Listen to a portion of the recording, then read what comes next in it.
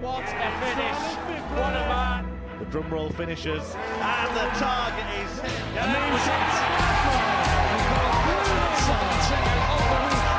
comes on finals night, and it's a knockout push. Dirty Harrison! Van Velzen!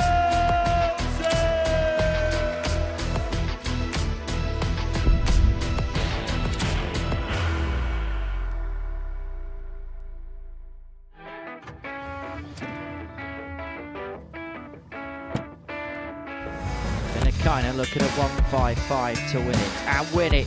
It's Sunstyle, double 19. That is absolutely magnificent from Kirsi Viinikainen. She continues to impress, and most importantly, she continues to win. What a performance. The Lancashire Rose showing why she is a 4-time world champion. If she doesn't hit it, she can lose, but she's not going to lose this time. Straight in double free, and straight in the double free, which is a great thing to see, and that's a great finish from Paige Pauling. That's the break of throw. Hello, good morning, welcome along to the Modus Super Series from the Live Lounge here in Portsmouth. It's the third day of the third Women's Week here on the South Coast, and as the temperature continues to rise here in England, as too does the tension. 4 players will be slugging it out for the first place through to finals night on Saturday evening. It's the Finn, Kirsi Viinikainen, that has a 2-point lead going into the final day's play, but it is all to play for. The asset, Paul Nicholson, the former Players' Champion, has been watching all of the action in Group A. He's going to be watching this crescendo with us as well this morning. Yesterday, I think quite simply put, was absolute carnage. First start to the last, there was twists, there were turns, there were surprises at every corner. Lots of unpredictability, which was really good for the viewing. I expect a lot more of that today. I really admire the push from Kirsty Hutchinson from 6th position to 4th. It could have been even better by the end of the day, but she just ran out of petrol. But I love the ability of Kirsi Viinikainen to be able to withstand whatever's happening and still have this ability to lead, because she's never played better in her career. And you look who she's up against this week. She's standing up and she's being counted. Well, into the final day's worth of action. Kirsi Viinikainen is leading the way. 14 points to her name. 2 points ahead of Gemma Hayter and Trina Gulliver. Now, they were the top two following the end of the first day's worth of play. Kirsty Hutchinson had the best day of anybody yesterday, picking up 8 points, and she's just about put herself in the mix, but she's going to have to win probably the card and probably win big as well. But Kirsi Viinikainen, as I say, leading the way, 14 points. It felt like on Monday that she was a little bit in and out. The good stuff was good, but maybe it wasn't quite consistent. She changed that fact yesterday, didn't she? Yes, I think the start was slow, and then she gradually through the day started to figure it out. But we saw things yesterday, including this against Lisa Ashton at the very end. What was a very competitive game, I might add. We were starting to see Kirsty take that next step. And I think coming back here as defending champion, maybe early on Monday she was shouldering the pressure of that, but she got rid of that really quickly. Now we're starting to see what she can do, and she's the second lady to get a 90-plus winning average. In terms of Gemma Hayter, everything that went right on Monday kind of went wrong for her yesterday. Yeah, it was a really funny day for Gemma. She didn't play poorly by any stretch of the imagination, but we just know there's another gear to find. That in itself, if you think about it positively, is encouraging for Wednesday, but the question mark is whether she does find it. But still, without playing her best darts, she's still in a very positive position. But Wednesday is going to have to be really, really good if she wants 2 days off before Saturday. How impressive was Kirsty Hutchinson at times yesterday? I think you've got to know the story about Kirsty right now as to how impressive it was. She won her first game. I think she handled the nerves really well on Monday morning. But after that, people figured her out. Coming back on Tuesday, starting well again and able to win the first 4 games of her day, when she's been battling a dartitis problem, it just goes to show that deep down she's got a lot of grit and determination. But I agree with you. If she's going to win this group, she's going to have to go through the entire field, and that will be a very hard thing to do, even with the increase in positivity from Tuesday. Well, let's have a look at the tournament bracket then and see where everything shapes up going into the final day's worth of play. Is the only guarantee this morning the fact that Paige Porter and Lisa Ashton will be playing in Group C tomorrow? Yes, I think that's pretty fair. Having Lisa Ashton go into Group C, it does feel a bit surprising, but sometimes they can give you a great gift, Group C. Look at what is coming through later in the week. But as far as Lisa is concerned, she can compare herself to Mervyn King from last week in Champions Week. He went into Group C and he made the most of that. So, just because you go into Group C doesn't mean you're down and out. It's just a different kind of opportunity that you have. Lisa hasn't had the great start this week, but if someone is going to spoil everybody else's plans today, it's going to be Lisa. Well, let's have a look at the odds then. I think it's a very intriguing look at the odds this morning. Kirsty Viinikainen goes off the 8-11 favourite. Gemma Hayter 15-8. Trina Gulliver 13-2. Kirsty Hutchinson 14-1. Lisa Ashton can still mathematically win the group, but it'd be a very tall order for her to do so. Pretty much all of the 15 results have to go away. What do you make of those odds this morning? To be honest with you, Henry, I don't always agree with the odds compilers when it comes to the Group A odds at this stage. But I think that is about as perfect as it could be. It's exactly right. And if I were making them, that's exactly what I would have put. So, Kirsty Viinikainen being a favourite right now, absolutely. But the chasers, there are question marks over Gemma and Trina over yesterday's play. So that's why the odds are a little bit further out. If Hutchinson is going to do something remarkable, it's going to be odds against, like you've just seen. So absolutely, I agree with it.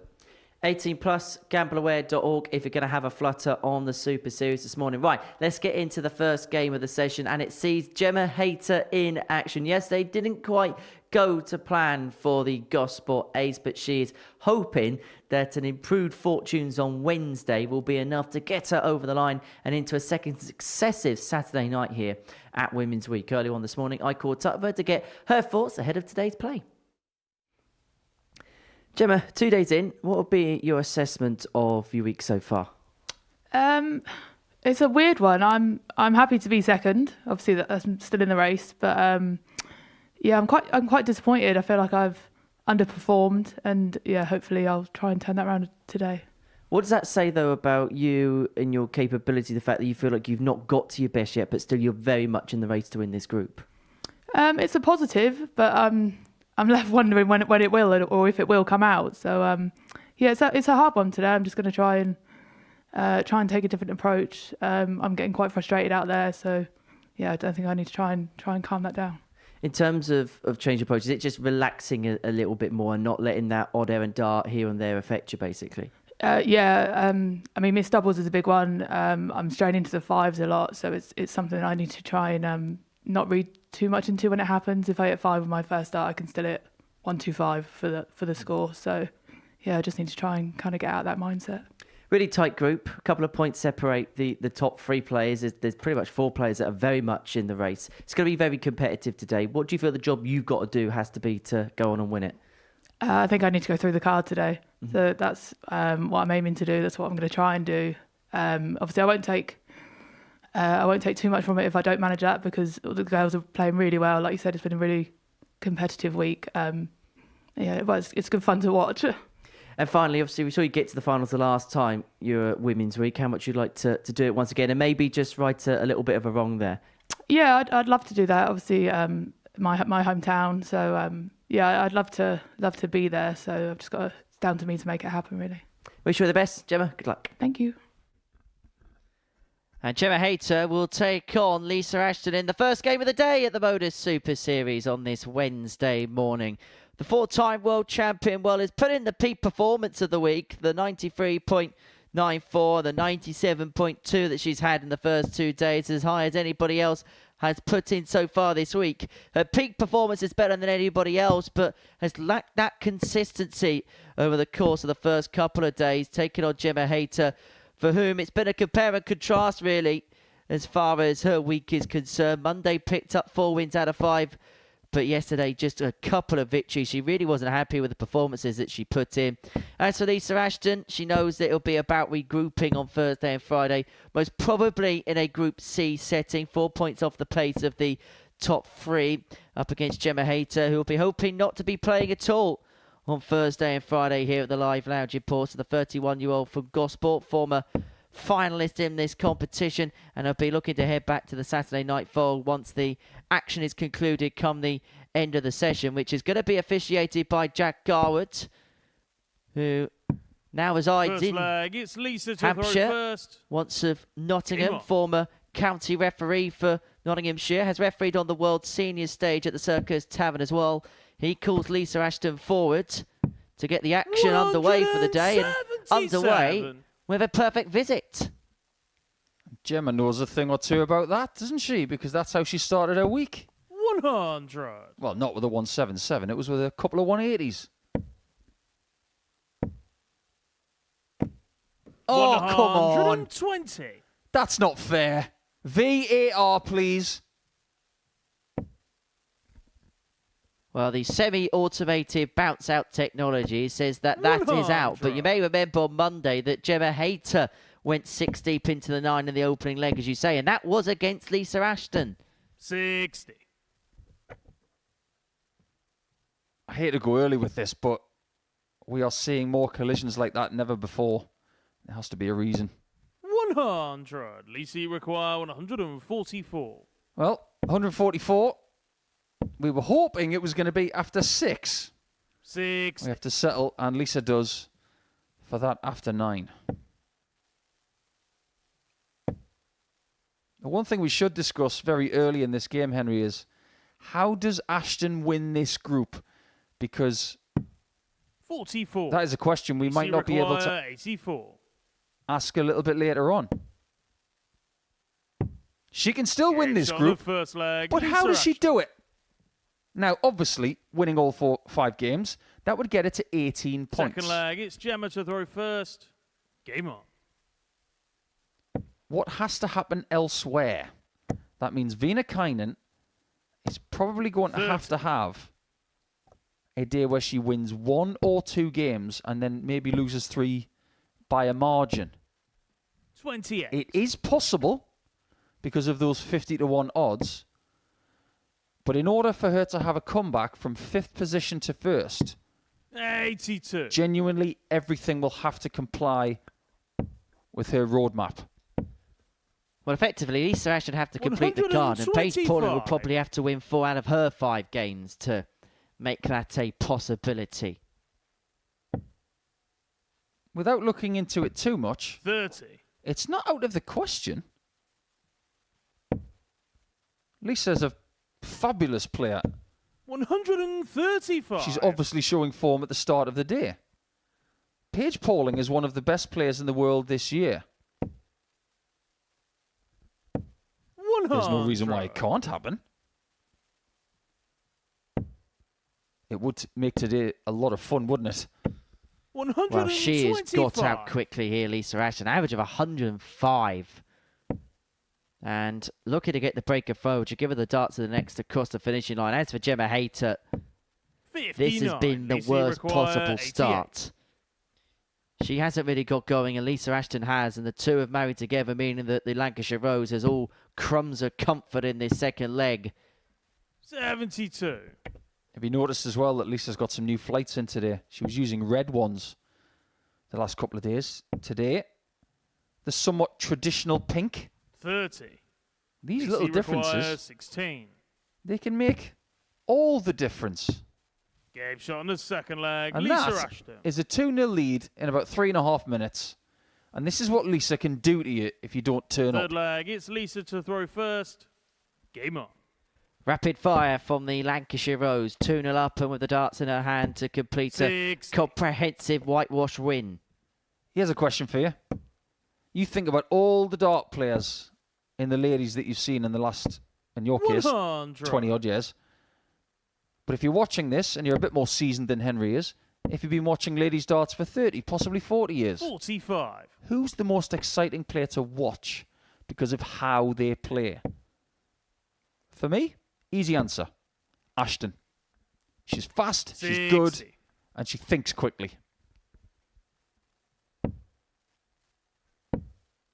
How many times we've seen on the Lakeside stage Lisa Ashton 41. take out opposition in next to no time at all. Didn't quite go to plan for Lisa this year at the Lakeside. Lost out in the opening round to Sophie McKinley, who 41. go on to make not just the final of the Women's World Championship, but also make the final of the Girls' World Championship. To the best of our knowledge, the first player to have ever played 2 World Finals on the same day. He Kind of ludicrous when you think about it. 60. Oh, this is not the start that Gemma wanted. She might not even get a dart at a double in this game. 95. Well, there's been a chasm between these two players, and we said at the beginning of this match, Lisa Ashton's A game has been better than the rest of the field this week. She's posted the 45. top 2 She averages require so 80. far in Women's Week 3, and she looks like she's going to add another one to that chart as she looks at tops for a 3-0 win. It's going to drop the average below the 90 mark. She won't care. 77. 50 BC to 1. require Are we going to 40. talk about that the rest of the day? Well, she needed to get off to a Shot quick and start. She match, needed a Lisa big Ashton. win, and she's got exactly that. It's a dismantling of Gemma Hayter in the end from Lisa Ashton. In the end, the average 88.5, but it was high up in the 90s for the most part of that contest. As for Gemma Hayter, well, she pretty much played the part of spectator in that particular contest because it was a one-woman show, the Lisa Ashton show. She beats Gemma Hayter by 3 legs to 0. Next up, Kirsty Hutchinson against Trina Gulliver.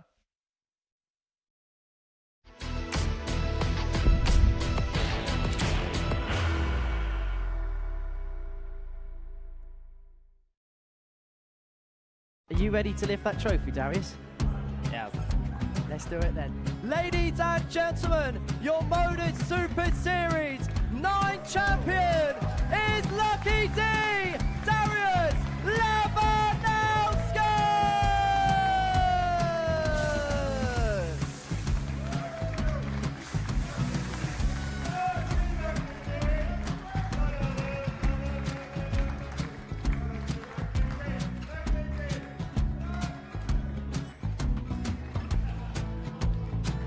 Well, what a wonderful night of darts we have seen, and we are ready. Our champion is ready, and it's trophy time. So receive the trophy. £25,000. The new Modus Super Series champion, the Terminator, Marvin Van Velzen.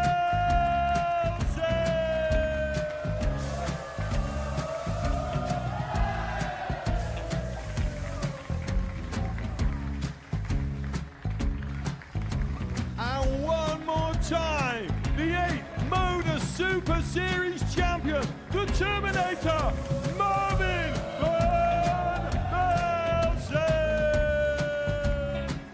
And the new Modus Super Series champion is Andreas Dirty Harrison.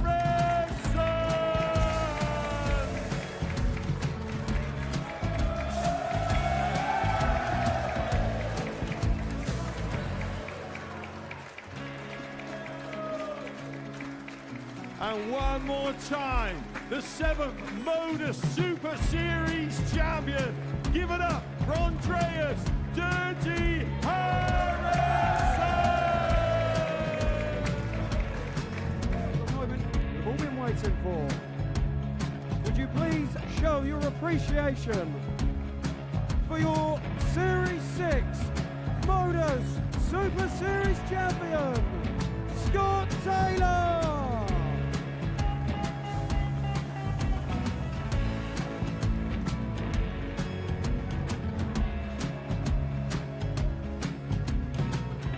One more time, your new Modus Super Series champion. He is Chucky. He is Jim McEwen. Ladies and gentlemen, your Modus Super Series champion, retaining his title, the Luke Lidlow!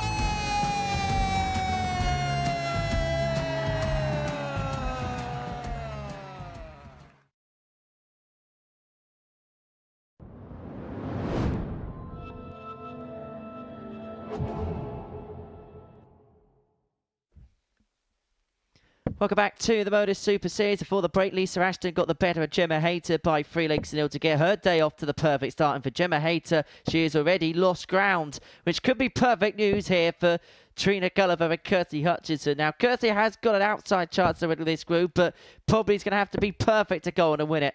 Up against Trina Gulliver, who begins the day 2 points behind Kirsty Viinikainen at the top of the group. But for Kirsty, yesterday was a much improved day. 4 victories out of 5 for the 34-year-old from Durham, former World Championship finalist, up against a player that has climbed the mountain on no fewer than 10 occasions over the course of her illustrious career. Trina Gulliver, the 55-year-old from Southam, the Golden Girl, making her third appearance, and we'll be hoping that it's going to be third time lucky in terms of qualifying through to a Saturday night. There has been spells and there has been signs this week that her game is very much moving in an upward trajectory. Some decent performances put in on Monday and Tuesday. A far cry from some of her exploits at the Legends League. Well, I know that she was the first to admit that she was disappointed with some of her displays, but she certainly put the hours in, that's for sure. And we are seeing a better version of the greatest player to have ever thrown a dart in the female game as a result. But Kirsty Hutchinson was by far and away the most improved player from day 1 to day 2. Correct. 60. And just a little bit inspiration as well, because I'm sure there are plenty of people watching on Pluto TV thinking, I've been struggling with dartitis a little bit. I don't really know what to do with 45. it. I think dart sales are going to go up because now people are going to start holding 4. It is a nice hook to have if you struggle 95. releasing your third shot. It probably doesn't have an effect when you're struggling with throwing your first. So if you do struggle with it, 60. get some advice from experts in that field. That's what we would say. And that is what Kirsty's done. So I tip my hat to her for that. Well, she was speaking on social media in the build-up to this event and was saying that she's looking to embrace these opportunities now. Looking to really make the most of these things that are 81. coming her way. And I suppose the biggest surprise is because of what she's achieved in her career, this is actually the first time that we've seen her here at a Women's Week at the Super Series. 45. Well, there's only 12 spaces. You can't fit everybody in. If you want to get the likes of Paige in and Sophie McKinley and 100. everybody else, well, if you don't get in this one, do some good stuff over the next few months and get yourself in the next one. And if Kirsty keeps improving day on day, 95. Kirsty requires. she's probably going to play so well that she will command a spot for the next one. 73 left, so treble 19 will be the play here, unable to get, and so Gulliver will have a look here at the 106. Trina, her doubling perhaps ironically improved from day 1 to day 2. And actually overall there was a lot of improvements from her 3-180s, most of the group 34% in terms of her doubling to finish legs off, but she's not going to be able to finish this one off, and so Hutchinson will come back having a look at 43 to hold throw in the opening leg.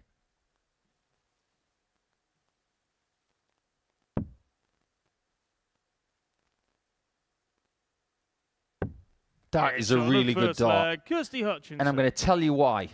Not just because she hit it. It's what she did just before she threw the dart. Second leg, it's Trina to throw first. Game on. You probably didn't see it. But when I mention it, you'll not be able to unsee it. 100. She went for tops. It was right on line, just short. And then she did what's called a micro step off. It's a little retraction of the stance 30. and then a readdressing of the oki, but in a very small sense.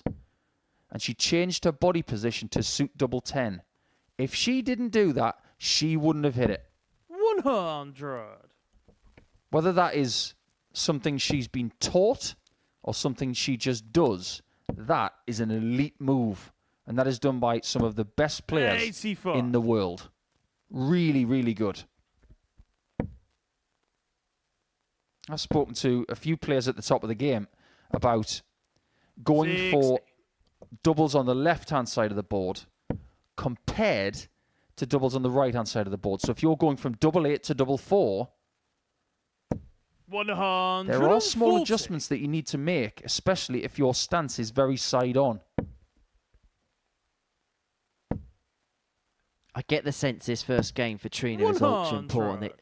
There's an air of desperation. If Kirsty loses his first game, she's probably out of the reckoning. But Trina wouldn't be out of it with a defeat here. But you just get the sense that possibly the first game could just set the tone for the day ahead for her. Require 140. Talk to Kirsty about that. She's won her first game both days. She's had contrasting fortunes. 85. But you're right. You're playing a format like this, you're always better off winning your first game because it establishes a foundation for the day. 100. Trini require 56. Well, she's going to get a couple of darts here to level up at one apiece. And she only needs one at double top. And that's probably been the strength of her finishing this week. Those types of combinations, singular dart or a treble to a double, she's been able to pick off what I suppose one of our colleagues, Wayne Marder, would call the pop-pop finishes. 100. And that flight just popped off. We need to stop saying pop, otherwise our sound engineer is going to hate us for the sound that we're making with the P's. 81. Pop. Pop. Right, shall we move on? Yes, Trina has, of course, represented her country many, many times. And she will have been on trips with Wayne, of course. 140. When Wayne played for England. Think of some of the teams he was in. We've already spoken about some of the teams that Trina's been in. 121. I'd like to get her insight sometime, and maybe you can ask her later in the week, Henry. What was the strongest England team she was in? Who was in that squad? 83.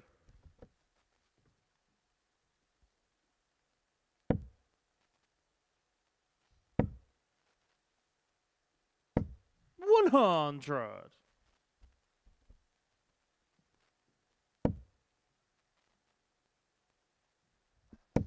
Oh, this is good. Huge pressure on Trina now, who has not had a bad leg by any stretch. 170. I'm not sure that was the plan, but it'll do.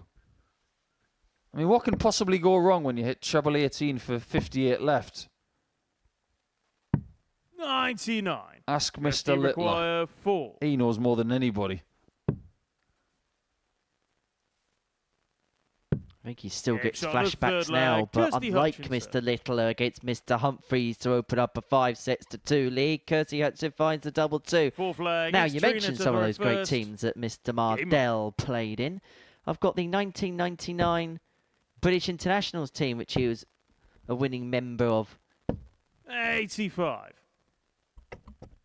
I guarantee you, if somebody tried to guess the entire team, they might get most of them, but who's the most unusual name on that list, do you think? Give us some of the big ones. Right, so Martin Adams, Ronnie Baxter, Steve Beaton, Steve Douglas, 66. Les Fitton, Andy Fordham, Mervyn King, Dennis Ovens and Kevin Painter.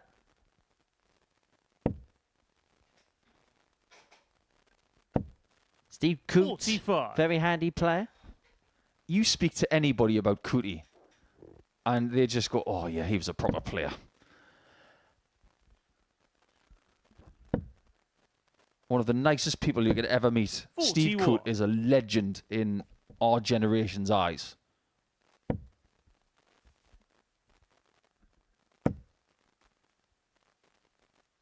In fact, I think if you had your choice of anybody to come and make a senior comeback, it would be him. He's a bit too busy putting fires out and saving lives, though. 47.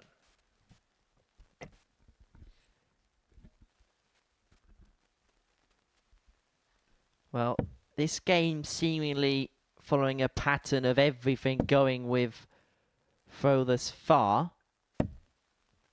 85. Gulliver still holding on just about to the advantage of throw, but you get the sense needs a decent score here. Here's some homework for you. Who was in Trina's team that year? 99. She was definitely playing because that was the year she 84. got her medals at the World Cup in Durban.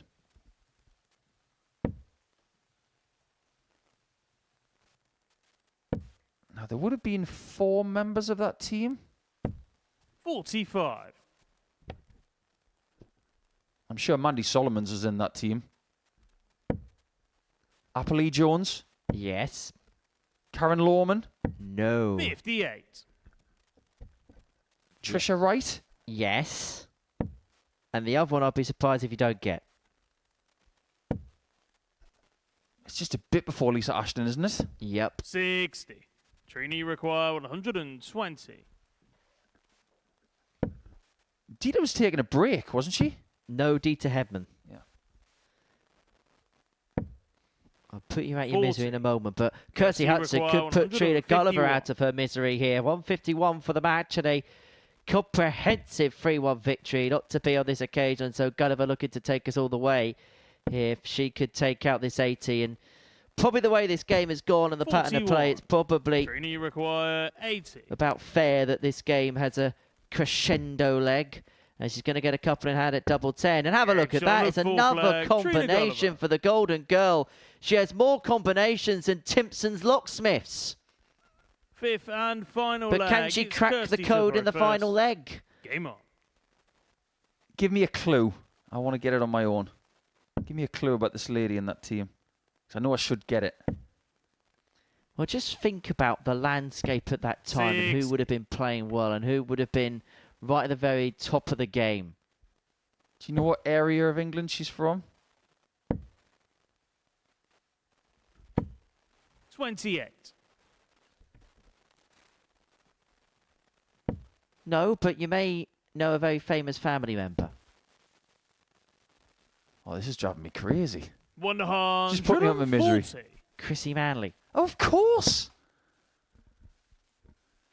She'd have been Chrissy Howard back then. 40. I don't care. I was talking to Chrissy just 2 weeks ago. Sorry, Chrissy. Tournament took place at the Lakeside. 100. I know at least one member of the ladies' team in Scotland. That would have been Anne Kirk. The great Anne Kirk. Well, Gulliver here needs to get on her 64. travels, but that slack visit has opened up the door for Kirsty Hutchinson. And that look on her face there wasn't quite resignation, but that was probably knowing where her fate is going to be sealed. And Hutchinson looking to get over the line and make it a sprint towards it. Oh, boy. 177. That look from Trina will definitely change now. That was a thunderous hit 95. from the girl from Durham. Kirsty required 24. Well, this has opened up the door for Kirsty Viinikainen, and it's also shot given and the Kirsty match. Hutchinson Kirsty Hutchinson. an opportunity to potentially go on and win this group. After a slow start on Monday, Tuesday and Wednesday have most certainly correlated for the Durham Ace, and she has put herself in the race to win this Group A. It's an outside chance, but it's a chance nonetheless.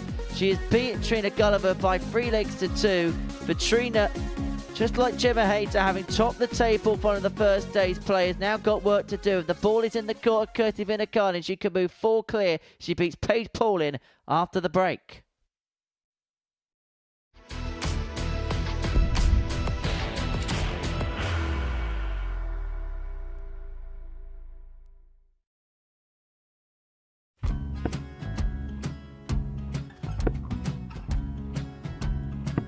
$54. Charlie McGuire, 164.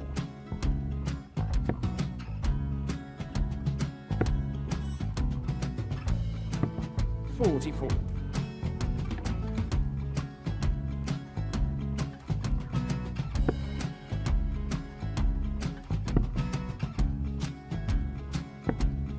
$32. Charlie required 120. Well, 120. He's got a fair, at least 2 handfuls at this. Just needs to stay 60. there. That's a good shot. Halves his score. Leaves himself on a 2-darter.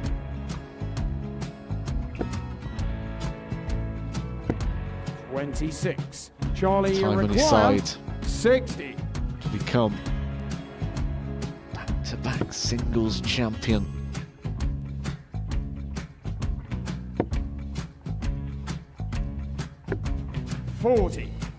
Definitely a couple of nerves in those last 2 darts, but he'll be coming back. The moment he's been in before this situation. Standing at the back of the stage, approaching the hockey with a chance to win the title.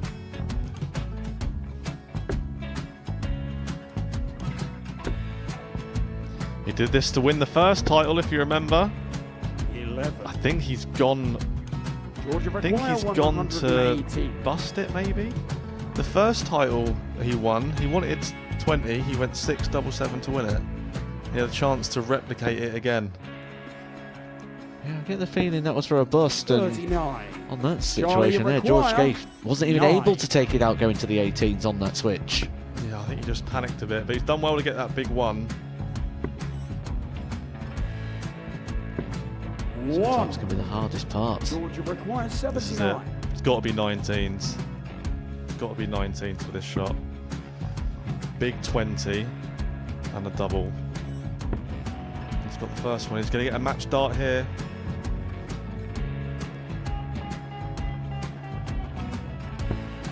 $59. Charlie, Threw you the entire require body into that 8. one. Just didn't want to let go of the dart.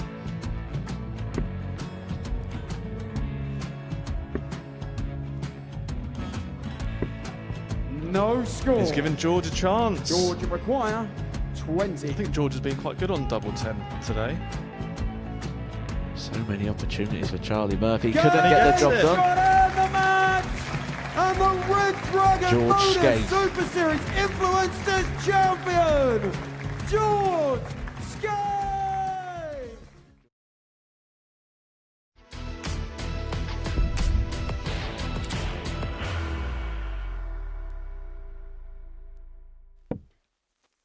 Welcome back to the Modus Super Series. Before the break, Kirsty Hutchinson got the better of Trina Gulliver by 3 legs to 2. And that puts Kirsty on 12 points, level with Trina Gulliver, level with Gemma Hayter, and a couple behind Kirsty Viinikainen, who takes on Paige Paulin in the opening game of her day. A victory in this one will put her 4 points clear with just 8 points left to play for. And although it's not an unassailable position for the rest of the field to make up, you'd get the sense that she would be pretty much there in terms of qualification.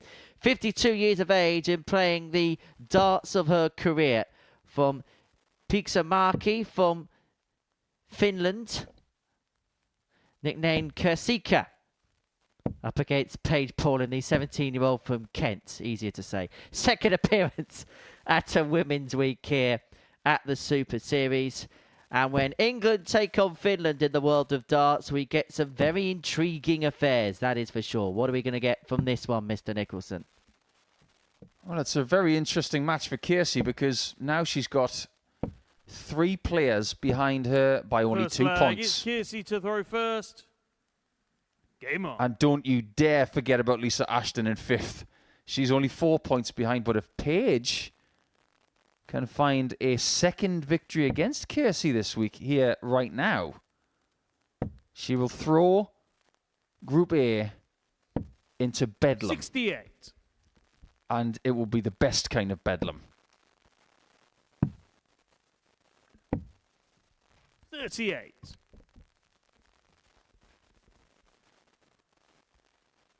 I think if anybody can stand it, though, Viinikainen can, because you look at the way she operates. She goes from place to place, doesn't bat an eyelid, and just gets on with the job. Just enjoys and embraces the opportunities. 43. I don't know too much about what Kirsty does day to day, but I just get the sense that she's somebody that's very good at darts and sees it as a hobby that she can just enjoy and get results as a consequence of it. Well, you were trying to pronounce her hometown. I've tried as well 60. and failed. But it starts with pi. It'd be funny if her house number was 314. 96. Can you imagine what they would have in their pies in Finland? Reindeer. And I'm not making a joke. There are more reindeer in Scandinavia than people. You ever been to Finland? Not yet, but it's very high on my list. Oh, you've got to go. I want to go to those igloos in the wilderness where you can see the northern lights 60. and you sleep under the stars. I've been to Finland. You know the Lapland experience they have out there when I was a kid. Yeah, that place right at the top. Yeah. So, yeah, it's amazing. The Northern Lights and... You went to Lapland as a kid? Yes. Did you go with the school? No. I went 82. with it was a family holiday. Very nice. There was loads of igloos and all that, and it's amazing. It's absolutely amazing. The Finnish Yes, you people as require well 160. are so welcoming, so accommodating.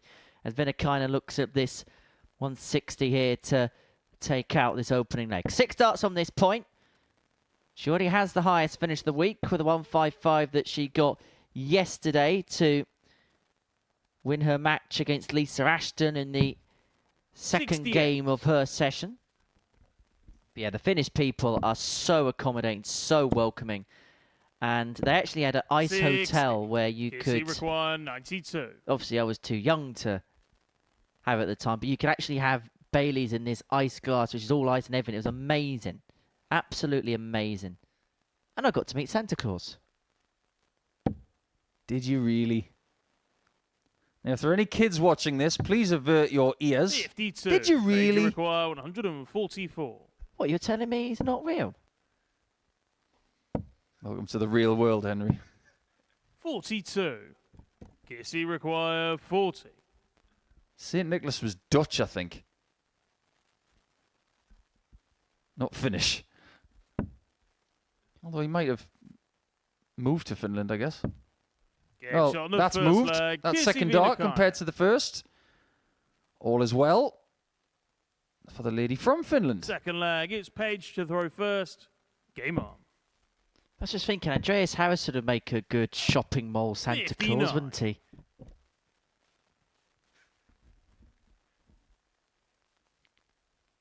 I guess so. Beard's a bit grey. We will see Andreas before too long back here, the Series 7 champion. 100. One of a number of players from the Scandinavian region that have really shone on this particular stage. 6. Kirsty, another one of them, having picked up the previous Women's Week title. And there were signs the first time that she was here that she could really mix it with the better than. Perhaps at the point where she made her debut here, she was perhaps to the casual fan maybe a little bit of an unknown quantity, but was very well known to those that were in and around the sport. She made the semi-finals in the first Women's Week. She lost 3-1 to the eventual champion, Rhiannon O'Sullivan, who beat Fallon Sherrick in the final. And then for Kirsty, her route to success was a 3-2 win against Lorraine Winstanley and a 3-1 win against Steph 45. Clark in the group stages. She then beat Vicky Purin 3-2 in the semi-finals before then gaining the better 66. of Lisa Ashton by 3-0 in the final to pick up the jackpot and to pick up the trophy.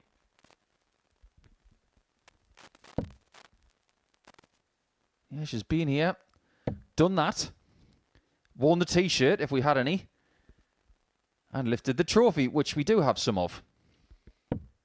38.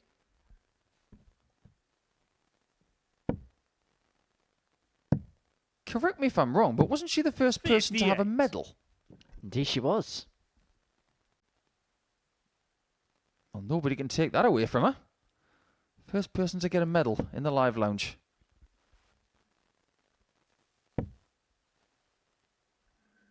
They're very good at throwing things, Finnish people. They have an incredible 81. legacy of javelin throwers. You require 158. These javelins are just a little bit smaller. 58. Kissy require 137. Well, this is a big ask, but Paige is sitting on a 2-darter, providing Kirsty doesn't find it.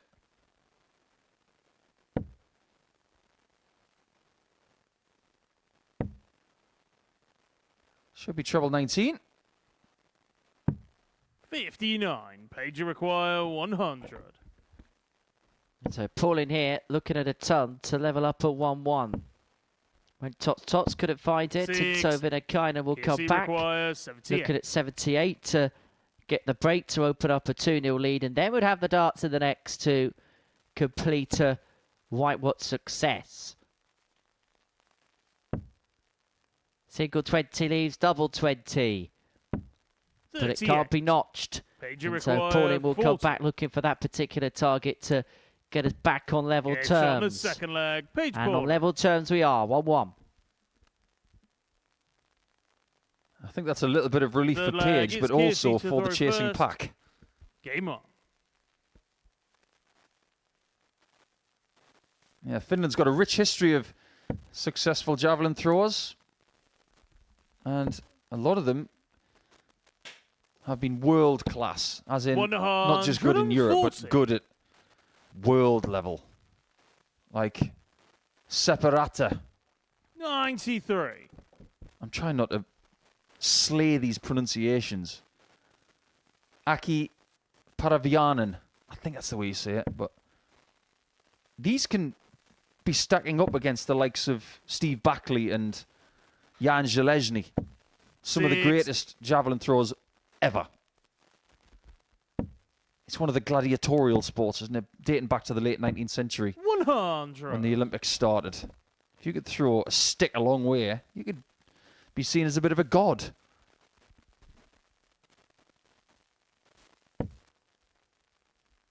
Steve Backley has played darts before.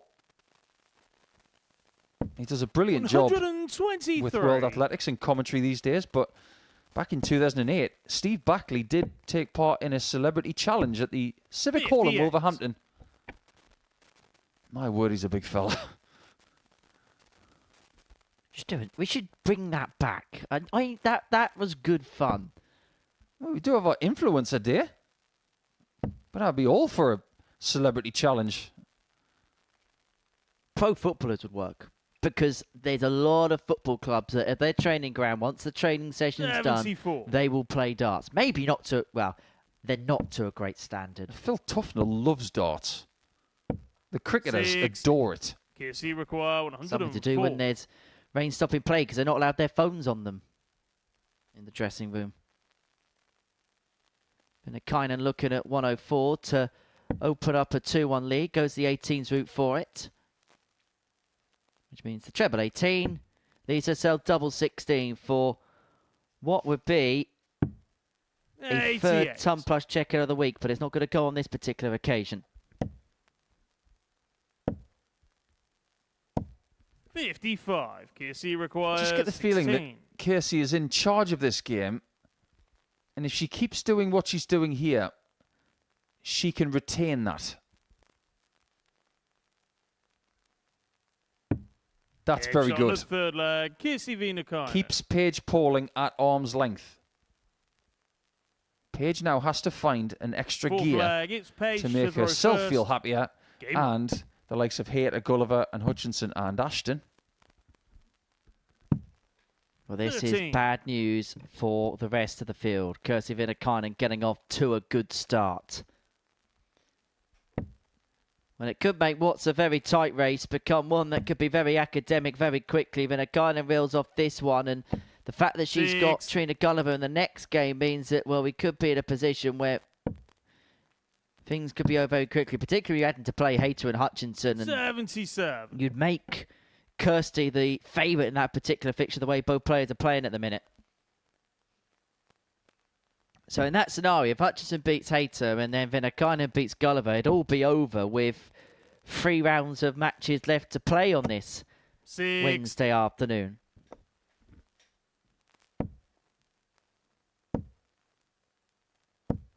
I'm racking my brains, you know, as to who is the most famous Finnish person. I guess it would have to be Kimi Räikkönen from F1.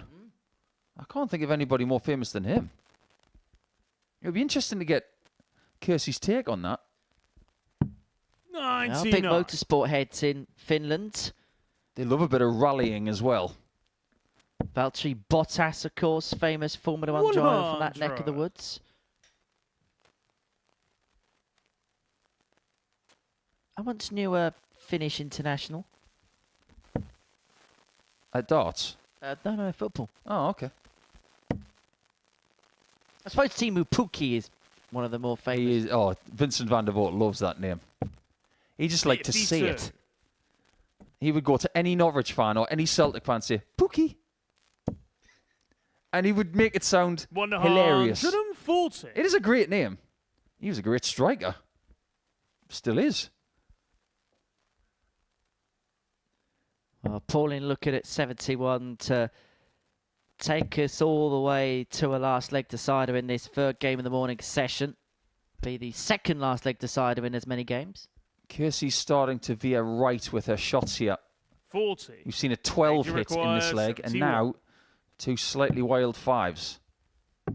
That's not X wild. on the fourth leg. That's Paige right on Pauling. cue. Perfect for Paige, and we head all the way. Fifth and final leg. It's Kirsty. Here's to the throw interesting first. thing about this leg. Game on. If Viinikainen is kept on 14 points, she has 3 people behind her, only 2 points adrift.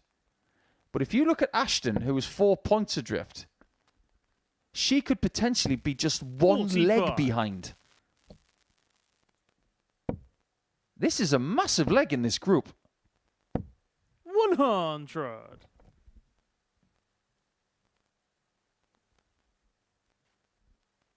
I wonder if Kersey knows just how big this is.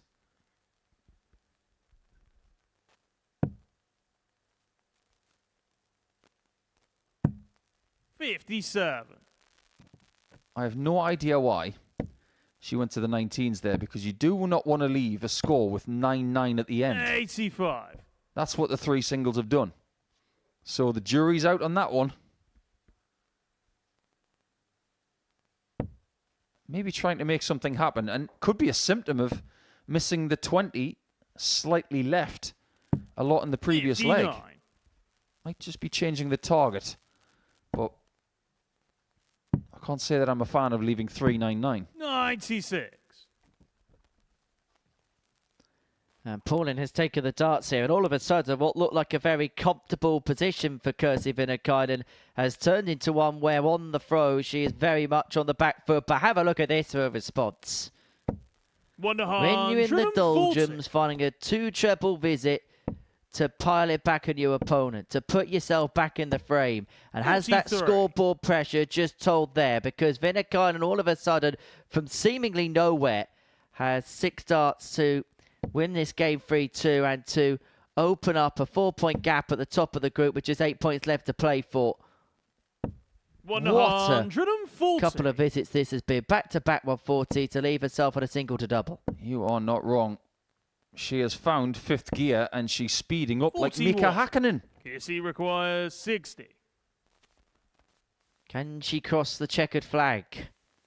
Couple of darts at tops to win this game 3-2 and to move 4 points clear at the top of the group. It's Kirsty Viinikainen's group to lose now. The Finn is 4 clear, and it could be a case of this group being finished before too long, because another victory for Viinikainen has put her in a glorious position in this Group A. And this is how she did it. A 3-2 victory against Paige Pauling. The player at the top of the group has beaten the player at the bottom of it.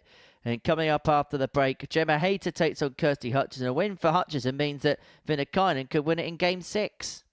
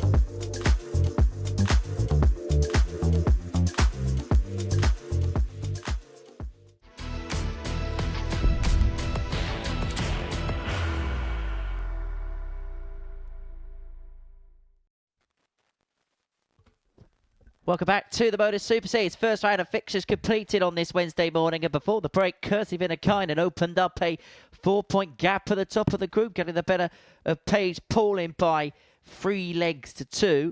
And so now, Gemma Hayter and Kirsty Hutchinson go head-to-head in game number 4 of the session. A victory here for Gemma would move her on to 14 points, would put her on the periphery of Kirsty Viinikainen, but a victory here for Kirsty Hutchinson would also put her on to 14 points, and it would open up opportunities for Kirsty Viinikainen to potentially move one step closer when she takes on Trina Gulliver.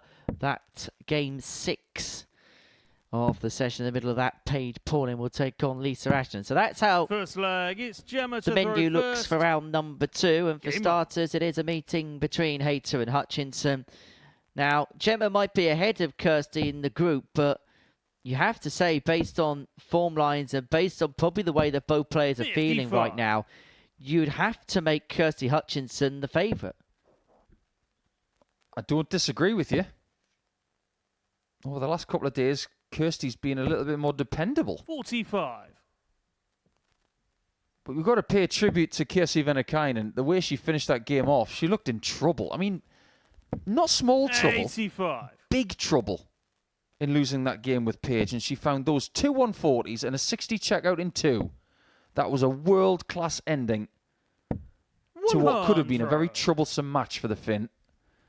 And now has that incredible 4-point cushion, which is a problem for these two ladies and everybody 95. else.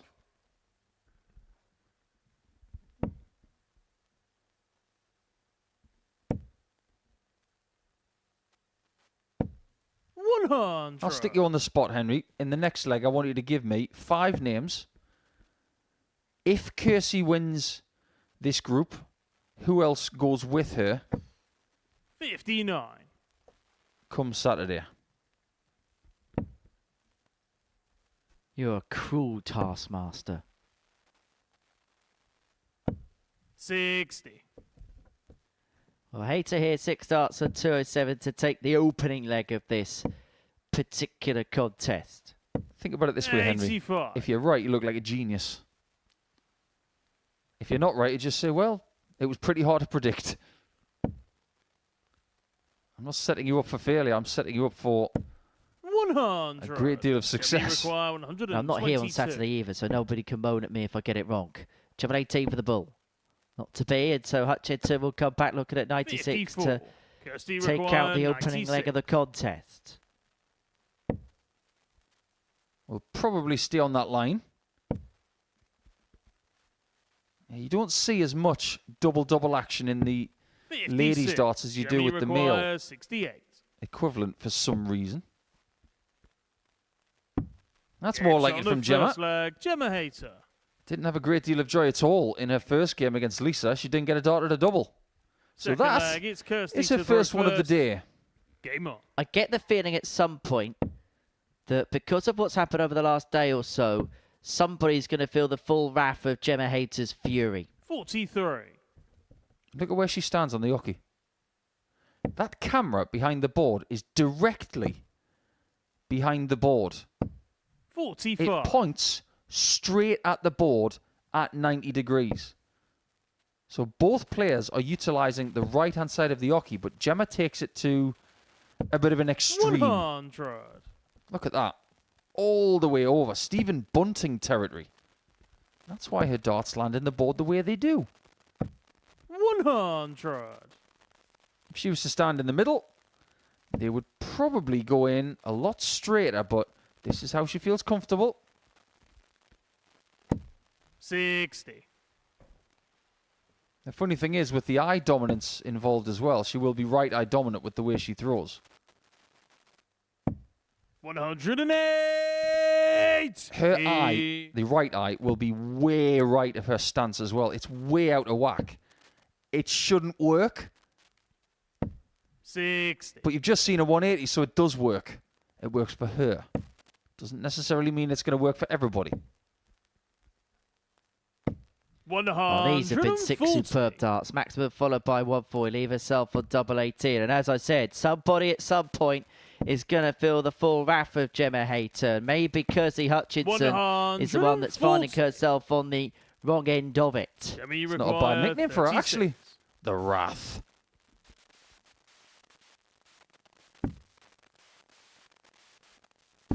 There it is. On the second leg. That's Gemma Wrath Hayter. indeed. And this is exactly what Lisa Ashton was doing to her.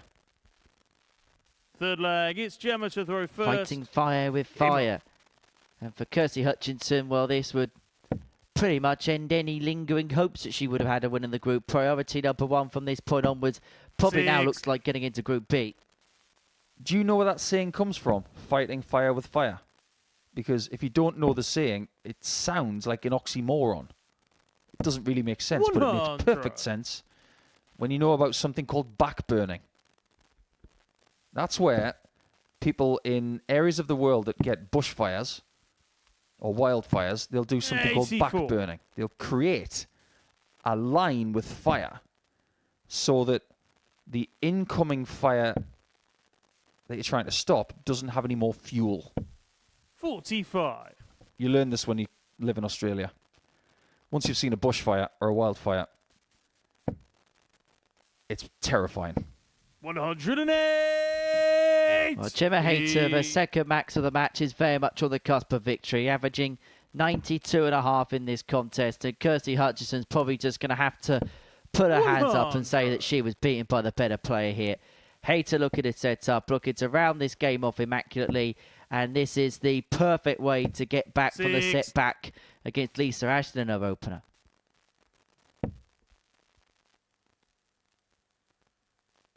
Could be putting in the best average of the day so far, but 140. I feel like Gemma's going to have to take this out if that's the case. Which she isn't going to do now.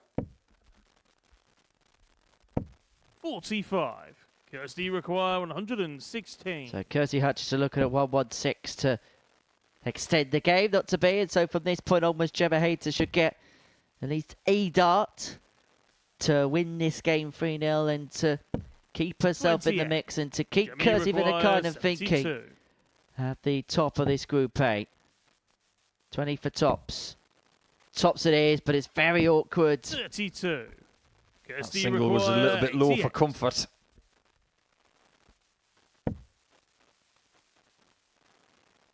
Guarantee the ball. Does. And here it is. 63. Oh, that's not a bad Gemma try. require 40. First attempt at a double in the game. It may be the only one Kirsty Hutchinson gets. Hayter double 10. Game shot For a and the match, superb victory Gemma and a Hayter. superb response following that opening defeat to Lisa Ashton. And Gemma Hayter just keeps Kirsty Viinikainen on her toes. Keeps herself within touching distance of the table topper in Group A, courtesy of a 3-0 success against Kirsty Hutchinson. 50% on her doubles. Kirsty just the one dart at the bullseye in that final leg. But for Hayter, back on the board and back on the board in style. Paige Porter and Lisa Ashton is coming up next.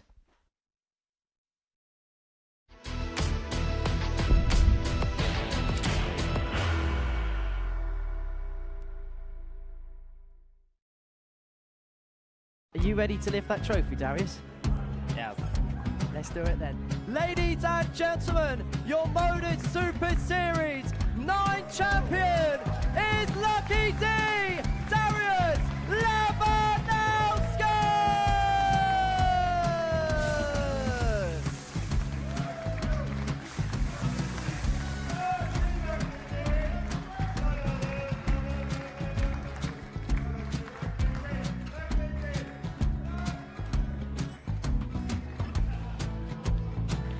Well, what a wonderful night of darts we have seen, and we are ready. Our champion is ready, and it's trophy. So receive the trophy. £25,000. The new Modus Super Series champion, the Terminator, Marvin Van Velzen.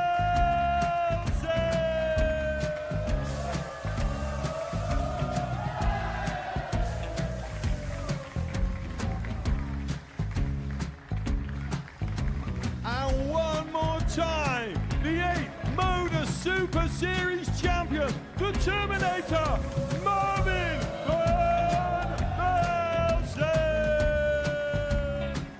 And the new Modus Super Series champion is Andreas Dirty Harrison.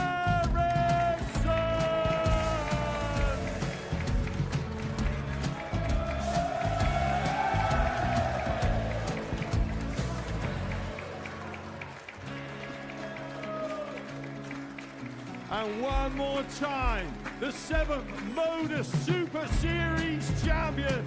Give it up for Andreas Dirty Harrison. The moment we've all been waiting for. Would you please show your appreciation for your Series 6 Modus Super Series champion, Scott Taylor.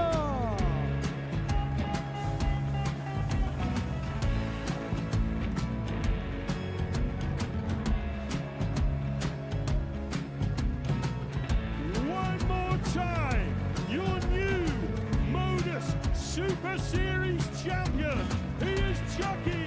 He is Jim McEwen. Ladies and gentlemen, your Modus Super Series champion, retaining his title, the Luke Ledlow.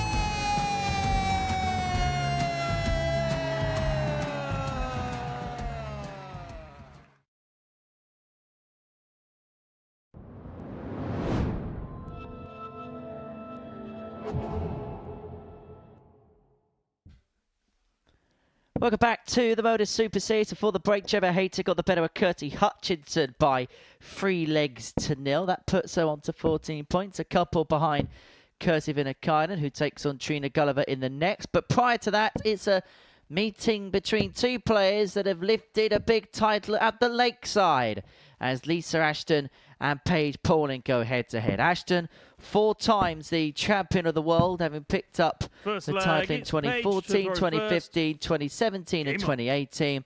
Up against Paige Pauling, who picked up the Girls' World Championship trophy at the Lakeside back in December, 59. beating Sophie McKinley in that particular final to lift the biggest trophy of her career so far. Very much a 45. star in the youth side of the sport, and now looking to really establish herself as a big name on the senior side of the 40. circuit.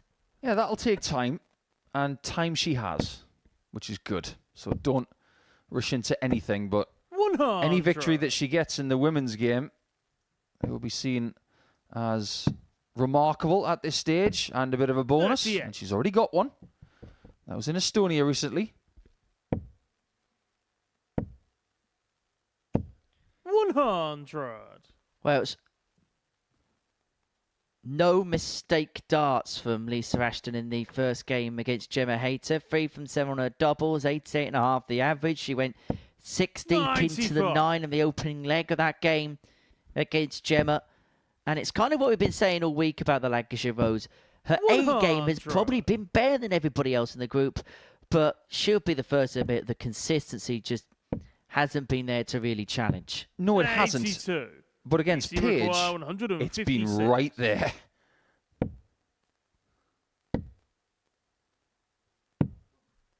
She's had her 2 best performances against Paige.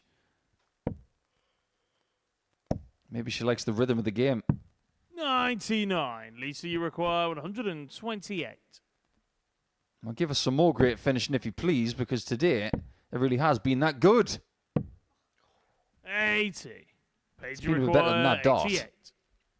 Yeah, it was a bit of shoulder in that last start there from Lisa. Paige looking at the bullseye herself 63. and almost showed Lisa the way to go DC for it. require 48. The worst numbers we've seen on doubles today, apart from the no darts at a double. Game shot on the first leg. Lisa Ashton. I bet she's never done that before. Second leg. It's Lisa to throw first. I bet you've probably Game never on. seen that before. 48 with 3/16s. Thank you very much. 125. Lisa Ashton's done something I didn't think was possible, and that was leave Paul Nicholson speechless. I was genuinely aghast 41. right there.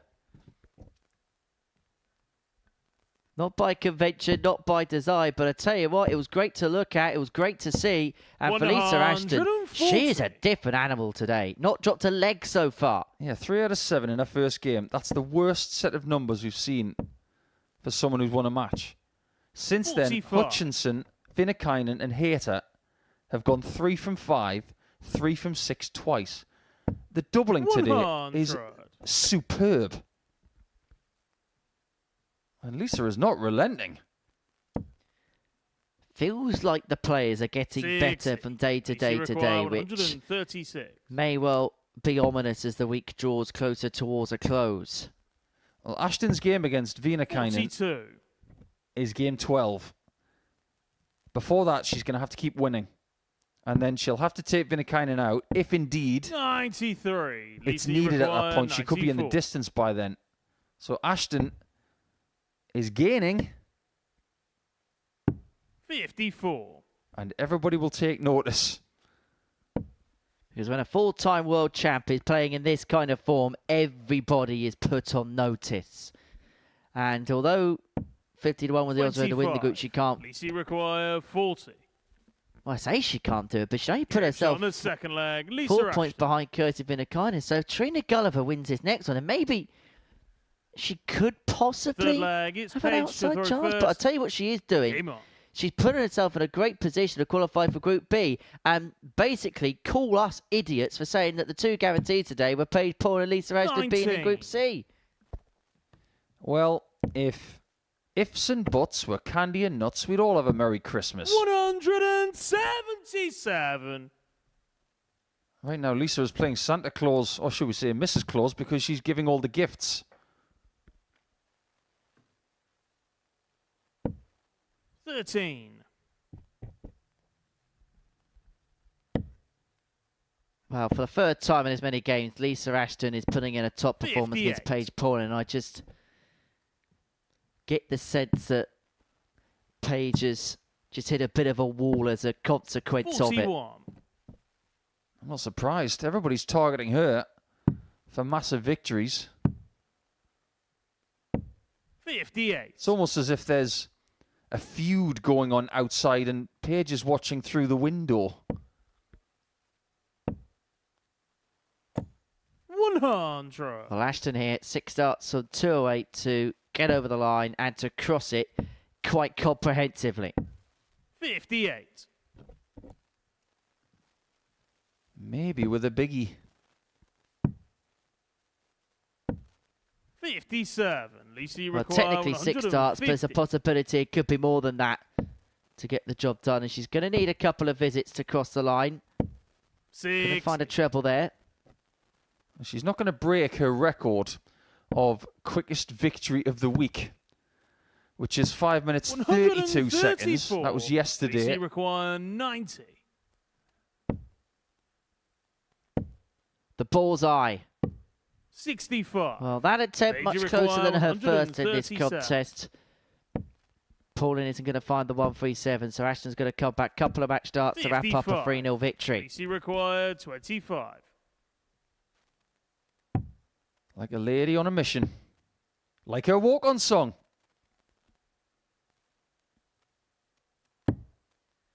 9.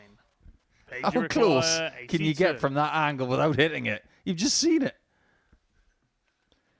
Well, Paige Pauline's got an opportunity to pull one back, just to ask the question of the Lancashire Rose, but she 42. cannot find double Lisa top. requires And 16. consequently, this game could be over before too long. Moves all the way across the board. Now double 4. 8. Oh my goodness gracious Paige me. require How has that 40. not found a way in? Game shot on the Oh, that's third in. leg. Paige Ashton Pauling. can't believe this game is still alive. How many times can you hit a wire on multiple doubles? Fourth leg, it's Lisa to throw first. Maybe that's double Game 8 getting its own back after the previous leg. Not that 60. double 8 would ever think that way.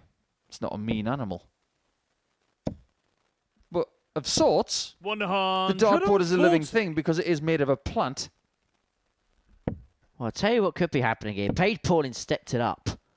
And if Lisa Ashton just 100. drops off the pace a little bit, she could find herself in a little bit of bother. because it feels like Paige is finding a scoring range all of a sudden. 41. I've spotted something in the Paige Pauling technique as well that I am positive will be ironed out 100. as she grows and as she evolves. It's something that I've seen with Jensen Walker as well over the last year and a half. 42.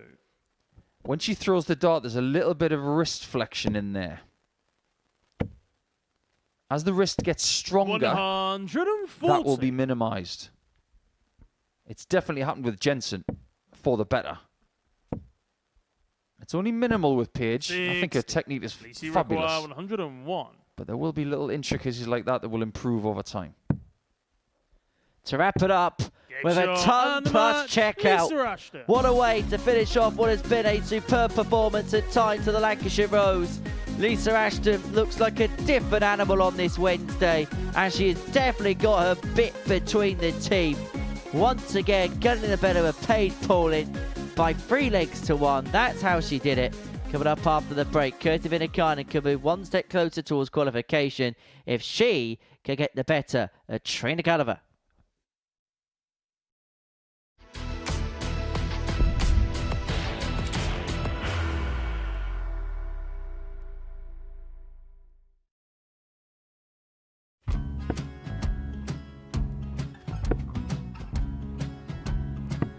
.54. Charlie Maguire, 164.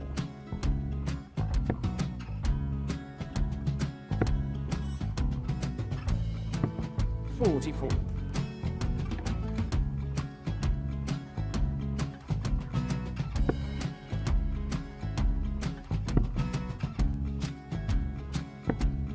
.32. Charlie required 120. Well, 120. He's got a fair, at least 2 handfuls at this. Just needs to stay 60. there. That's a good shot. Halves his score. Leaves himself on a 2-darter.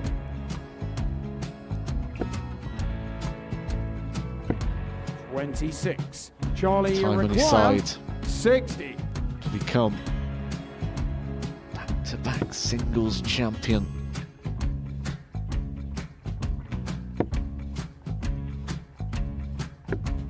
.40. Definitely a couple of nerves in those last 2 darts. But he'll be coming back. It's a moment he's been in before this situation. Standing at the back of the 81. stage, Charlie approaching the required jockey with a 20. chance to win the title.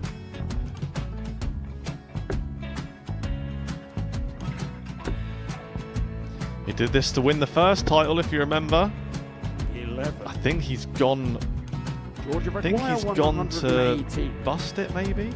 The first title he wanted 20. He went 6-7-7 to win it. He had a chance to replicate it again.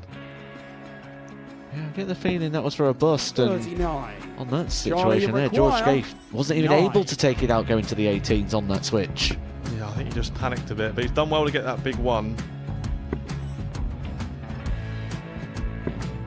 Sometimes can be the hardest part. Georgia requires 79. This is it. It's got to be 19s. It's got to be 19s for this shot. Big 20 and a double.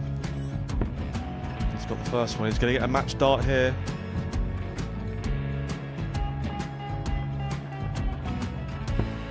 .59. Charlie Threw the entire required body into that 8. one. Just didn't want to let go of the dart.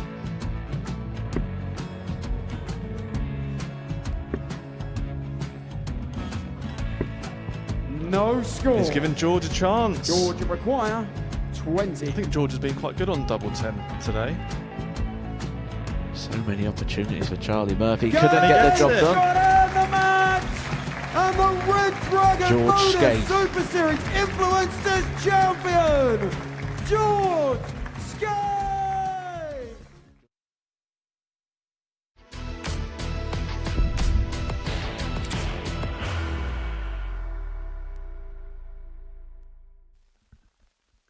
Welcome back to the Modus Super Series, where we're about to begin the 6th game of our morning session here at the Live Lounge in Portsmouth. It's a meeting between Kirsty Viinikainen and Trina Gulliver.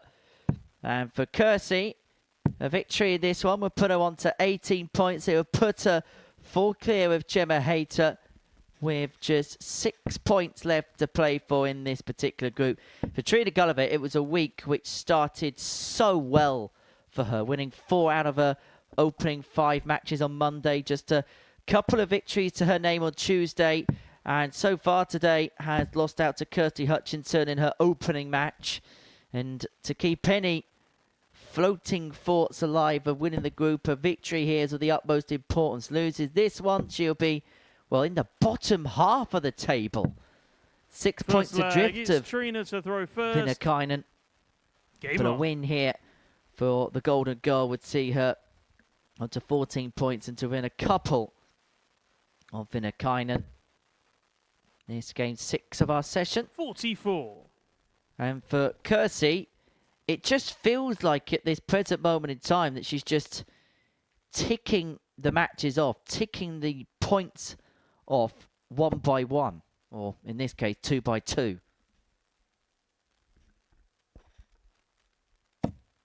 That's an incredible 180 there from Kirsty. You He can see how many we've had this week.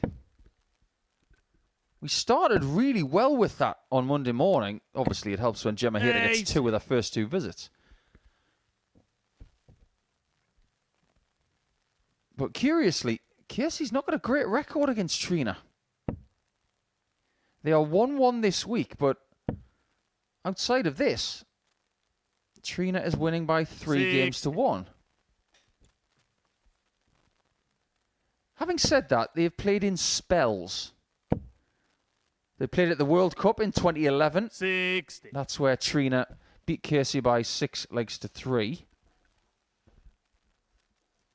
She would actually go on to win the World Cup singles in 2011, beating a fabulous lady in the final. See, this is one of the great things about this week. This is not just about the 12 players playing. It gives us a chance to laud 132. ladies in general. Now, I know we've mentioned some great players already today, but in the 2011 World Cup singles in Castlebar, Trina beat 41. Julie Gore. Yes, you require 129. Julie's a fabulous lady.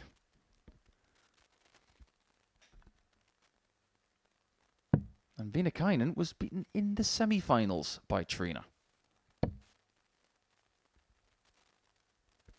Doesn't have to go for the ball, and 89. she's not going to contemplate that particular proposition.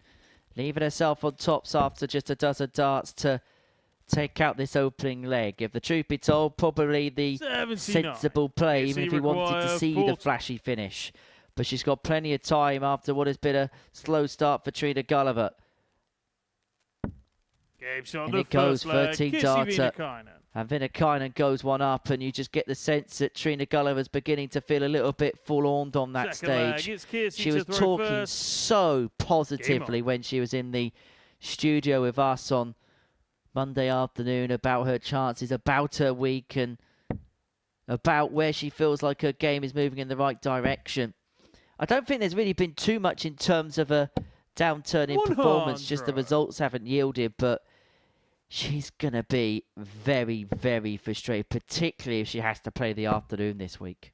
She will be, 59. but you've got to look at the positives. You've got to accent them as well. I think people have raised their game since Monday. Not just against Trina, but on the whole. 60.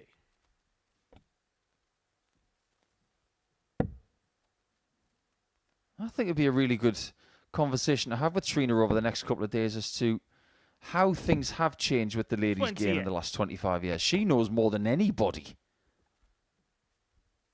She's seen more tournaments worldwide than anyone, probably. Maybe with the exception of Dieter. But it'd be interesting to get her insights into what 100. differences there have been. It's easy to talk about the Sherrick situation.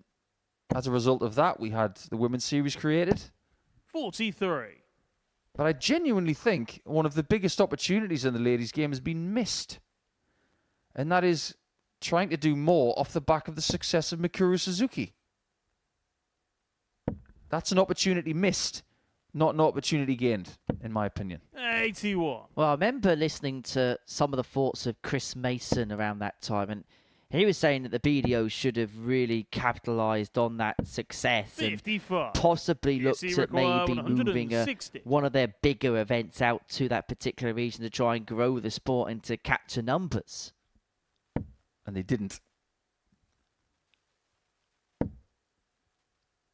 Casey really is taking control of this game. 70. Even with only 70 there, it's a massive lead she has. And she's getting ever closer to thinking about, what am I going to do in Portsmouth on Thursday and Friday? Yes, you require 90. I can't think of any Finnish restaurants here. Know anywhere that serves reindeer in Portsmouth? I know somewhere out of town that does. Double 18.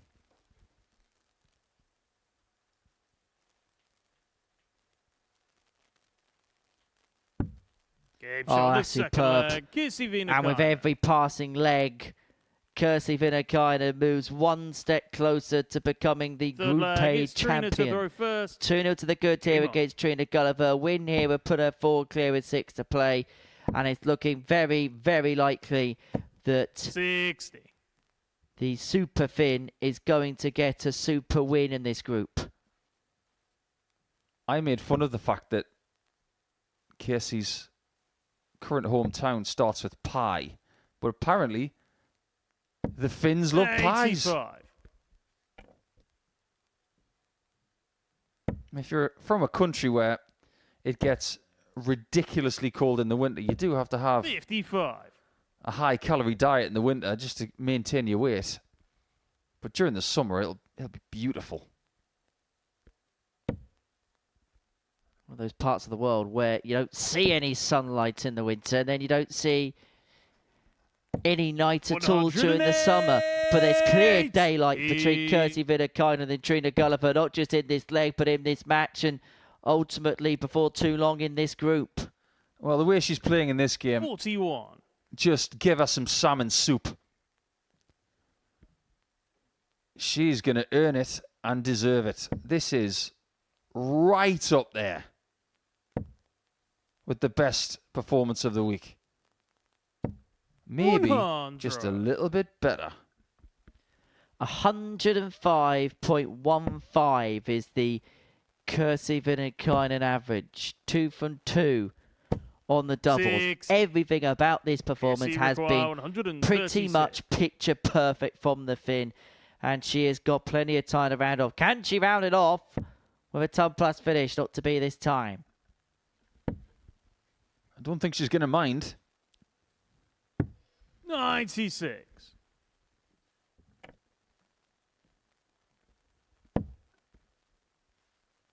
This really is right up there. If she hits this first dart, 100. this average is going to be north of that 105 mark. 40. Well, what a performance this is. We know how good Kirsty Viinikainen is, and she has gone up and gone through the levels.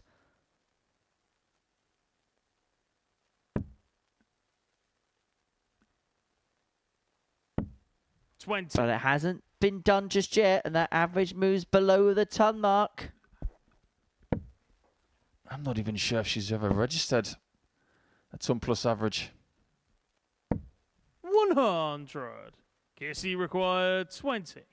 Well, this to wrap it up. Double 10.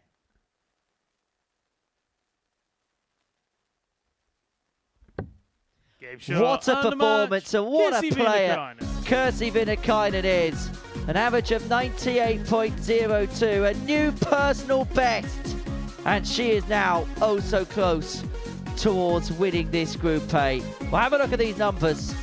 For Trina, it didn't quite happen for her, but for Kirsty Viinikainen, an average in excess of 98, 3 from 6 when it came to her doubling.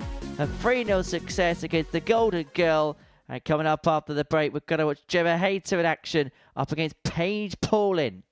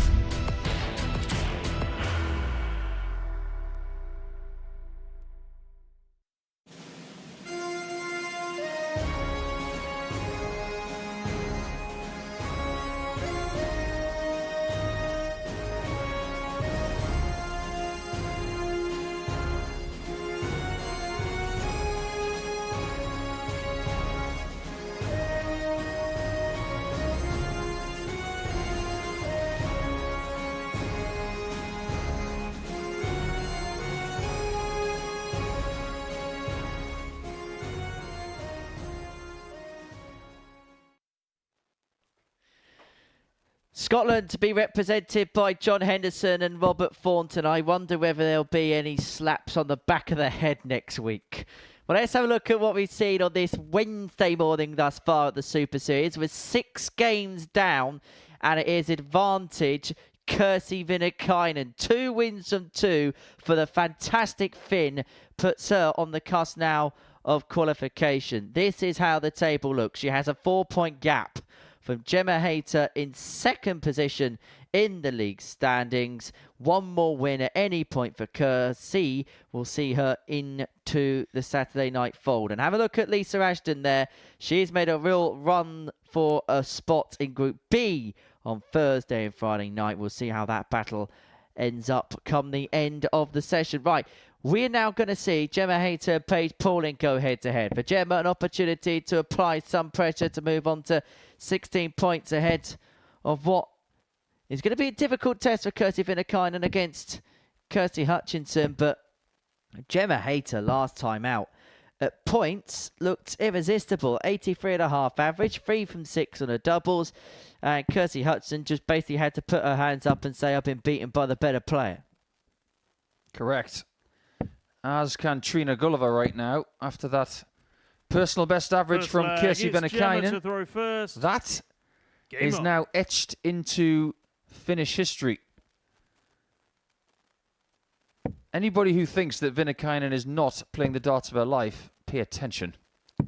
Because recently at the Estonia Open, in the quarterfinals, Kirsty averaged 96.97 121 in a 4-0 victory. That was her personal best. The previous performance against Gulliver is the new one. So when you're setting serial personal bests over a short course of time, you are definitely playing the darts of your career. 45. People like Martin Lukman have done something like this. Ryan Searle has done this. Viinikainen now 84. has to be seen as the favourite, not just for Group A, but for the week. Well, before a dart was thrown in anger on Monday morning, Kirsty Viinikainen was the third favourite of the bookies, 13-2 to retain her title. That was behind Gemma Hayter, who went off the 2-1 favourite, and Rhiannon O'Sullivan, the 59. first winner of a Women's Week here at the Super Series, at 5-1 respectively. But you suspect that those odds come the end of play today will take a tumbling. Hayter here, 6 darts on 160 to take out the opening leg of the contest. She's going to leave herself on 60 upon her return. 100. Gemma requires 60. Okay, it'll do. As will that one. First leg, Gemma Hayter. It's a bit of a scrappy 60 checkout, but you would take it every time. Well, it's enough to Second leg, put Gemma Hayter a leg to the good. Game on. And at this present moment in time, I know Gemma's one of those players that strives to that constant perfection, performance in and performance out. But I just get the sense at this present moment in time that She'll just deal in results and hope the performances look after itself a little bit later on. Because she's effectively, if she wants to win this group, 43. playing knockout darts from this point onwards. Any mistake and she's out the reckoning. Yes, that's absolutely true. Slips up against Paige. She slips up against Gulliver. 80. She slips up against Viinikainen in the last game of the session. And that won't do. It's as simple as this. 58. If Gemma loses this game and Viinikainen wins the next one, bye-bye birdie. 100. And Lisa Ashton could do nothing about it with 3 games to go because she is running out of time with Viinikainen doing too much good stuff today. 55.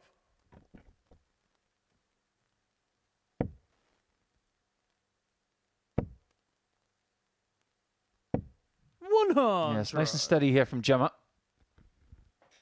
And this is what you got to do if you're not playing at your full pump. And I'm going to say that because she's from 55. Pompey. Gemma, you require 125. Just keep it steady. Don't chase things. Just do the basic fundamentals well, like staying straight. 49. But that dart has been drifting to the left of target more than I've seen from her at any point 100. in this building. Gemma, you That is something she can work on. 76. Well, it's something that she has acknowledged and something that she is trying to rectify. But there was Game's on the nothing wrong second with that. leg. Gemma Hayter. Every single dart, bang on point, and Hayter's got the break and a 2-0 lead. Third And leg, it's for Gemma Paige to throw Pauling, first. she is, Game on. I suppose, being taught a very harsh lesson about what life is like at the very top level, because Lisa Ashton hit her for 6, and it looks like Gemma Hayter here is doing something quite similar. Let's get one thing straight. Paige is not at the girls' 96. table. She might still be eligible for the girls' table, but she has firmly got a seat at the ladies' table. 95. It's as if she's being fed a very large course, and she has a knife and fork, 140. but she wants a salad.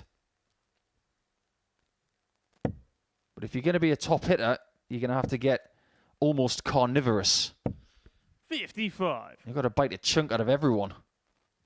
You've got to get hungry and ruthless. 45. Well, that's opened up the door now for Hayter. Paige did have an opportunity to break the throw, but Hayter here now looking to hammer home an advantage.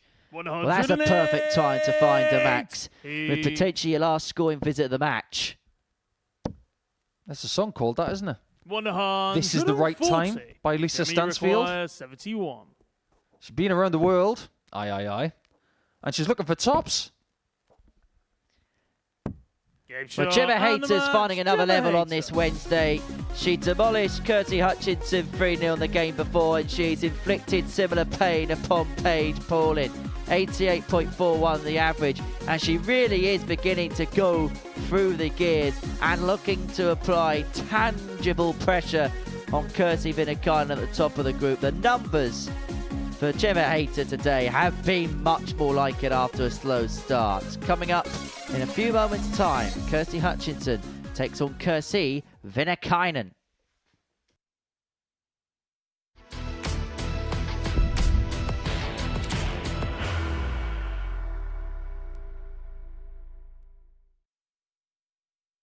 Are you ready to lift that trophy, Darius? Yes. Let's do it then. Ladies and gentlemen, your Modus Super Series 9 champion is Lucky D, Darius Labanowski!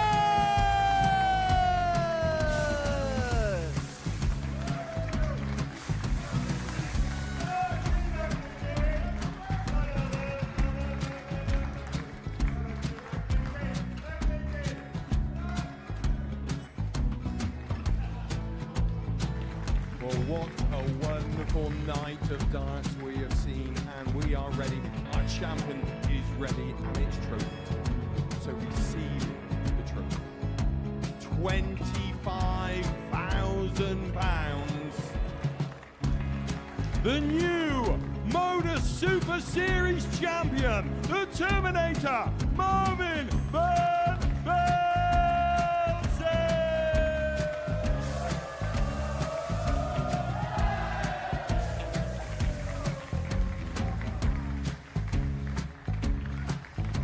And one more time, the 8th Modus Super Series champion, the Terminator, Marvin Van Velzen. And the new Modus Super Series champion is Andreas Dirty Harrison.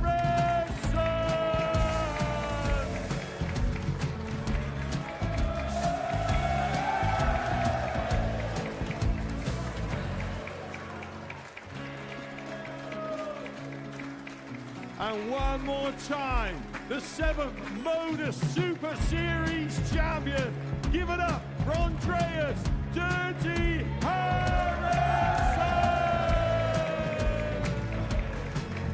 The moment we've all been waiting for. Would you please show your appreciation for your Series 6 Modus Super Series champion, Scott Taylor.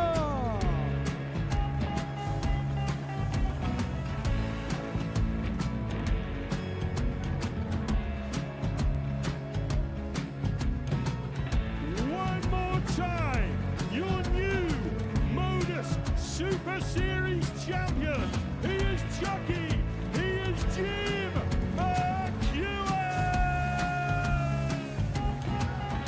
Ladies and gentlemen, your Modus Super Series champion, retaining his title, the Nuke, Luke Littler!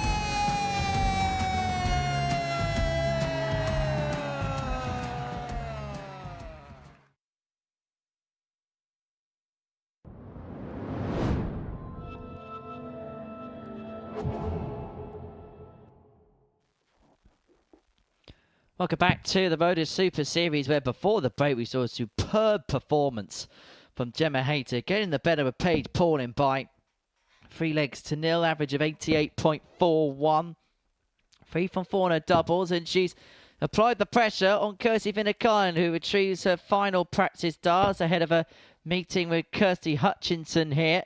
A win for Kirsty will put her on to 20 points, and that's a magical mark for her because no other player in the group can get more than that from this point onwards. Gemma Hayter keeping close company in behind. And this feels like a sliding doors game for the Finn. Victory in this one, then it will be First as leg, good as it's job Kirsty done. to Full throw clear with 4 to first. play, although Hayter still has to play Viinikainen.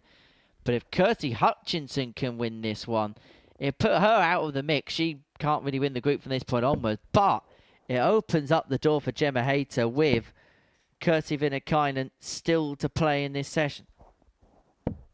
22. This is fast becoming the best round of the week when it comes to standard. We've seen a personal best average for Viinikainen just a couple of games ago. And then 100. Gemma Hayter puts in the fastest game of the week. Problem is, if Gemma keeps winning, that's all well and good, but she's running out of matches. 140. That's the beauty of Wednesday afternoon. If you can keep defending your lead like Casey is, there is nothing that Gemma can do about it. 140. Gemma's got one job for the rest of today. Make sure I've got a chance in that last match. That's it. Just make sure I stay within 2 points. And as long as I am, and the leg 81. difference is manageable, if I can beat Casey in the last match of the group, I could squeeze through. Problem is, Kirsty Viinikainen is playing the best darts we've ever seen from her on this stage. Average last time out 98, should have been above a ton if we're being 140. very hypercritical. Her best dart anywhere. Ever. She's in the form of her life. 121. And Gemma Hayter really needs a favour 121. from Kirsty Hutchinson or Lisa Ashton in game 12. Kirsty Hutchinson must be thinking, is there an imaginary ladder in the practice room I've stepped underneath here? Because she walked into Gemma Hayter running red hot earlier on today, and it looks like she may well be running into an inspired Kirsty Viinikainen in this contest, who's left herself on a double after 12. She did so twice in 3 legs in her victory against Trina Gulliver last time out, forcing the 137 to go. It's not going to. And so Viinikainen back for 2 12s to get the break and to take out the opening leg. 59. Kirsty required 24.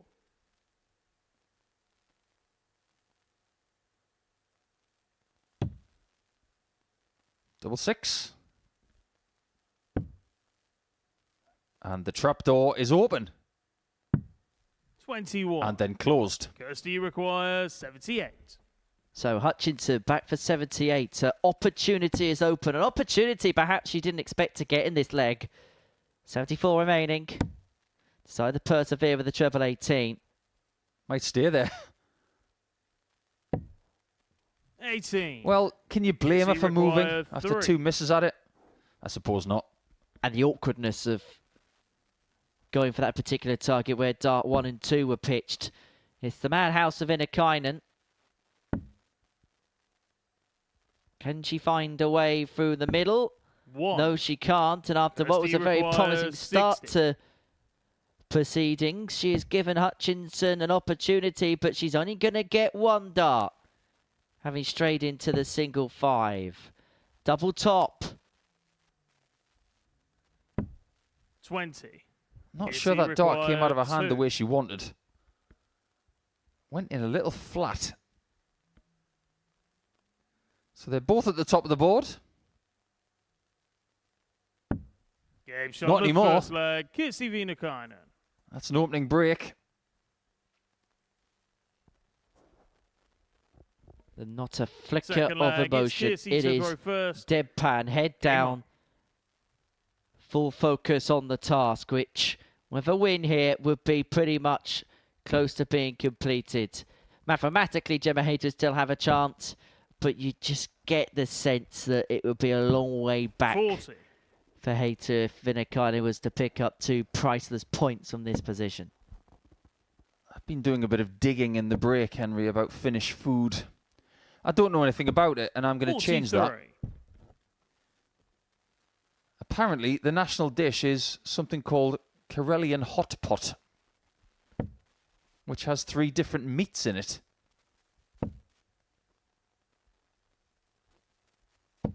It's got a little bit of spice in there as well, peppercorns and allspice.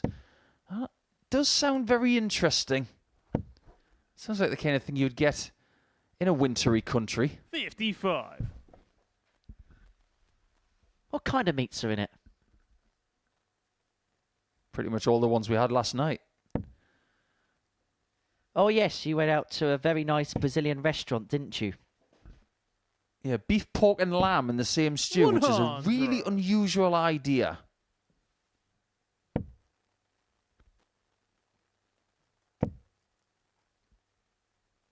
I get the feeling that people from Finland would 81. get on with people from Wigan.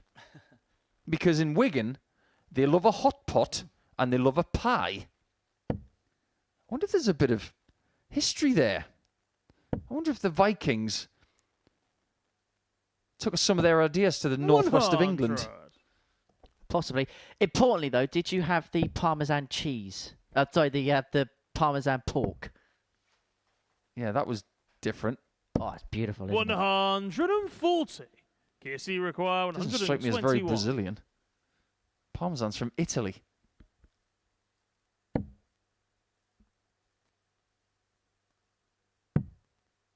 Well, this is okay for Kirsty. And this time she can't leave double 12. Maybe that's a blessing. Because she missed it the last time she went for it.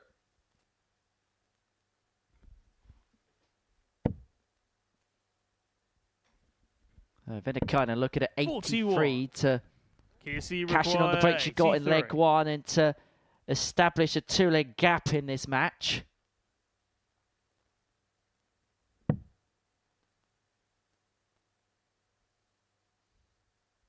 Triple 16 will probably be the play from here. She doesn't talk often. When she does, she needs a little bit of help from the referee. Now she can help herself. With that, On the second leg, hot Kirsi spot Viinikainen. for Viinikainen. Third Well, how do they leg, say it's cheers Kirsi in to throw Finnish? First. Game on. Kippis. I think. I hope.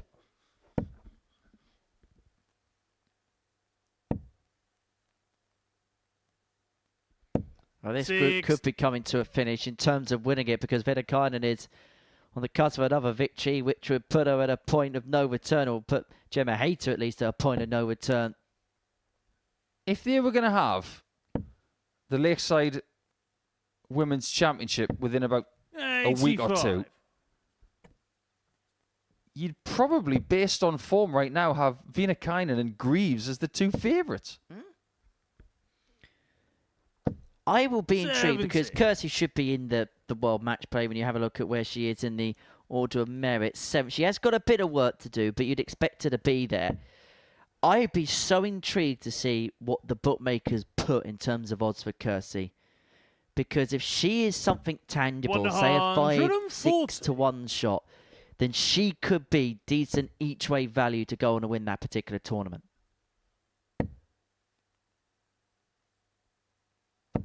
Look, Bo will be a big favourite. I am not going against that particular grain. But say, for example, Kirsi and Bo meet in the first round. There's no reason why Kirsi Viinikainen could not beat Bo Greaves in a race to 4. They're not going to meet in the first round because Viinikainen will be too far up that order of merit. She's not going to finish 8th. I don't see it. I can see them maybe being in different halves.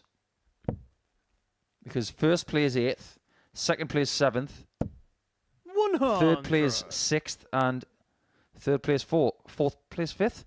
So, yeah, I just can't see it. I don't see Viinikainen struggling at the next block of Women's Series events. I see her thriving.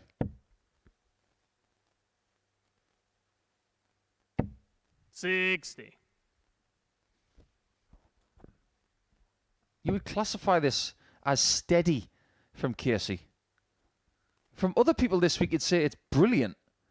But what we've seen from her already this week 44 is a higher standard on the whole, more consistently than anyone over the 3 days.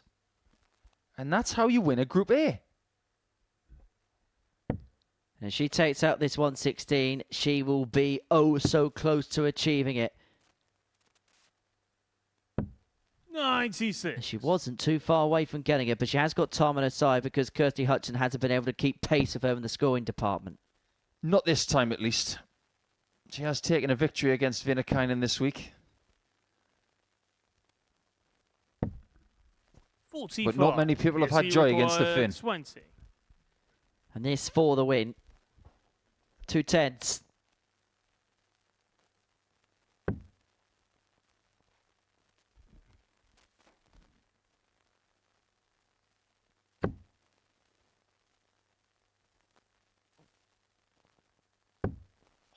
Free match starts though, come and gone.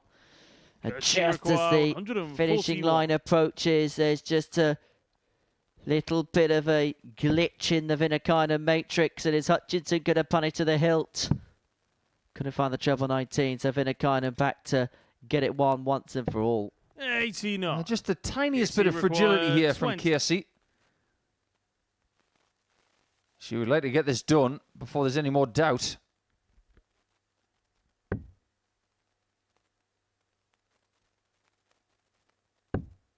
Well, there's no doubt about it now. Kirsty Viinikainen is almost there.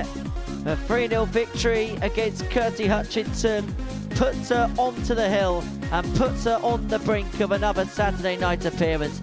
The defending champion is looking in very good shape. A 3-0 win against Kirsty Hutchinson puts her on to 20 points.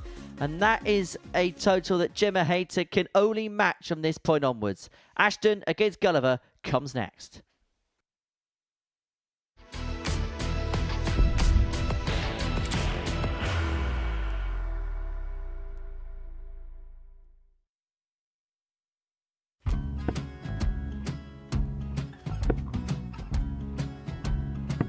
54. Charlie Maguire, 164.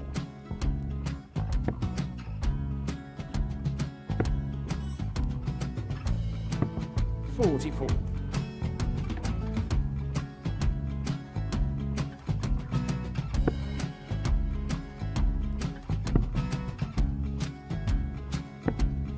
32. Charlie require 120. Well, 120. He's got a fair, at least 2 handfuls at this. Just needs to stay 60. there. That's a good shot. Halves his score. Leaves himself on a 2-darter.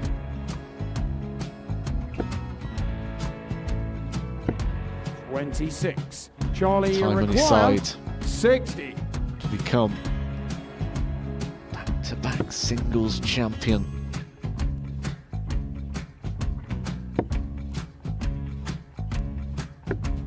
$40.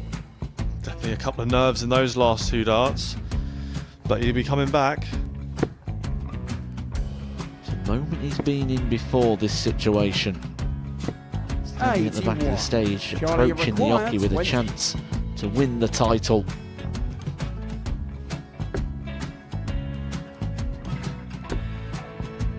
He did this to win the first title, if you remember. 11. I think he's gone. Georgia I think require he's gone to 118. bust it, maybe. The first title he won, he wanted 20. He went 6-7-7 to win it. He had a chance to replicate it again. Yeah, I get the feeling that was for a bust, and 39. on that situation there, require George Scaife wasn't even 9. able to take it out going to the 18s on that switch. Yeah, I think he just panicked a bit, but he's done well to get that big one. Sometimes can be the hardest part. Georgia requires This is it. 79. It's got to be 19s. It's got to be 19s for this shot. Big 20 and a double. He's got the first one. He's going to get a match dart here.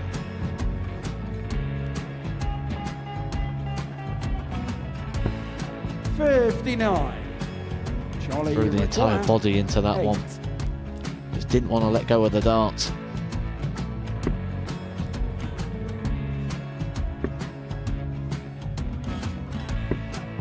No score. He's given George a chance. Georgia require 20. I think George has been quite good on double 10 today. So many opportunities for Charlie Murphy. Go Couldn't get the job it. done. Got in the match! And the Red Dragon George Modus Scaife. Super Series Influencers Champion, George Scaife!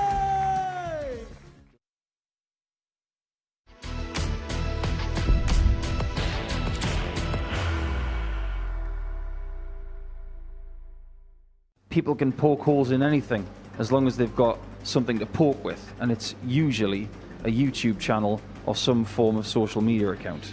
Help? You want help to be a professional dart player? Well done for making the UK Open. Win, and then you can have some money. Turn up for work and get paid. That's professional sport, is it? Poppycock. You want to turn up and get something for nothing? You're in the wrong sport.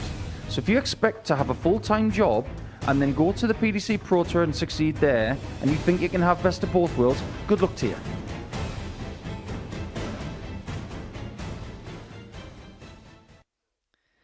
Yeah, Paul Nicholson was on his high horse for that one, the latest edition of the Tungsten Talk. Now, that is available to watch if you are a subscriber to the Modus Super Series YouTube channel. And it is worth dropping a subscribe to that because there's plenty of content that goes out on that. You can replay live sessions. You can watch videos from across some of the things we do here at the Super Series. You can also re-watch with our tailor-made highlights packages every First single leg, day as it's well. Lisa to throw first. So if you're Game on. unable to stick Pruto TV on after the sessions are done, you can have a look at the Super Series YouTube channel by dropping that a subscribe. 59. Game 9, shall I say, of the day is a meeting between Lisa Ashton and Trina Gulliver. Before the break, we saw Kirsty Viinikainen move to within a victory, a 59. qualification through to the finals on Saturday evening with a 3-0 victory against Kirsty Hutchinson. Despite missing 10 darts at a double, Kirsty just had too much 120. for Kirsty. But it's fair to say that Lisa Ashton has found another level on this Wednesday. Yeah, for the day, she's averaging mid-80s. 100. That is a real step up in class. She's gone from one visit to another. She's gone from 7 visits as an 100. average to 6. And that's a big jump. It's no wonder that so far today she's leading 6-1 in legs. And she'd like to get one against Trina because she hasn't beaten her this week. 94.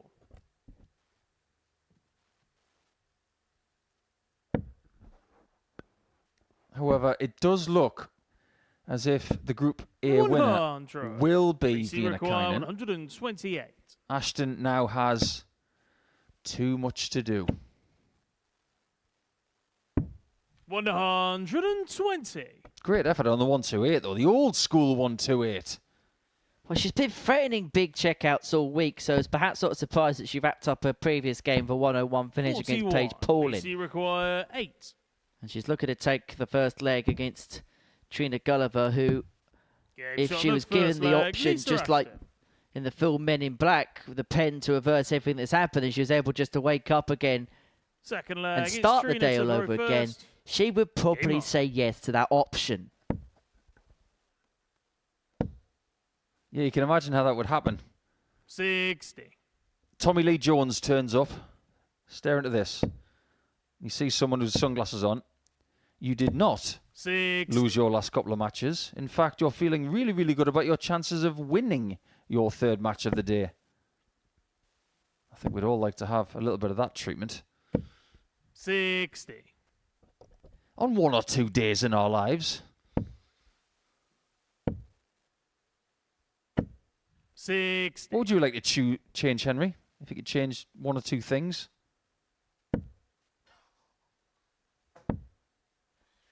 Oh, where do I begin? We got all day. 60. Judging by the way these ladies are playing, absolutely not.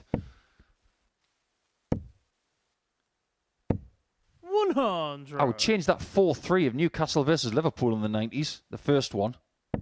I'd like to forget about that. 100.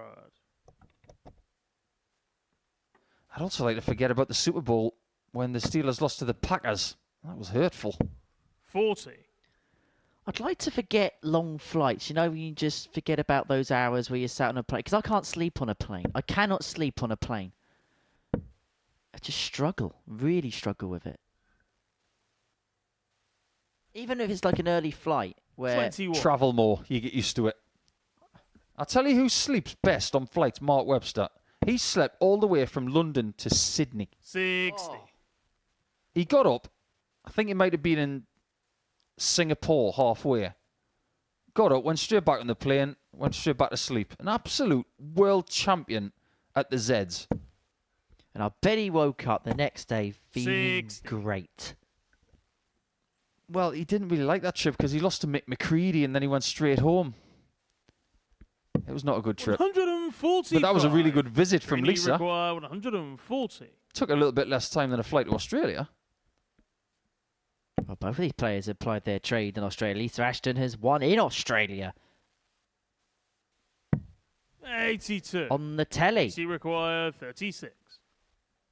Let's look at a double 18 here for 2-zip lead. Across for double 9. 27. Moves inside, and there could be Trini some trouble require ahead for the 58. Lancashire Rose because Gulliver returning for 58 to level this game up at 1 apiece. She's got 2 darts in her hand at double top and now down for double 10.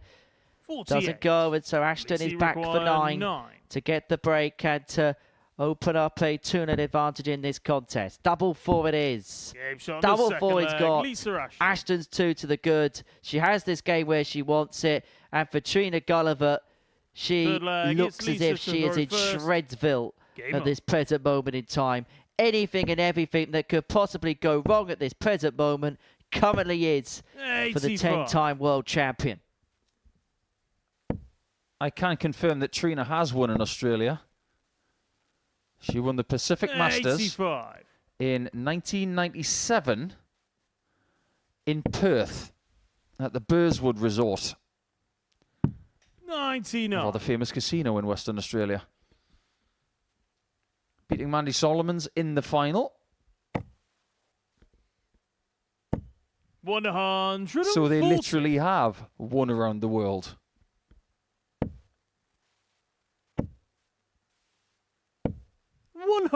Lisa's win was in Moama, which is right on the border of Victoria and New South Wales, separated by the Murray River. 60. An area of northern Victoria that is very well known for water skiing and other aquatic sports. 44. Is that the infamous Moama Bowls Club? I don't know where they held the Australian Open in Moama. You might be thinking of Warilla. That's a famous bowls club south of Sydney. Almost as famous as the Illawarra Yacht Club. 80.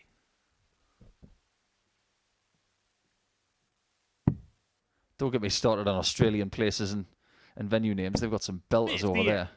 Trainee You required. haven't lived until you've been to Indented Head, just outside of Geelong. Another double 8. And that would have been another combination finish for Trinity Gulliver, and that would have been the biggest of the lot. But is this going to be the winning combination for Lisa Ashton, who's made a real sprint on this Wednesday? Double top to got it done with a 150 checkout. Not to be. And so Gulliver will come back looking at double 8. Now double 4. Chasing twos, chasing rounds. 12. And the chase could be over. 40. Because Lisa Ashton will come back with 3 more at tops to round off yet another victory and to open up a 2-point gap from Trina Gulliver in 4th position. No score. Trainee require 4. Well, who expected that not to go?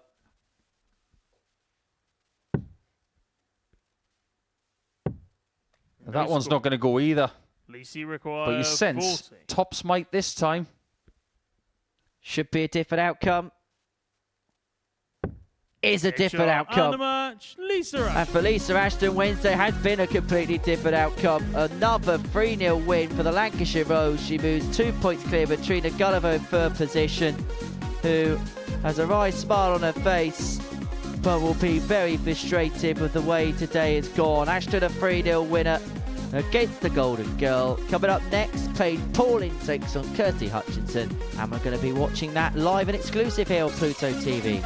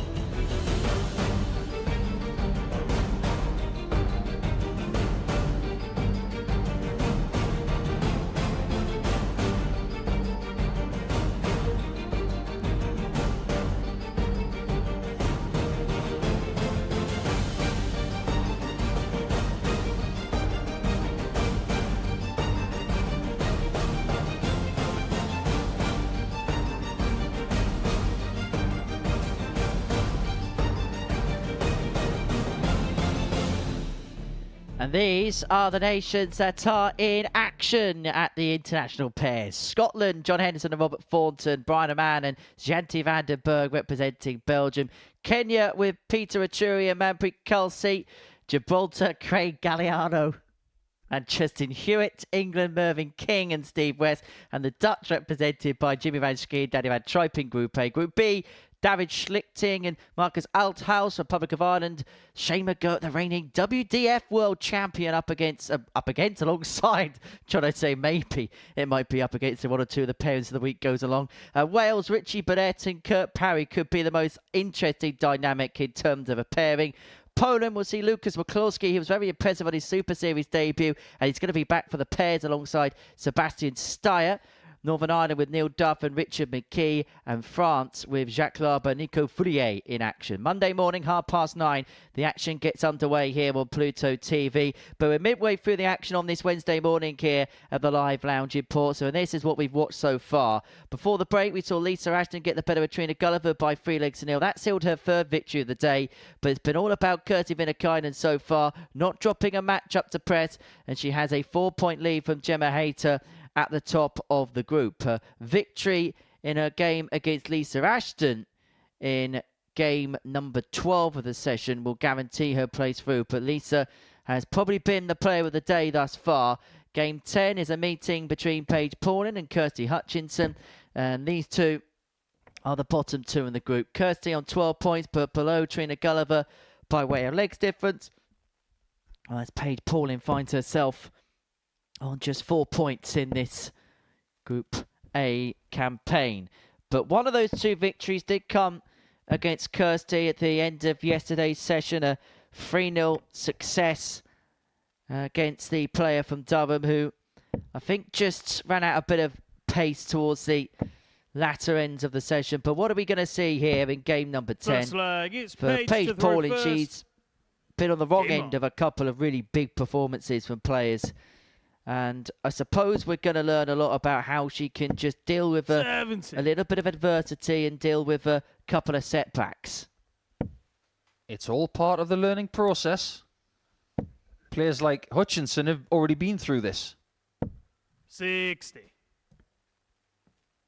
A lot of people might think that the game against Paige yesterday was 80. why Hutchinson is now not challenging for the top couple of spots in the group. But at one point, she made a move yesterday, and we were genuinely thinking that she was going to mount a challenge today, but it has been halted by brilliant darts from elsewhere. Sometimes you just take that. 70. They found their form at a great time. Unfortunately for me, the challenge is now over. But she could still squeeze into Group B. A win in this game 6. for that challenge, very important. And she does have Lisa Ashton in her last game, does Kirsty. 24. So she can affect her own destiny over the next couple of days.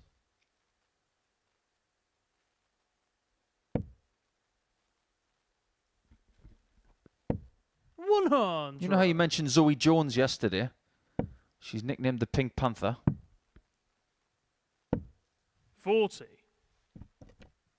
Well, she's not from Durham, but anybody from Durham could be called the Pink Panther because of Durham. Now, Lorraine Winstanley texted me the other day saying no more bad jokes. Sorry, Lorraine. 140. You'll be glad to know I'm not here tomorrow.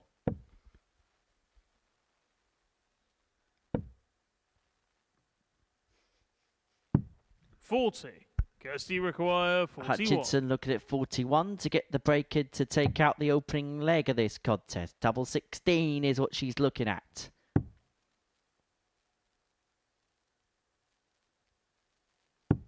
And double 16 is got. Kirsty Hutchinson. And Hutchinson is one up. Yeah, double 16s this week have been pretty good. Second leg, it's Kirsty to throw first. Game on. Now, if we were going to level the argument of where she'd been better at on the outer ring, you'd have to say double 16 compared to the likes of tops 26. and double 18. It does feel as if that bottom left double is more conducive to success. 100. Everyone's still thinking about the Durham thing, aren't they?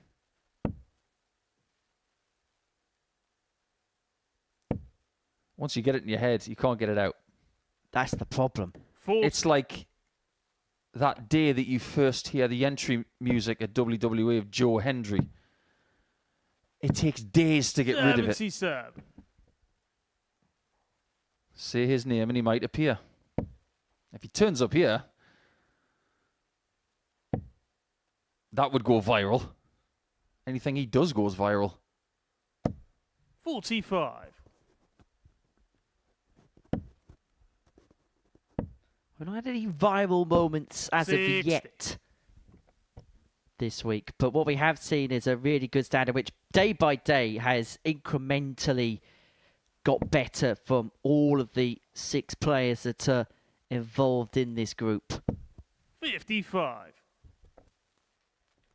And I think because of maybe some of the absentees this week, I actually think it shows to work as a showcase as to the 41. strength in depth that there is inside the women's game at this present moment in time, because there are a lot of headlines that are made about Bo Greaves and Falangevica. And look, I'm not trying to play down what they've achieved, because they've done some amazing things. 45. They've been dominant forces for the last few years. But what this week does tell us is how many players can be competitive 89. at the top end, and how many players could potentially, with a bit more time and a little bit more experience, particularly on stages like this, could be real rivals to those top 2 players. That's what makes this week important. We have to dig a little deeper. 121. That sounds a Page bit harsh. require 134. We want to dig a little deeper. We want to give opportunities to 58. somebody else. We want to see where the next big story is, the next big talent to challenge. And at one point, people were labelling Kirsty as that next big challenger. It hasn't quite worked out. 97. Page require 76. Not yet. Double 4. And that score. hasn't worked out, unfortunately, for Kirsty Paige. require 72. That could be catastrophic in this game. Let's see if Hutchinson leaves double 16 again. She won't. But she found the treble with dart 2. And so it gives herself a dart in her hand here. A double 8 to go 2-0 to the good. And Paige on the pins the second double 8. leg. Kirsty Pins it with Hutchinson. aplomb. Hutchinson 2 up. And I just get the sense here that for Third leg, it's Paige Paige to Pauling, throw that first. perhaps the most Game on. important component of a week is going to be reset mentality. How 80. she can dust herself off from the disappointments of this particular group, and how she can pick herself up off the canvas and get herself in the best possible place ahead of a 100. campaign in Group C on Thursday and Friday, respectively. Paige is going to be fine. She will be 58. much richer for this experience. And over the last 2.5 days, Henry, have you seen her drop her head and or complain about anything? Absolutely not, because she understands 41.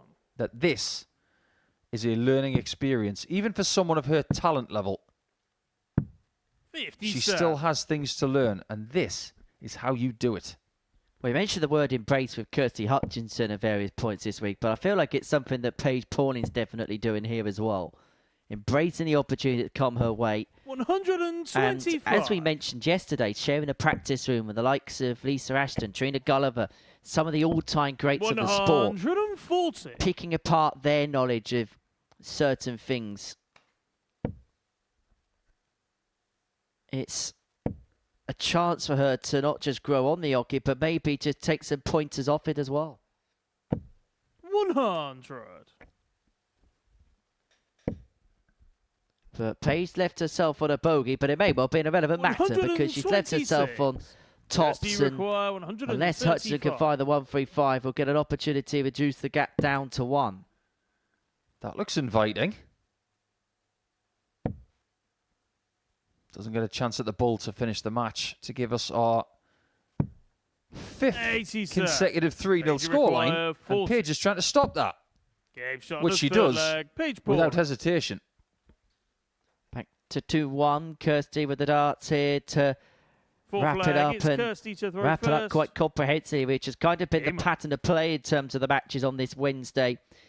Apart from a couple of 3-2 scorelines in games 2 and 3, where Kirsty Hutchinson and Kirsty Viinikainen beat Trina Gulliver and Paige Pauling respectively, there's only been one other game in the entirety of the session which has seen more than the minimum 3 legs played in. That was Paige's match against Lisa Ashton. And there may well be another last leg decider on the offing here if Paige Pauling can continue to crank up the volume. 81.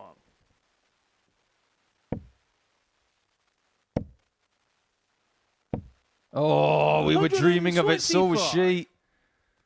That's as much emotion as I think we've seen from Paige all week long. So calm, cool and collected, but even she wanted to get a little bit carried away with the 9-dart attempt. You can imagine it, can't you?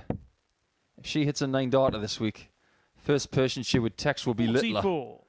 Littler. I've done something you didn't do, doo-dah, doo-dah.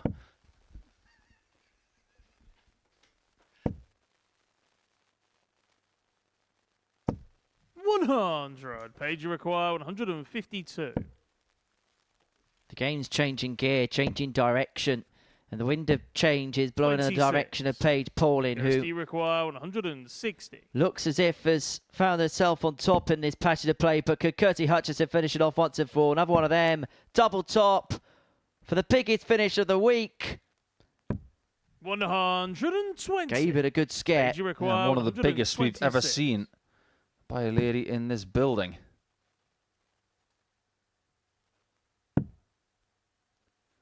But 3-1, staring her right in the face on a double. She's already had a sighter on. And doubling has been one of Kirsty Hutchinson's key strengths over the last day and a half. But can she find the winning one here? Double 10. 30. Just inside, and it presents Pauling with an opportunity here to take us all the way. She had trailed 2-0 in this match, but she's not going to take us all the way. Not just now, anyway. 55. Kirsty requires For a moment, I thought 10. she was going to go for 2 double 19s. And so Kirsty Hutchinson looks up at double 10, double 5, shall I say. 10 points she needed, 10 points she's got, and she has got a 3-1 victory against Paige Pauling. And for Kirsty Hutchinson, that's a victory which moves her on to 14 points. It now means that Trina Gulliver's 5th in the table. This the tail of the tape from that particular contest. Hutchinson just proved too much for Paige Pauling. Coming up after the break, it is a meeting between Trina Gulliver and Gemma Hayter.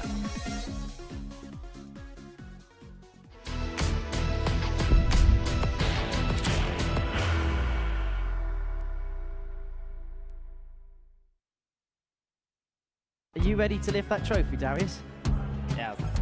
Let's do it then. Ladies and gentlemen, your Modus Super Series 9 champion is Lucky D, Darius Labanowski!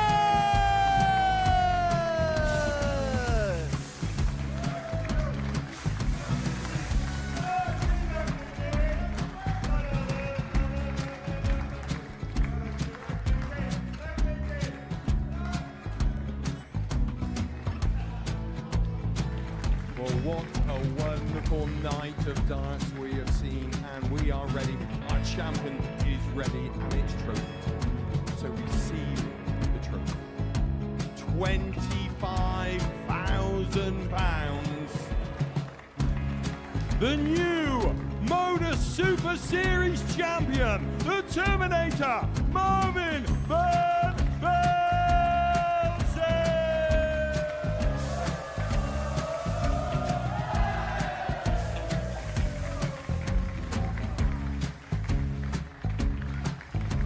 And one more time, the 8th Modus Super Series champion, the Terminator, Marvin Van Velzen. And the new Modus Super Series champion is Andreas Dirty Harrison.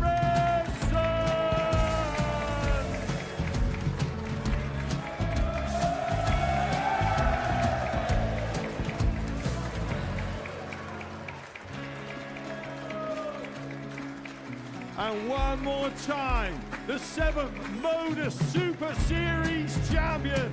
Give it up for Andreas Dirty Harrison. The moment we've all been waiting for. Would you please show your appreciation for your Series 6 Modus Super Series champion, Scott Taylor?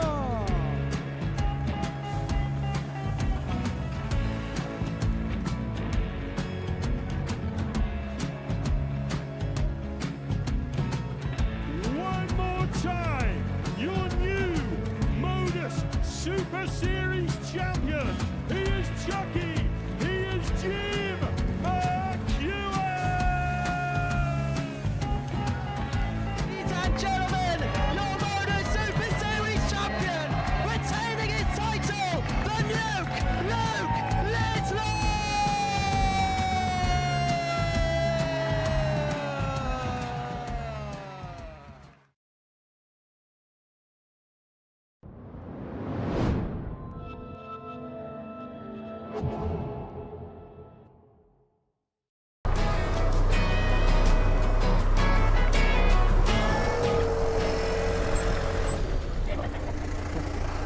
This is like haylage, so the horses like the haylage, so they ran out yesterday, so we've got to keep them nice and warm under rugs. And yeah, we've got a little Shetland, and we got a coloured, which, well, Katie's got 2 and 2 were my mum and dad's, so when they passed away I inherited them, but they're great, they are good.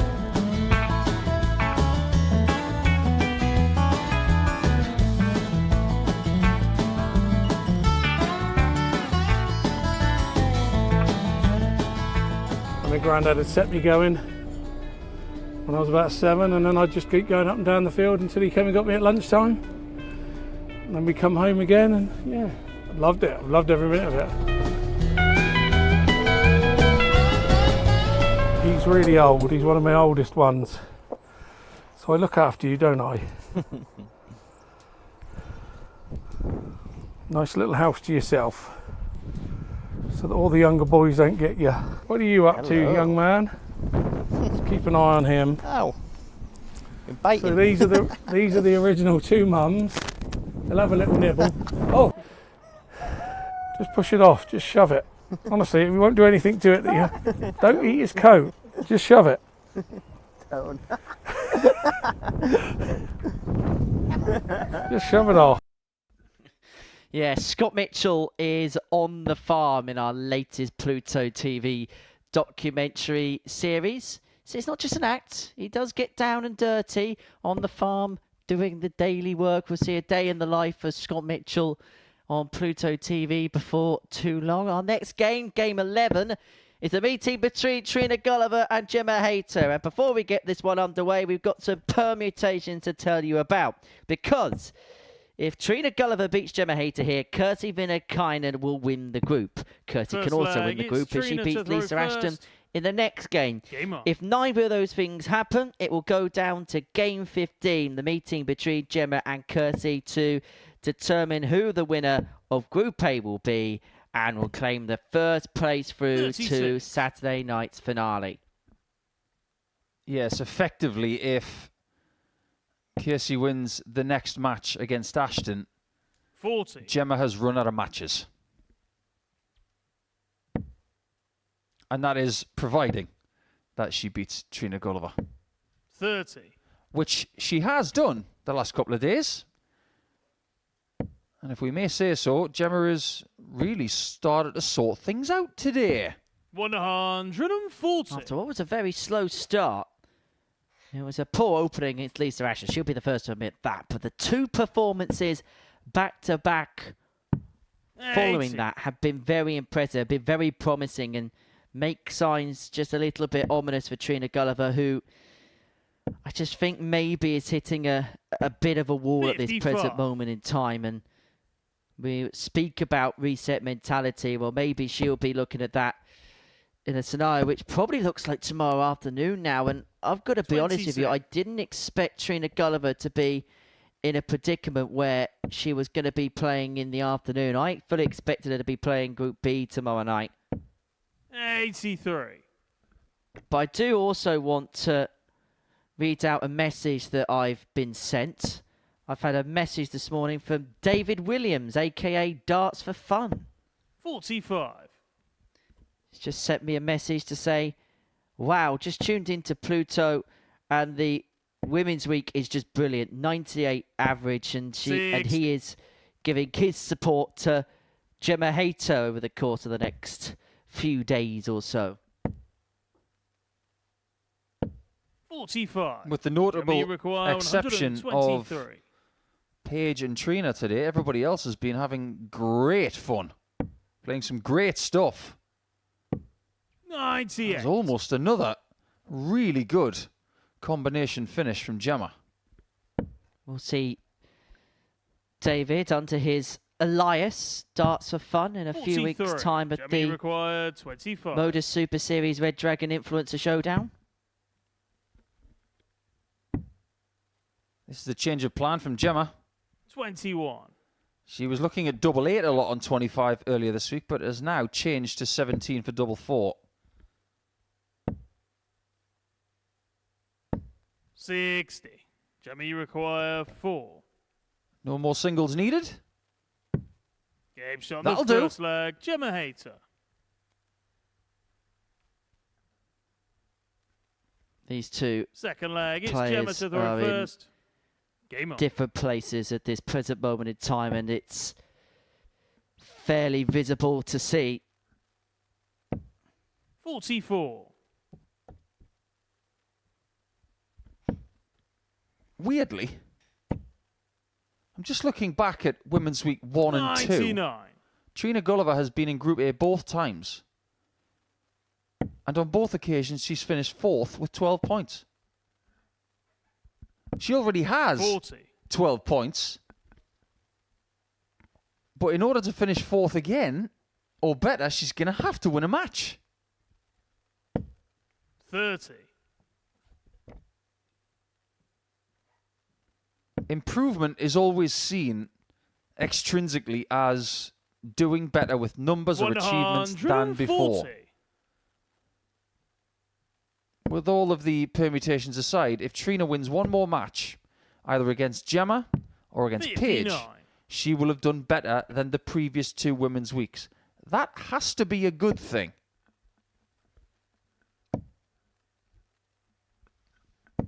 $60.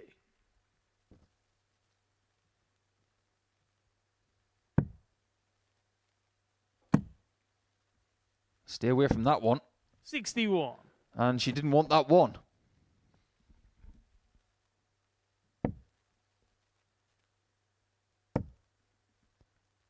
If Trina loses this game, then 100.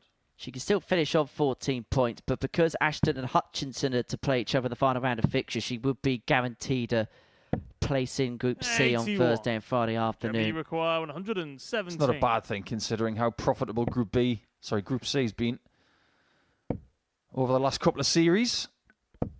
85.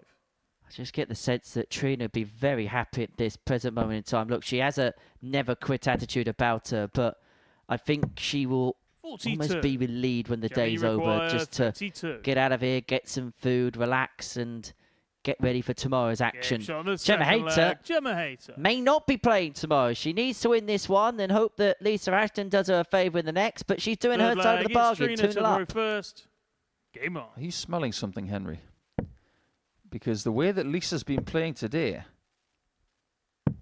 99. Viinikainen might be getting her at just the wrong time. Gemma is fulfilling her end of the bargain. She's doing her job. But just on the Trina situation with Group C, look back at Women's 58. Week 1. Who else was in Group C that week? Rhiannon O'Sullivan. And she won the whole thing, so all is not lost. 70. We saw Jensen Walker have a little bit of a shocker in Group A and would then go on to win Champions Week last week. We saw Jared Cole 59. finish bottom of Group A. And the King of the Castle would go on to win his week.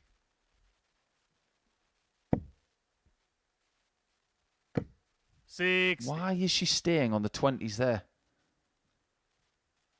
I don't think it makes any sense. Switch to the 18s, switch to the 19s, switch wherever 55. you want. But you're going for a double block target?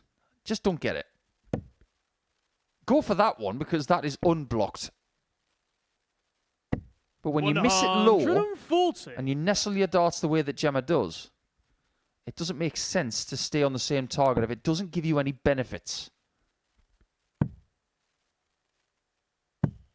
Well, this would be some way to seal it if she could find the 146 to put the cap on what has been a very, very good display. Not to be. And Gulliver, well, she has a chance. Hasn't had a dart and a double yet in this contest. She's going to have to find a treble of each or any of the first two darts. There's your treble. I'll have a double, please. 75. Gemma, you require There's 88. nobody at the bar.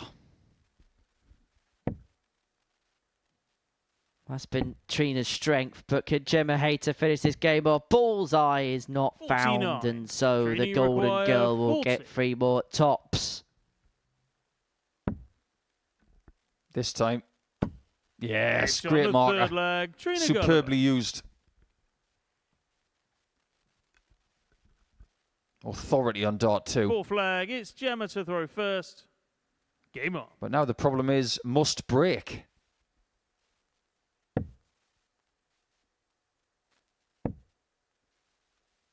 To quote our good 66. friend and colleague John Rawling, Trina Gulliver needs a break at the end of this leg.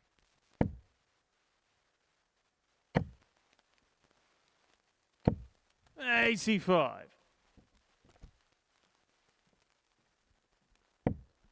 But Gemma Hayter now looking to hammer for home with the darts in her hand, having already got that break. 140. The beginning of the contest, now looking to take full advantage of it. 60.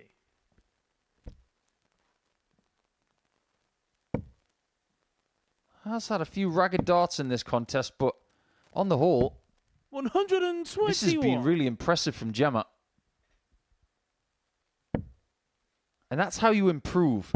You don't improve on your good darts. 135. Try to eradicate the bad ones. You minimize the bad ones. That's how your averages go up. You change a 1 into a 20. 98. You change a 5 into a 19. These kind of things. These incremental improvements can have such massive effects on how many visits it takes you to get rid of 501 points.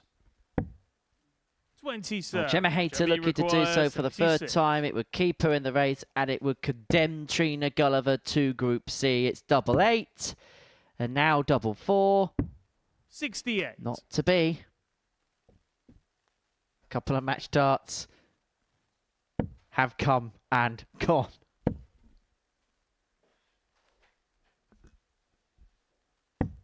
She might not need many more. Gemma, you require 8. Has been leaving 4 quite a lot actually over the last couple of days. And maybe that's why. And the match, Gemma Because Hayter. Gemma Hayter is still alive in Group A.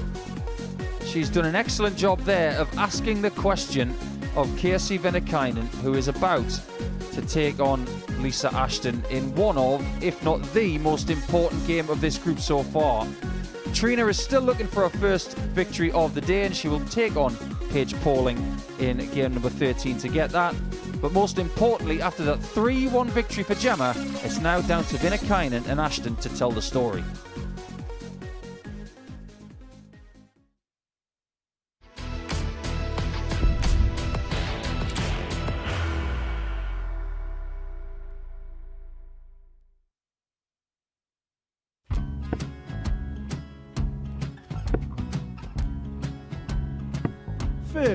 Charlie require 164.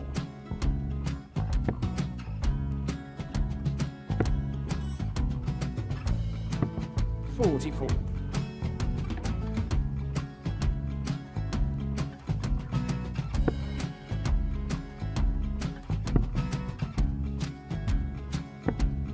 32. Charlie require 120.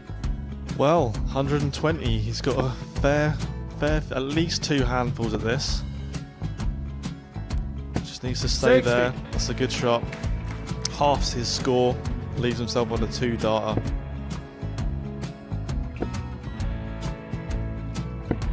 $26. Charlie Time on his require side 60. to become back-to-back singles champion.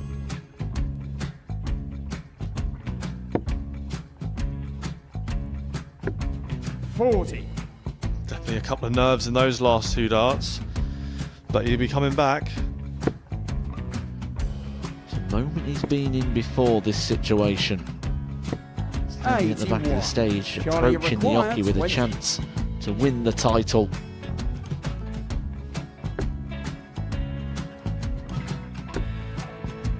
He did this to win the first title, if you remember. 11. I think he's gone. Georgia I think require he's gone to 180. bust it, maybe. The first title he won, he wanted 20. He went 6-7-7 to win it. He had a chance to replicate it again. Yeah, I get the feeling that was for a bust, and 39. on that situation there, George Scaife wasn't even 9. able to take it out going to the 18s on that switch. Yeah, I think he just panicked a bit, but he's done well to get that big one. Sometimes can be the hardest part. Georgia requires This is it. 79. It's got to be 19s. It's got to be 19s for this shot. Big 20 and a double. He's got the first one. He's going to get a match dart here.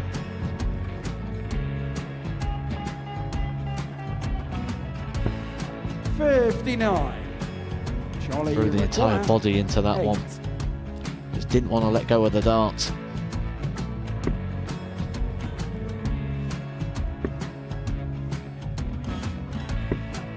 No score. He's given George a chance. Georgia require 20. I think George has been quite good on double 10 today.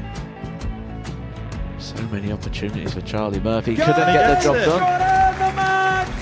And the Red Dragon George Modus Scaife. Super Series Influencers Champion, George Scaife!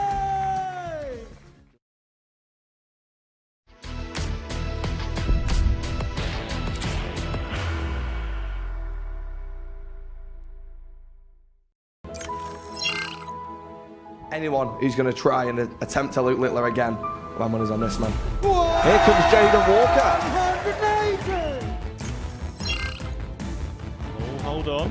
Yay! We have the first one from an influencer. Has to go for Jaden. Big pressure for the little man, but what a shot to stay alive this would be. Go! Jaden Walker, take a Britain! It's Angry James!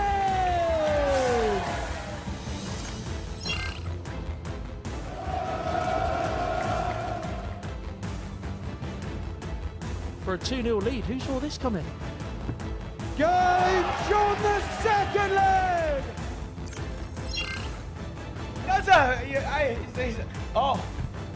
Me and you have a problem. A serious problem. I am the 3-time champion of the world. It was a nervy game, a nervy encounter. He is the favourite now to go on and win it, and he's trying to get... And I have heard a rumour that you think you're going to win this match today. You, my friend, have got a problem. You're getting it. So many opportunities for Charlie Murphy. Couldn't get the job done. The match, and the Red Dragon George Modus Scaife. Super Series Influencers Champion, George Scaife. All mouth. It's all mouth. When he says champion, remember that's BDO. All right. You don't want to throw that in. BDO. There is a chance, but it's not to be. The winners, Angry Ginge and Jaden Walker, win it 3-2. It's Angry Ginge and 12-year-old Jaden Walker. The 4th edition of the Red Dragon Modus Super Series Influencer Darts Showdown takes place on Sunday, May the 11th, live and exclusive for the first time here on Pluto TV. The action gets underway from 12 p.m. in the afternoon, so do join us for a Sunday lunch worth of darts. Who needs a roast dinner when you've got darts to keep you entertained? And plenty coming up across Pluto TV. Once we're done, you can recap what happened at the WADC Tour Championship. The final between Fallon Sherrick and Gemma Hayter. You can watch that once we're done here. Myself and Keegan Brown in the commentary box for that particular occasion. And then the action gets underway tomorrow from 1 o'clock. Lorraine Winstanley will be playing in the night session tomorrow evening, but she's going to be one of the stars on the show in what's going to be a double session day. We're underway from 1 o'clock for that, and then it'll build to a crescendo Saturday evening from 7:30. The finals of Women's Week 3. Kirsty Viinikainen in a very good position to make it through to the Saturday night and retain her title. And then international pairs. Looking forward to that. Peter Achuri is very much the poster boy for that. And we'll get underway with it from Monday morning, 9:30 a.m. here on Pluto TV and the dedicated Modus Super Series Darts channel. So, Kirsty Viinikainen has got an opportunity to win this Group A right here, right now. She takes on Lisa Ashton in game 12 of the session. Victory here would mean that she would guarantee her place into finals night, but she's up against the player of the day, the player that's put in some of the performances. In fact, both of these players have gone up and gone through the gears, and if they both play like they have done over the course of the day, it could well be the game of the week. I sincerely hope you're right. Well, Kirsty's got a 2-0 record against Lisa this week, but if we are being fair, she has not played Lisa when she's been playing this First well. leg, it's Kirsty to throw first. Game on. Who says your darting prime has to be in your 20s or your 30s? Look at these ladies playing some of the best darts they've ever thrown. And they're doing it again already. 123. Well, this is what makes darts an ageless sport. We've had a player in Luke Littler who has arrived here at 16 years of age and picked up titles. And we've had a 69-year-old in Mark Layton play here before.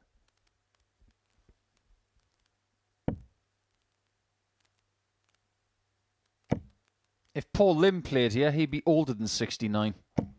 60. And realistically speaking, I would imagine we could find a player that's younger than Littler was when he was first here.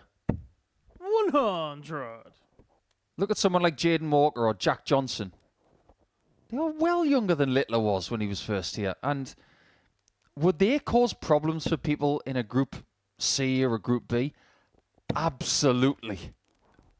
The conveyor belt is 100. quite simply put frightening. Now, I'm forward planning here. 45. But think about the standard of the Modus Super Series in, say, 5 years' time. Yes, you are forward planning. You're talking about 2030. And we'll still be here together, me and you, chatting all things tungsten. I hope so. I really do. I might be slightly grumpier. So you'll have to put up with that. You won't be 30 yet. Just putting that out there. 41. I'm just trying to process the fact that you could be grumpier than you are now. 158. No. There's no need to get catty. A bit like Casey's shirt.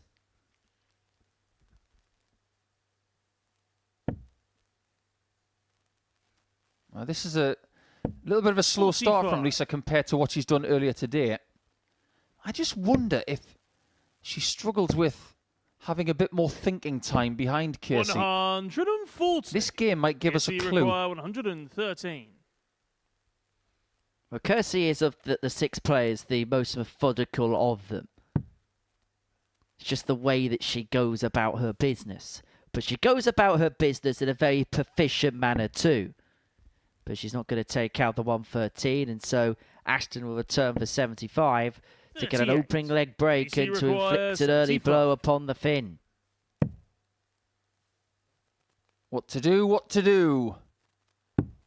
That to do. And that. Game shot on the first Magic leg, from Lisa Ashton.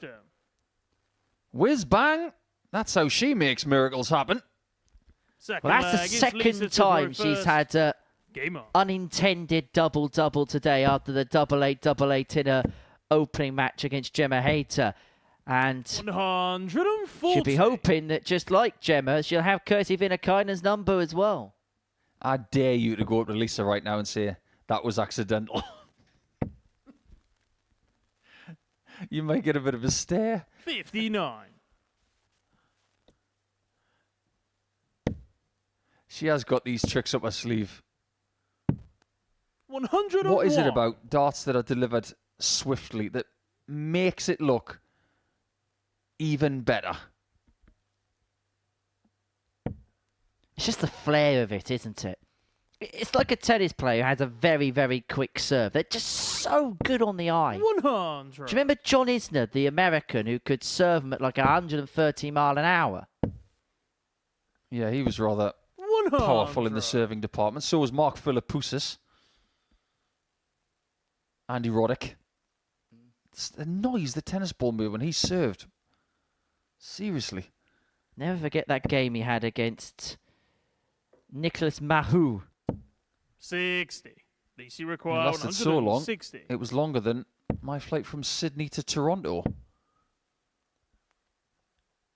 10.5 hours was the overall playing time, 50. and the umpire didn't take one toilet break. Of course he did. They had overnight breaks. I remember that game going on. I remember the game finishing at like 9 o'clock at night. And I remember going into school the next day. And I'd come home from 70. school. DC And the require game still 110. hadn't have finished. Probably something along the lines of you should have been focusing on your schoolwork instead of a 10-hour tennis match, Henry. It's probably what your teacher said. Yeah, look how I've ended up. 28. Touche.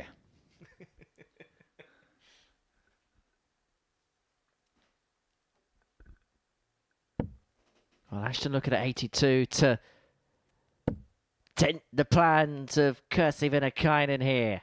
And Gemma Hayter is a very 42. interested spectator DC here. require Yeah. 82. Hayter the spectator.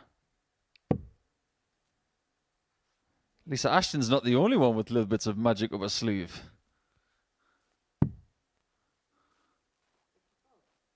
Just making sure. Yeah, 14s are good. 42. Unless, of course, Kirsty has DC got require 170. a big fish spell.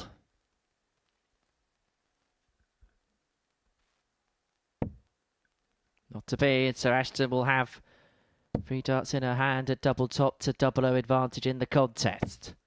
60. And DC Kirsty started this require game 40. with the best leg difference of anybody, but that is being hammered. Or No is it? score. Kirsty Or require is it? 110. Well, well, well. And if there's anybody that has been as prolific as anybody else in terms of hitting big checkouts, it has been Kirsty Viinikainen. She's not going to get another one here, though. And so Ashton will get 3 more. Now, double top with 3 in hand hasn't always been most kind to Lisa Ashton today. Is she going to get 58. better fortune here? DC require 40. You would think so.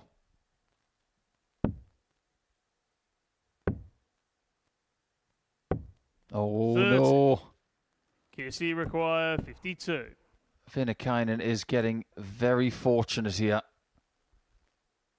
This is a gift. This could change the entire match.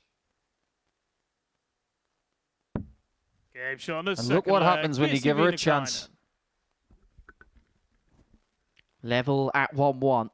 And Lisa Ashton has Third missed leg, a it's Kissy to gilt-edged throw chance first. to take full control of this contest. And for Gemma Hayter, she must be sick to her stomach watching this right now.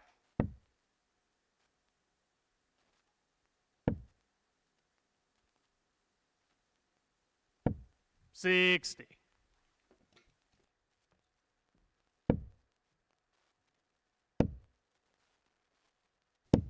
$81. What do you think Gemma's thinking right now? She has not led since early on Tuesday. She was overtaken and has not been in control of this group since.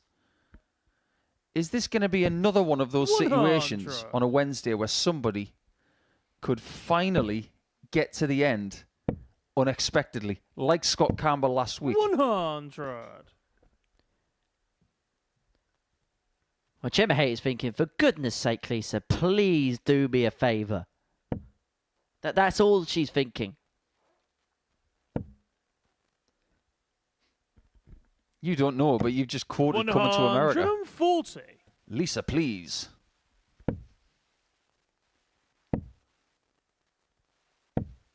$36. People were quoting Roadhouse at dinner last night. Isn't it funny, the one time that I'm not out for one of these team meals, you seem to have the best time at one of these team meals? You don't know anything about Roadhouse anyway. 139. You were busy. It's not that you weren't invited. But being invited a Saturday 100. is one thing, Yes, he because requires everybody's 62. invited. But you have to RSVP, don't you? Now, Viinikainen's got 6 here from this 62 to open up a 2-1 lead. That's a slip into the treble 15. Don't say that, Henry. This is the best way to get 62. There's only one way to get 62, and everybody knows it. There you go. And a double 8. Game shot on the third Case leg. in point. Viinikainen. Now, Kissy Viinikainen now is a leg away from winning the group. Remember, Fourth Ashton leg, it's Lisa could have probably should have been 2-0 up Game in this contest, squandered a couple of opportunities on tops, and now is going to stay in this 96. contest as suppose win the contest.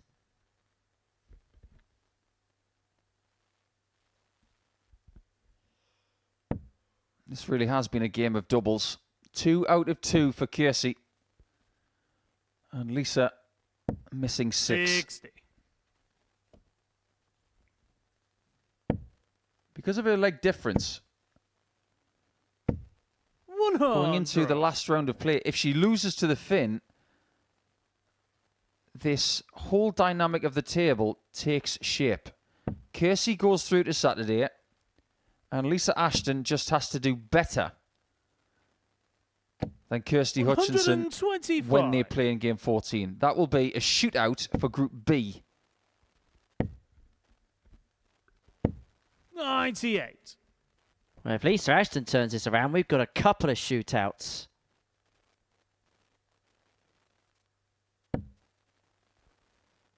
And importantly, the shootout to decide who tops the group between Viinikainen and Hayter. 100.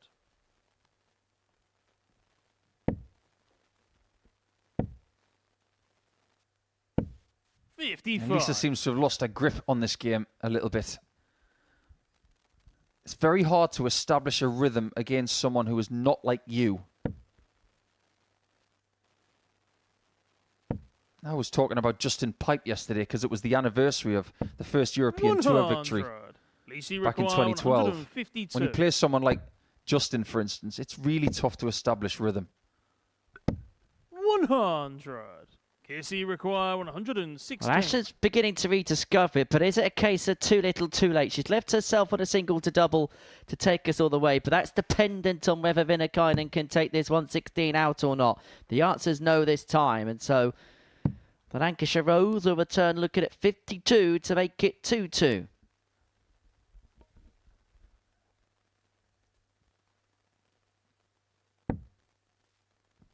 $23. Lisi require 52. I would be surprised if she left tops. Double 8. Game That shot works. Full flag. Lisa Ashton. And Gemma Hayter has got hope. Fifth and final This leg. is our It's first Kirsty game that's to gone the throw first. distance Game on. since game 3. And on that occasion, against Paige Pauling, Viinikainen was excellent in the last leg. And I mean excellent. She was in trouble in that leg, but then found those two back-to-back 140s and a 60 checkout with 2 darts.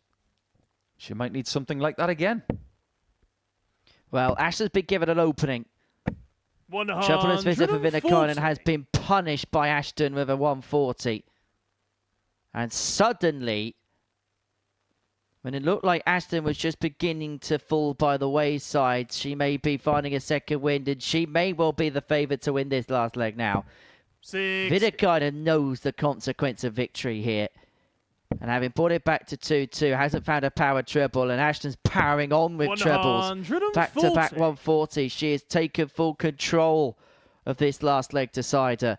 And suddenly, the Finn is very much in the distance in this last leg, and it could well now go down to the last game against Gemma Hayter. 55.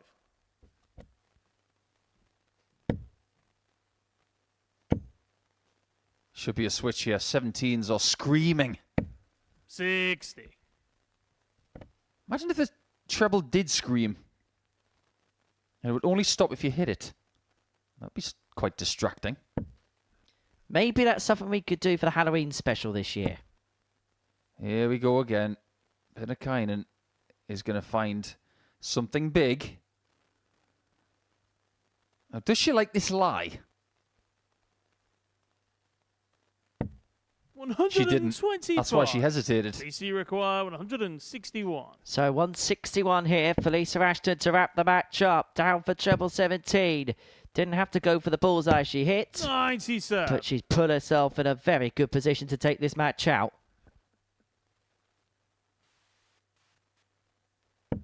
For Viinikainen, this last leg thus far hasn't gone to plan, but is beginning to find some big scores towards the back end of it. She's 62. Lisi requires following that, has 64. left herself on 139. Hasn't punished as much as she should have, and perhaps would have thought, oh, it's happening again. 56. A match start missed by Ashton. 39. And by virtue of 2 single 1 scores in the previous visit, Viinikainen is now in trouble.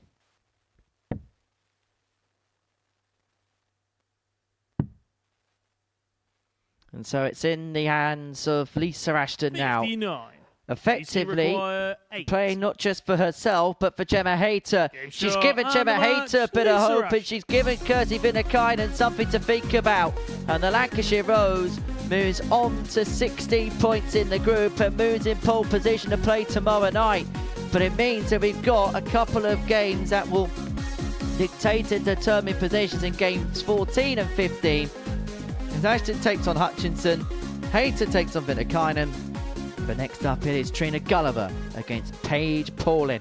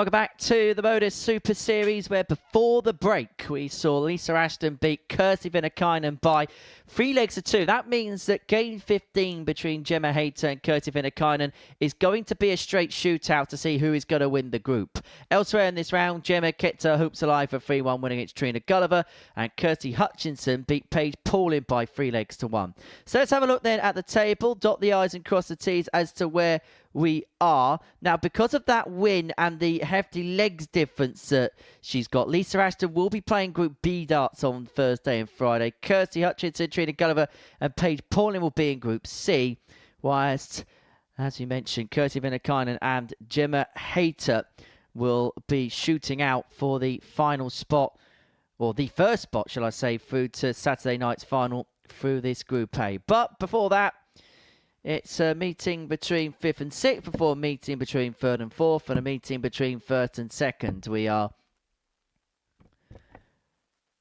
numerically going through the final few games of this group. Now, Trina Gulliver probably did not expect to be anywhere near this position at the start of the day.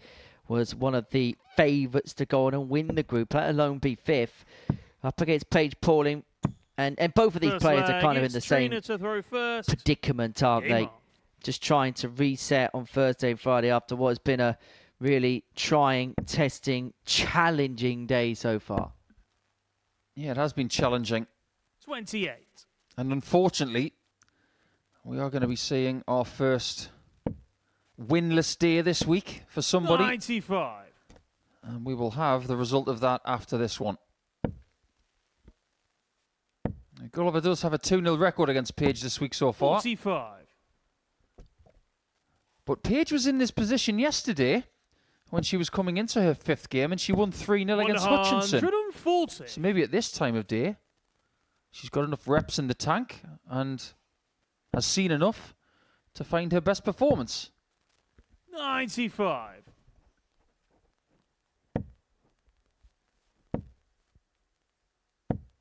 $30.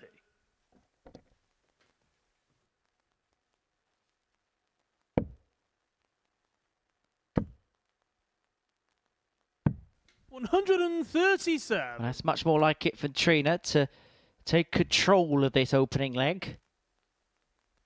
Do you think Trina's really proud to 44. see people like Paige coming through, people like Bo and Fallon? She's seen so many new talents emerge because of all of the groundwork that was done by herself, but also by the people that preceded Trina. People like Linda Duffy and Maureen 58. Flowers and Trini require many others. 126.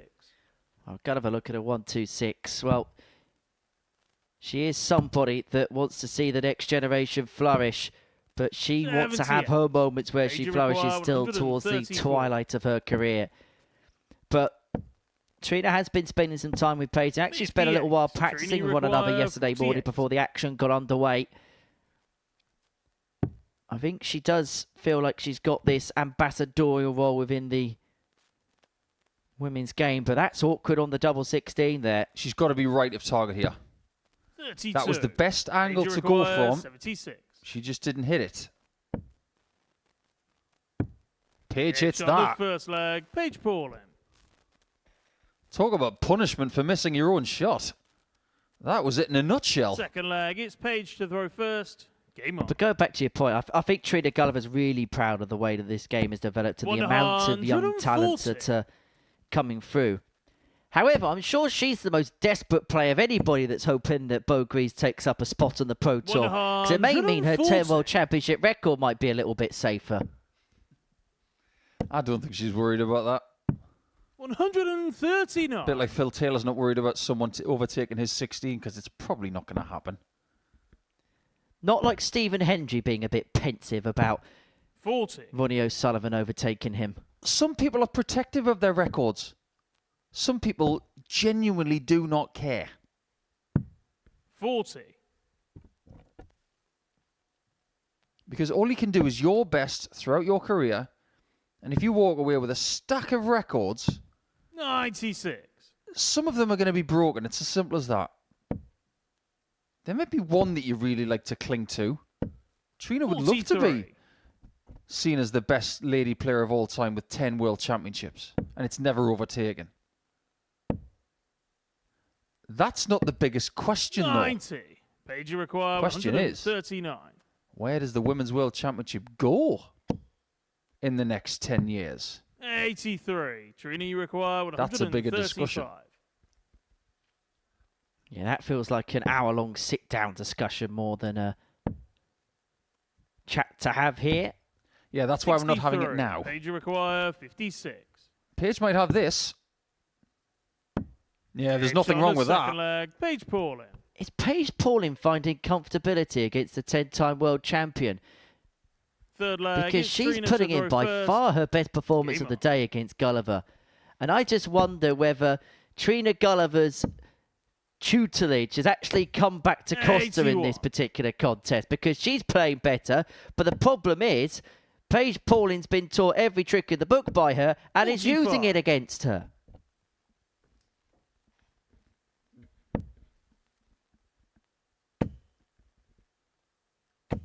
That leads me to the next point. Anybody who gets to 2 from 2 on doubles today is cursed.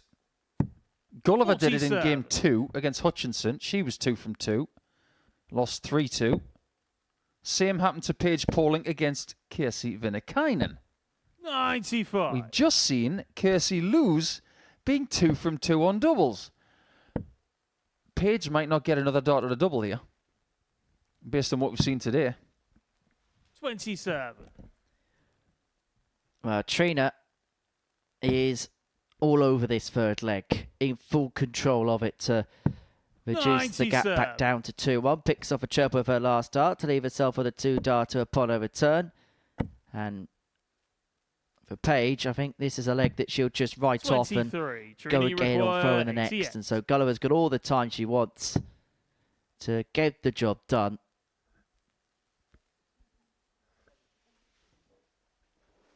I think she's a little bit surprised that she instinctively went for the 48. 48. It's a good plan. I like it. Don't mess around. Don't leave yourself on small doubles. You go aggressively on 88, you can find yourself on 7. 45. Trina, you require 40. And she's left herself on tops.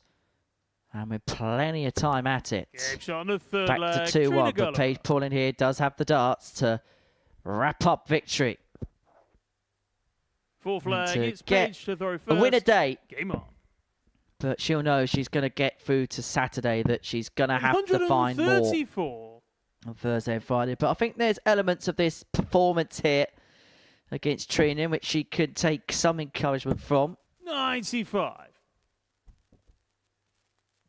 And of course, these two will meet again on Thursday and Friday. So 59. an opportunity to strike a blow ahead of those particular meetings to come later in the week. Well, can you imagine what Paige's friends 22. are doing right now? They might be at college. They might be studying, thinking about which university they're going to go to 23. next year. And then when she sees them again, oh, what did you do last week? Played against a 10-time world champion.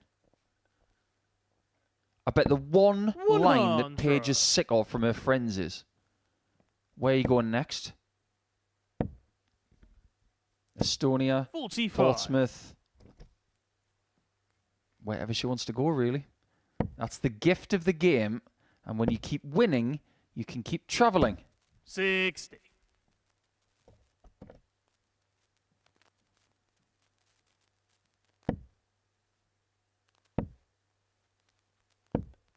That is a classy ton. Especially when you're finding that 60 bed with only half a bed to aim at.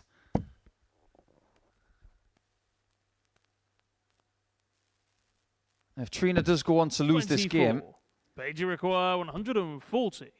it's going to be you who's going to be asking her how it went. 100. Ooh, that was nearly a bust on 140. That was so close.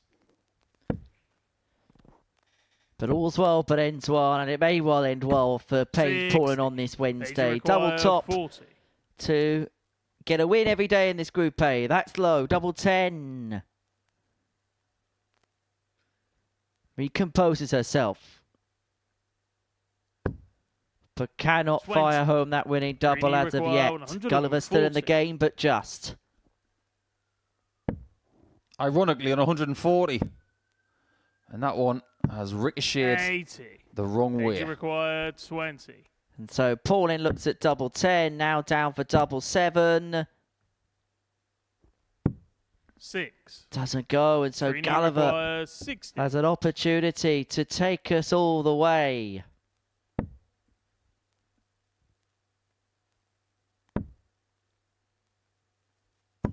Again, she On the smashes full the flag, marker. Trina Gulliver. That is a brilliant dart from Trina. What, 6 match Fifth and darts final from leg. Paige It's Pauling Trina to throw first. may just cost her Game on. the valuable victory on Wednesday. And so all of a sudden, the Golden Girl is throwing for the match. 140. And it's kicked off with a 140. You think about the formats that Trina's played in her career. She's played more short format stuff 83. than arguably anyone. Because in her heyday, 66. the people who made up the formats told the ladies, and indeed the young girls, that they were only playing short format. 100. Think back to the first World Championship. The final was short. And I mean really short. 41. You know how they have equal pay in tennis? I'm not against it. I'm not going to sit here and say that I am. But I'm interested to know why the ladies only play best of 3 sets in Grand Slams compared to the men playing best of 5. In darts, is there any reason why ladies don't play longer formats? I can't think of one. 100. Trini require 154. I think they would want to.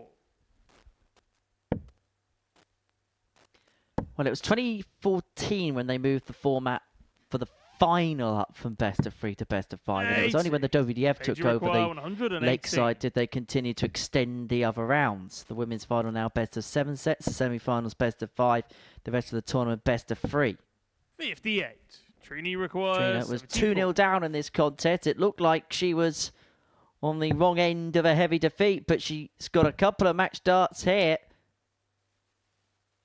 A double 16 to get the job done and to complete a turnaround win against Paige Pauling. A tried day in the end for Trina Gulliver. She moves on to 14 points. She's going to be playing Group C on Thursday and Friday afternoon, respectively. I think there's a little bit of her that's wondering what has happened today, but she at least finishes with a win for Paige Pauling. It'll be about regrouping in Group C. Coming up after the break, Lisa Ashton will take on Kirsty Hutchinson.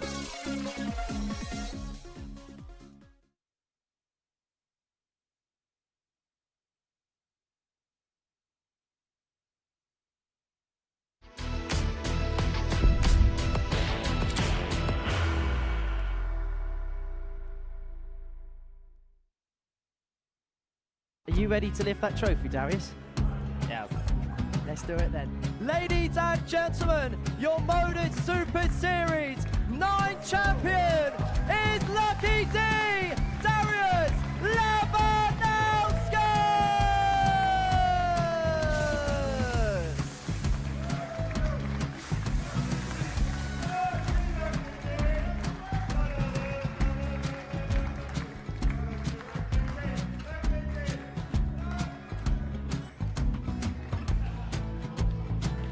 Well, what a wonderful night of darts we have seen, and we are ready.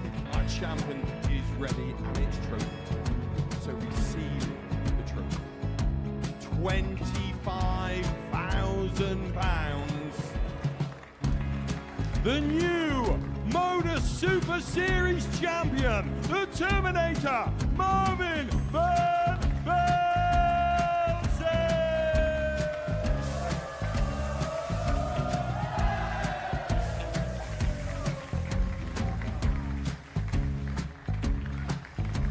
And one more time, the 8th Modus Super Series champion, the Terminator, Marvin Van Velzen.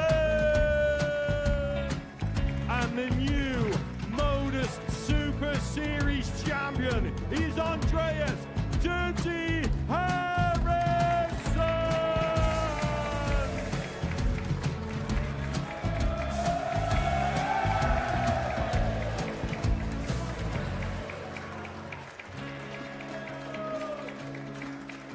And one more time, the 7th Modus Super Series champion.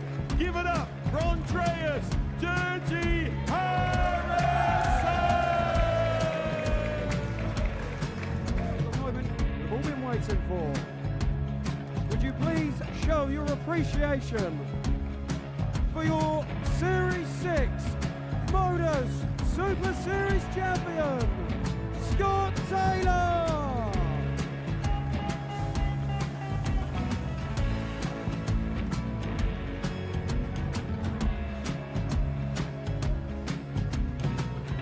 One more time, your new Modus Super Series champion.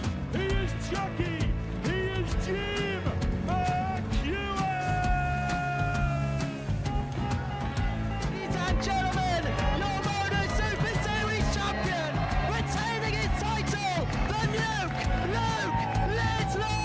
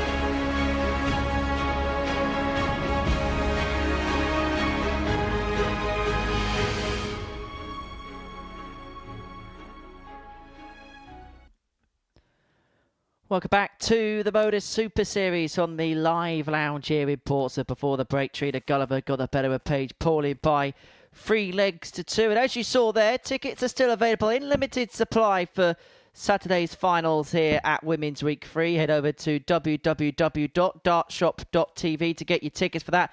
And for next week's specials week as well, the international pairs featuring 12 nations vying for the ultimate global glory. And on top of that, the weekly tickets for Super Series 11 are available. So if you do fancy a Saturday night in Portsmouth in the summer, and First trust leg, me, it's Portsmouth Lisa to is a throw first. beautiful place when the sun's out. Game on. You can head to Gunwharf Quays, get some shopping done in the afternoon, maybe enjoy a couple of drinks by the quayside, and then make the trip across town to the Modus Live 55. Lounge in London Road to enjoy a Saturday night's worth of darts underneath the famous wooden roof here at the Live Lounge. You'll be able to 28. enjoy a beautiful night worth of sporting action, available every Saturday by heading to 100. www.dartshop.tv.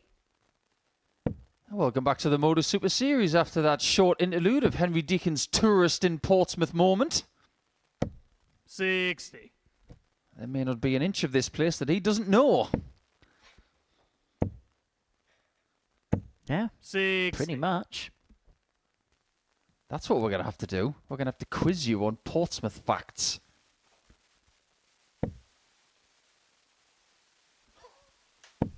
100.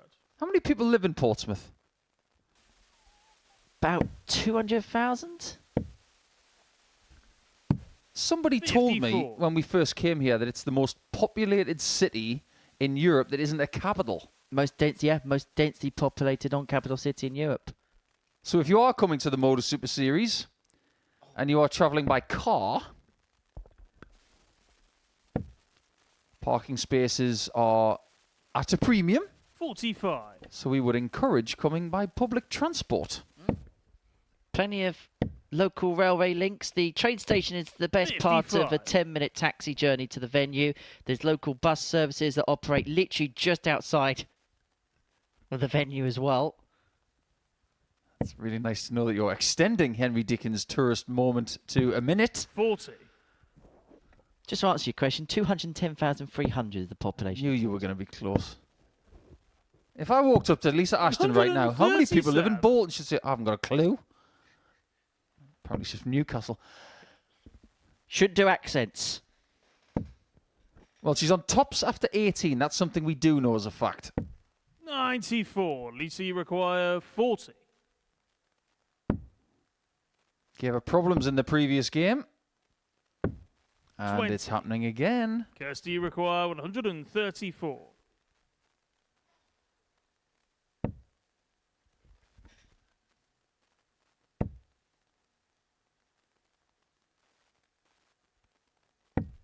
$94. Lisa, you require Well, can 20. Lisa take it out this time? On fives. Gave shot on the first There's your leg. answer. Lisa 1 to Ashton. lead.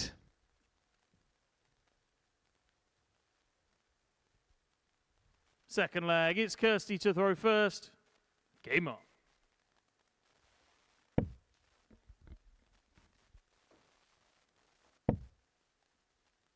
I think today is the epitome of 85. just leaving it a little bit too late.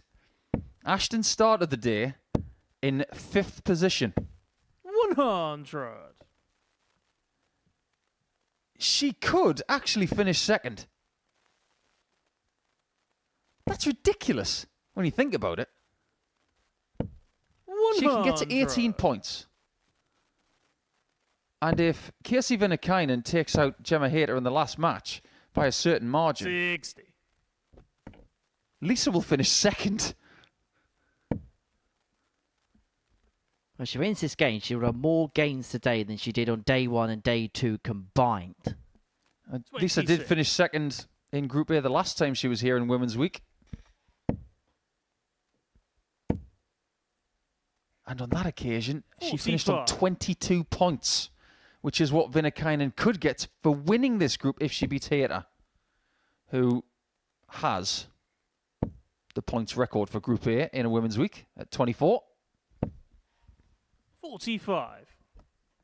Yeah, when Lisa played last time, she played well in the Group A, but then the body just let her down a little bit in Group B on Thursday and Friday night, and consequently that may pay to any tangible hopes of herself progressing any further. Didn't qualify for the Saturday evening in the end. 26.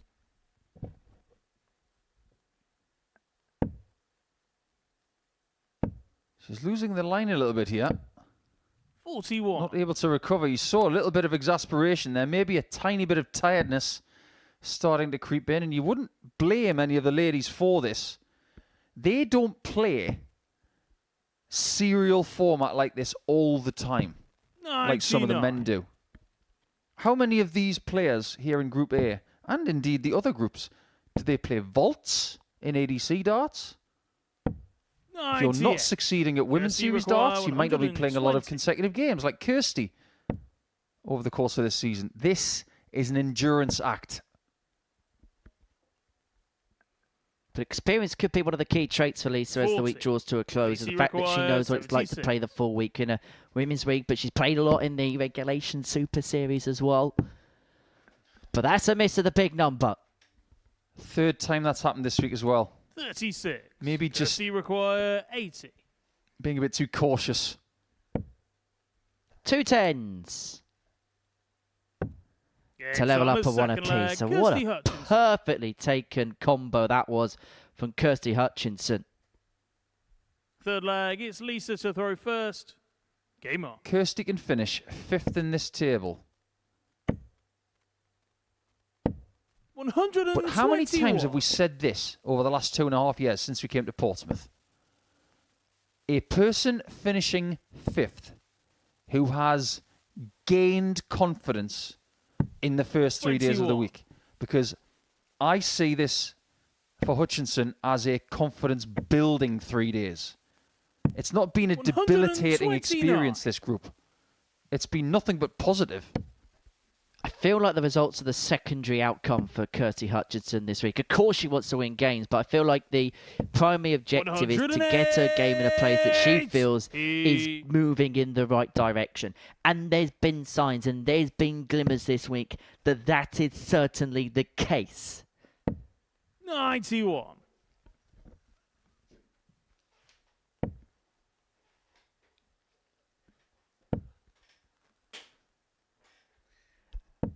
$140. Seen a couple of Lacey attempts at a require 160 160. here this week. And we're going to see 2 more. 60. Ashton couldn't Kirsty take her require chance. Can Hutchinson 160. take hers? Oh, he needs a one more treble on the back of the combination she took out in the previous leg.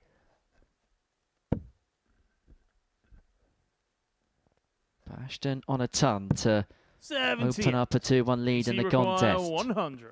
To move herself a leg away. Tops was the intention, not the 60. execution, and so Hutchinson Kirsty for the break. require 82. Just try and keep it simple. Okay.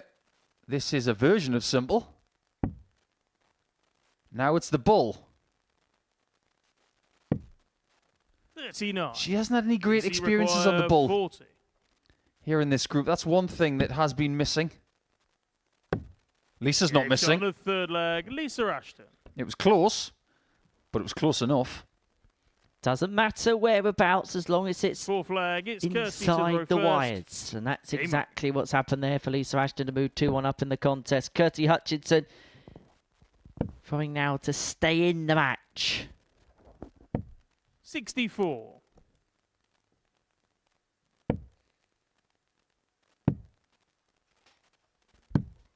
$46.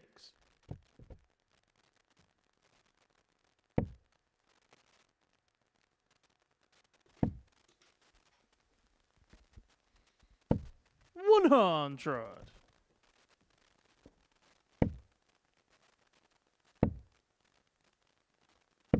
$60. Looks like this one could go the distance. Kirsty's got a 1 dart lead.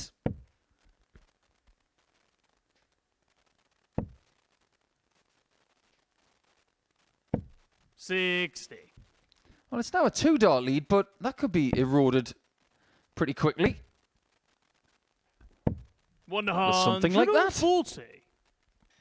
That's why people have darts, isn't it? Because you think you've got a lead and it lasts 4 seconds.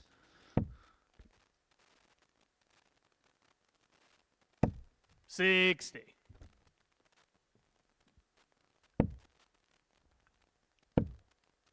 Well, this feels like one of those races down legs, doesn't it? Who can get to that double first? They're both kind of cancelling each other out in this fourth leg. Yeah, and this is just the undercard for the main event next. Hayter against Viinikainen. Winner of the game wins the group. It's as simple as that.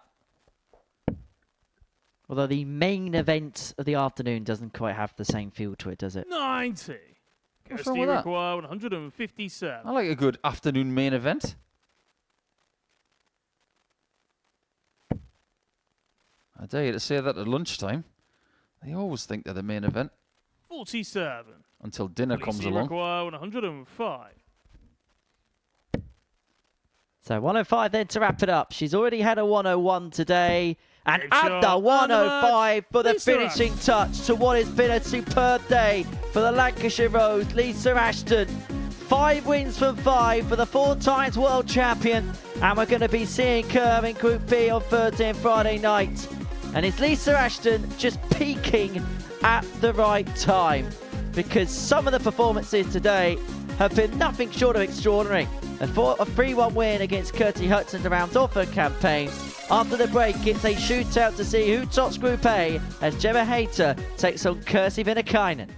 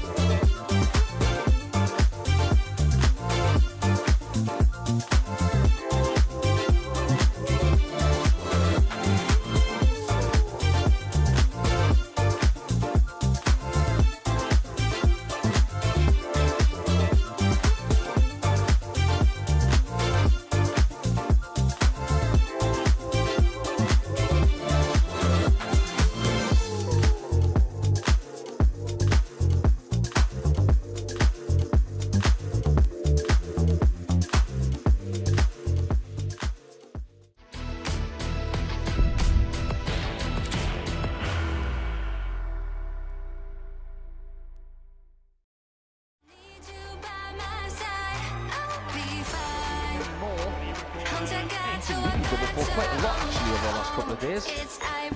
And maybe that's why, because Gemma Hayter is still alive. We would like to get this done before there's any more doubt.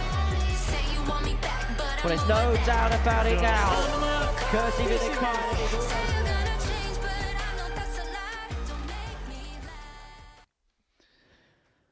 Perhaps it's fitting that the final game of Group A will give us a fitting crescendo to the group, because the winner of the meeting here between Kirsty Viinikainen and Gemma Hayter will win Group A. They'll have a couple of days off and they will have the opportunity to play for the jackpot on Saturday evening here at the Live Lounge in Portsmouth. It's Hayter against Viinikainen. It's England against Finland, and it's for the right to call themselves the victor of the group. Kirsty put in the performance of the week today, a 98.02 average against Trina Gulliver. But after a sluggish start to proceedings, Gemma Hayter has been constantly putting in performance after performance. And I suppose it begs the question, is it going to be that high level of Kirsty Viinikainen today, or that consistency of Gemma Hayter today that's going to prevail? It should also be noted that Gemma Hayter is the player that's got the darts in this game. Who wins out? Paul Nicholson.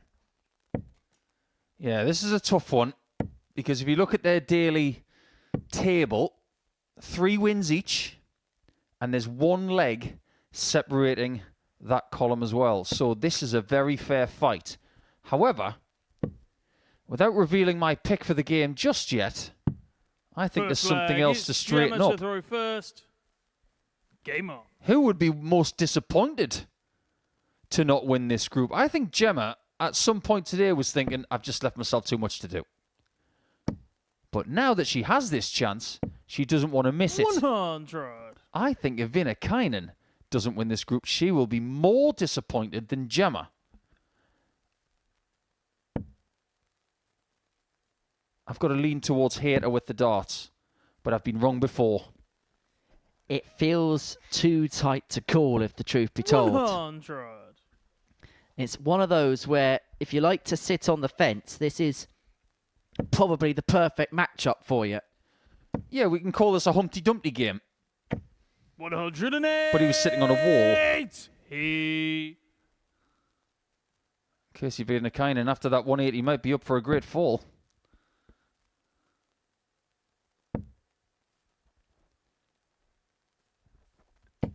$140. And you know what? The way these two have started, we may well be given the game of the group in the last game of the group, the decisive match of these pool of players. Now, if you're here, like Viinikainen is, and she can't go back to Finland for a couple of days, and then come back Saturday. I mean, I suppose she could, but it would be slightly foolish. Gemma lives just a little bit around this area.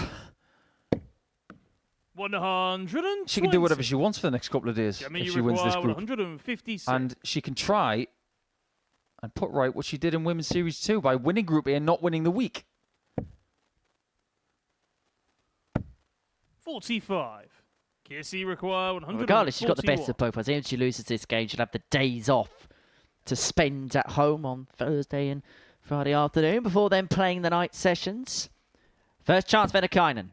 But she's not going to take out the 1-4-1. And so Hayter will return for the 1-1-1 to take a 1-0 lead. 43. Gemma, you require 111. First part, check. Second part, check. Game shot on the first leg. Check, check, Gemma check. Hayter.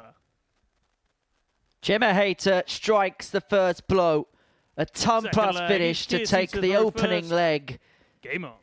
And for Kirsty Viinikainen, is that a kick too far? It will be as you were if she holds in leg 2, though. 60.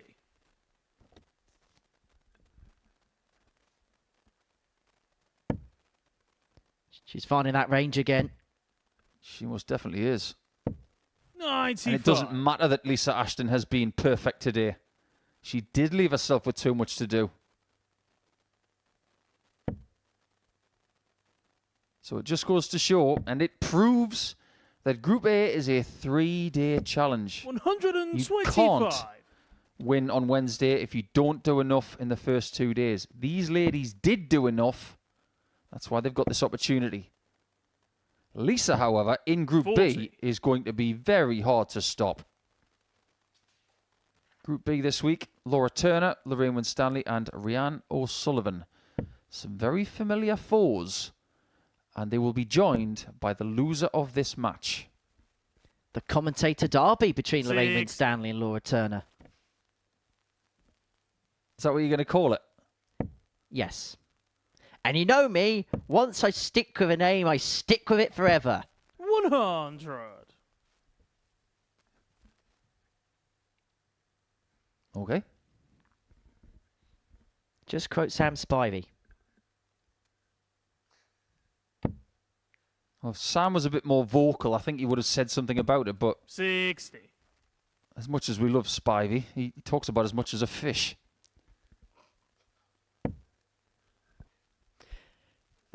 I take it you've not given him a recommendation for guest commentary anytime soon. 99. Not yet. Sam's tremendous. Great player. And a good guy as well, off Yeah, the he hockey is. as well. But not everybody likes to do the talking side of it. I know Alex Small doesn't like it. Spivey's not one for massive showings of TikToking or Facebooking or whatever social media you like. 81.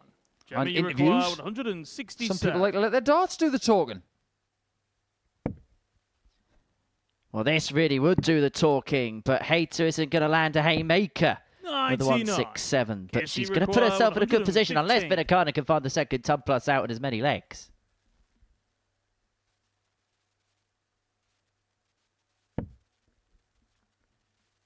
Hold on a second.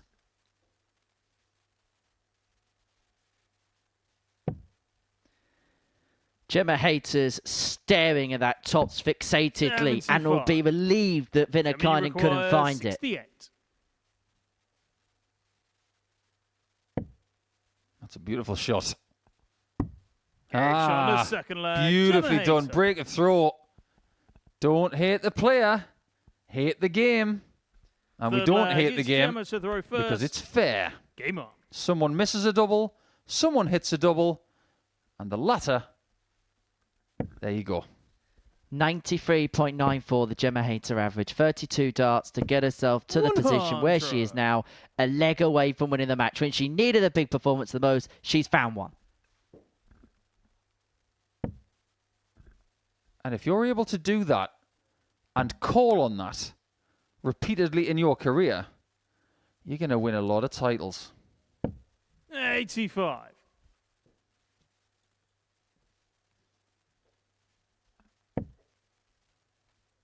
Closing in.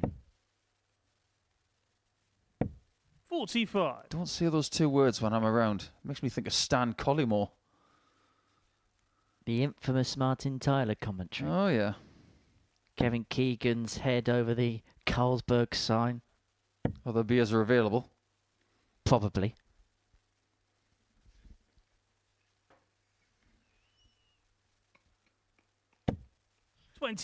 Now, Kirsty is losing her grip on this group, and she has led all day.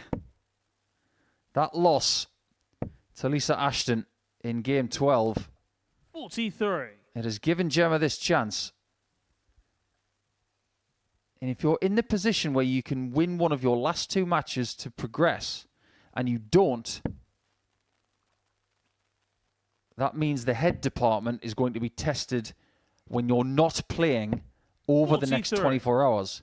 And we did talk about this with Derek Coulson last week.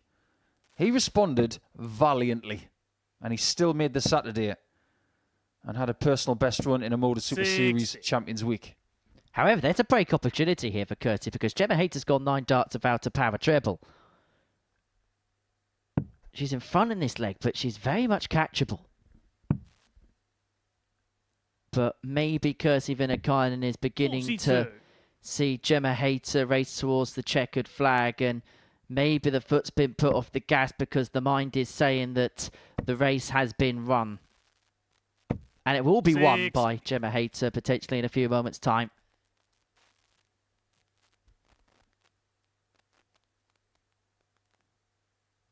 In group situations, there's a time where you can say, I led once.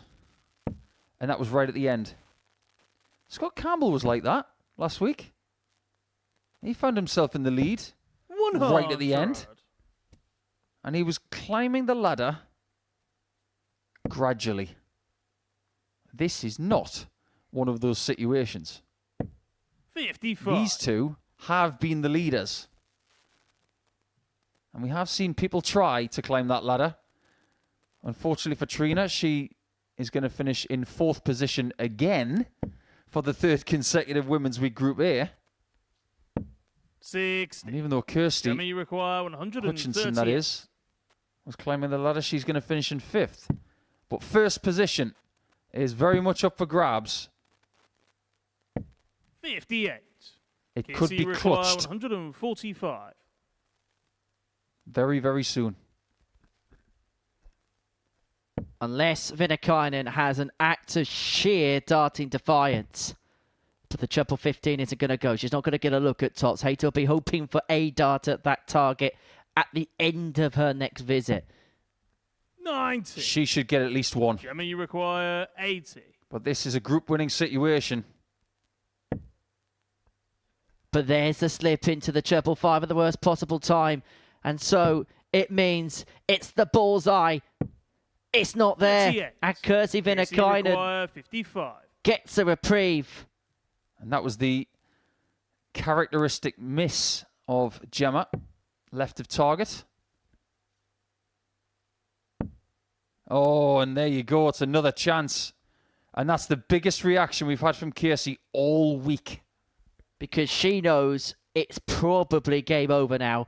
Gemma Hayter will have, providing she keeps it straight, 2 darts in her hand and a double a 23. choice to send herself Gemma, through. you require 42. Kirsty Viinikainen at one point looked all but the winner of this Group 8. But Gemma Hayter has stuck with the task. But hasn't crossed the finishing line as of yet. 32. Kirsty Viinikainen comes back. She's still by the thinnest of thin threads in the equation. Hanging on by her fingernails, she has found a way to reduce the gap. 4th flag, it's Kirsty to throw first. Game on. If your opponent doesn't hit and you get a chance to, you make them pay for it. And we have seen already today that if you don't put her 60. out when you get the chance, she can make you pay for it. And now the emotional roller coaster goes the other way. How does Gemma Hayter deal with the setback of missing darts to win the group? It's tough. It is really tough. It's an internal struggle. Your mind is saying to you, or a portion of it anyway, 123. why did you miss double 16? Why did you miss the bull? But then you have to fight that and you say, it doesn't matter. I'm going to win anyway. 125. That's how psychology works. It's all about positive self-talk when this subconscious of negative self-talk is something that is difficult to control. 140. The person who helped Ronnie O'Sullivan wrote a book about the chimp paradox. It's about the logical side of the brain and 59. the ape side of the brain, or the chimp. Are we destined for a decider? It looks that way. Hayter led 2-0, had darts to win this game 3-zip. Viinikainen pulled one back and now looks set to take us the 60. distance. Well, Kirsty has left herself a little bit vulnerable here.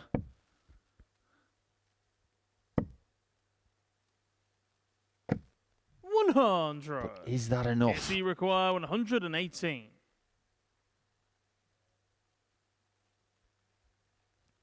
It's a chance to take us all the way. She's not going to find the 118. Can Gemma Hayter do it in the most blistering style? 95. That could be costly. Gemma, you require 157. Missed the single too low. But it's on. And it's another drift to the left.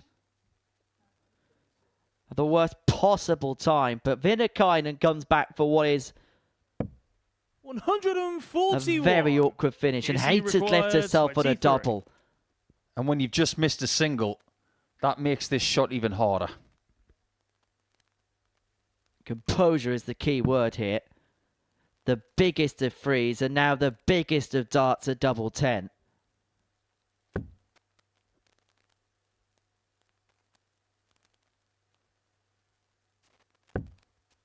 And potentially the biggest of misses because Gemma Hayter 16. comes back 3 in hand at double 8 to seal her place through.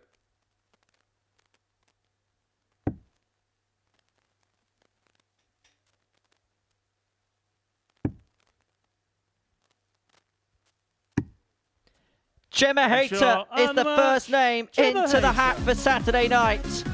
She beats Kirsty Viinikainen in a shootout match by 3 legs to 1 to once again win a Group A at Women's Week. And she'll be hoping to right the wrongs of last time that she was here, where she won Group A and then went out of proceedings on Saturday night. But she's in the hat, she's booked her ticket through, and this place consequently is going to be packed to the rafters. And this is how she did it. Beating Viinikainen 3-1. She squandered opportunity to win it 3-0, but all's well but ends well for Gemma Hayter. Kirsty Viinikainen's going to have to go again in Group B, but we're going to hear from Gemma Hayter in a few moments' time. She'll join myself and Paul Nicholson for some post-match analysis in the studio.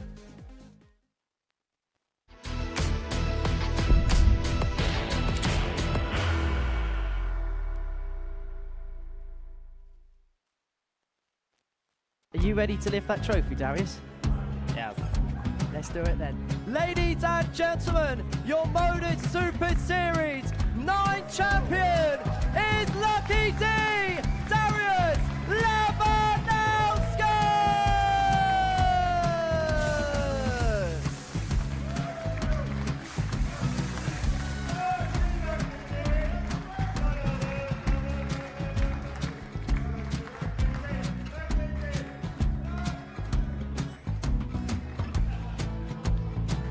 Well, what a wonderful night of darts we have seen, and we are ready.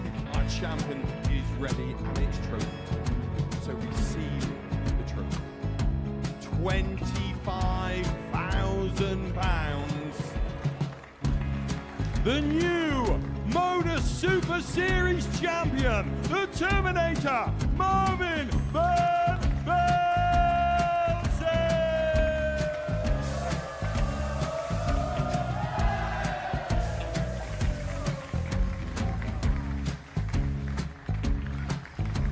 And one more time, the 8th Modus Super Series champion, the Terminator, Marvin Van Velzen. And the new Modus Super Series champion is Andreas Dirty Harrison.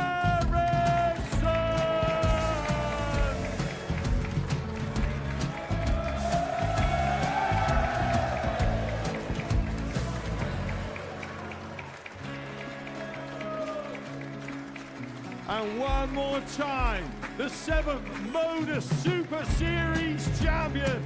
Give it up for Andreas Dirty Harrison!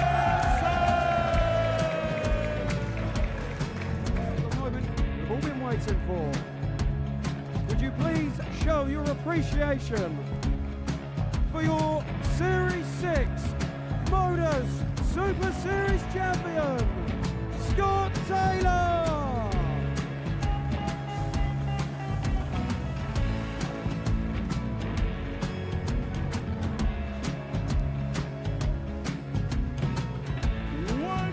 Time, your new Modus Super Series champion. He is Chucky. He is Jim McEwen. Ladies and gentlemen, your Modus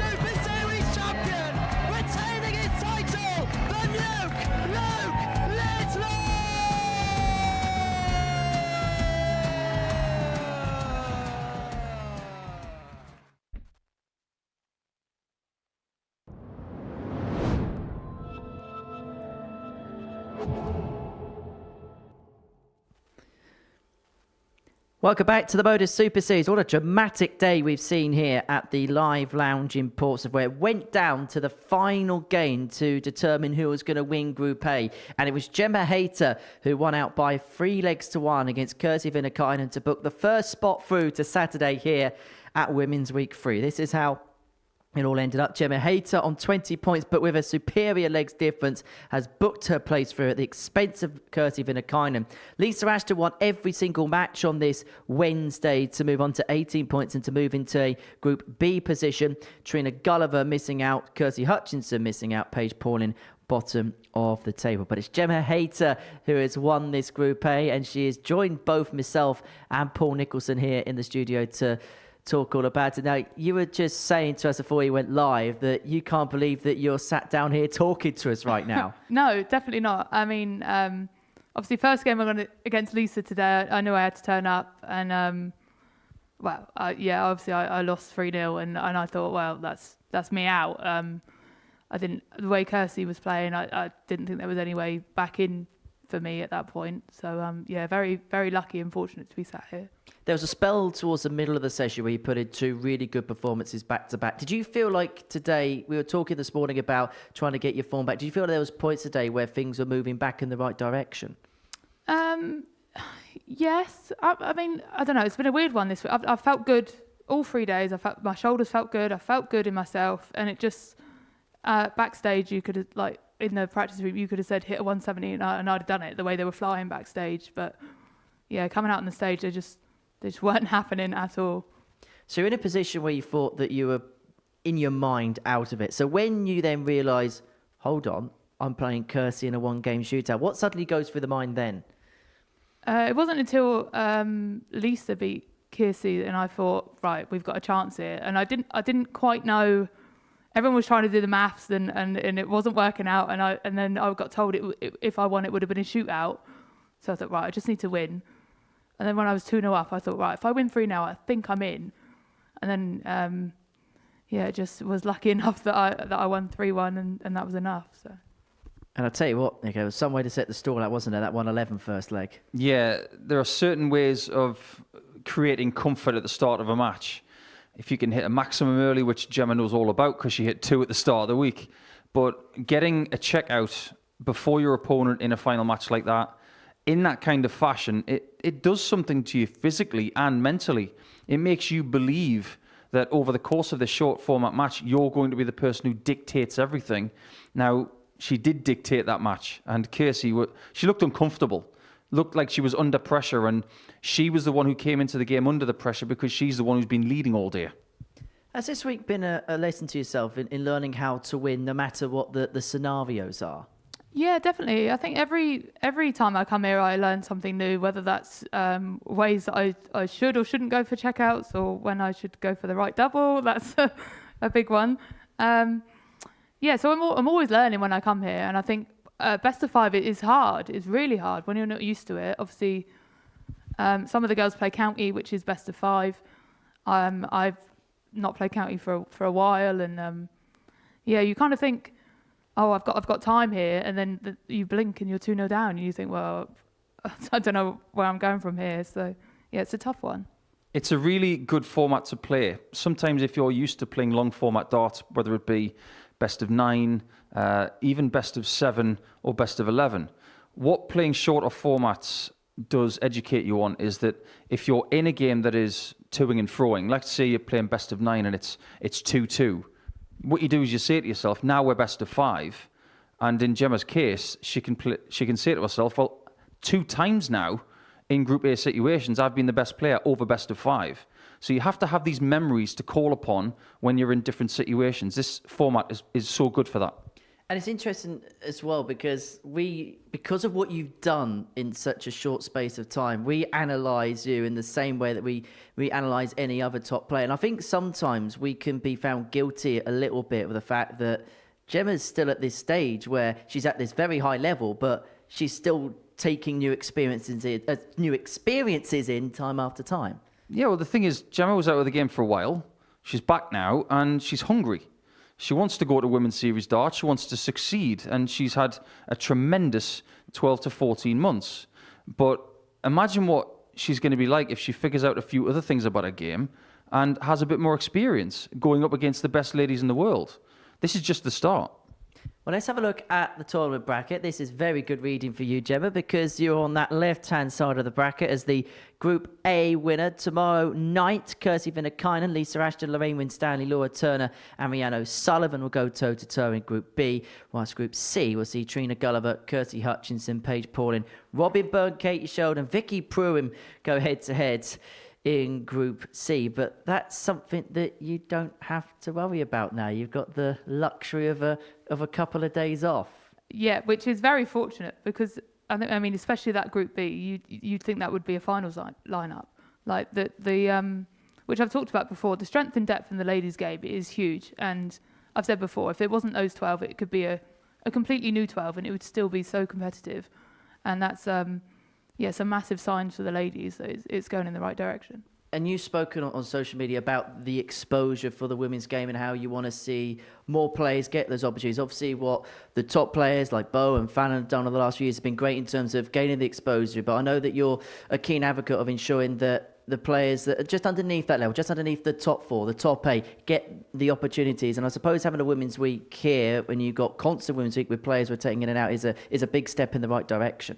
Yeah, it's huge and it's brilliant. And I think it's another avenue for ladies to strive towards is playing at the Modus and being invited to the Women's Week.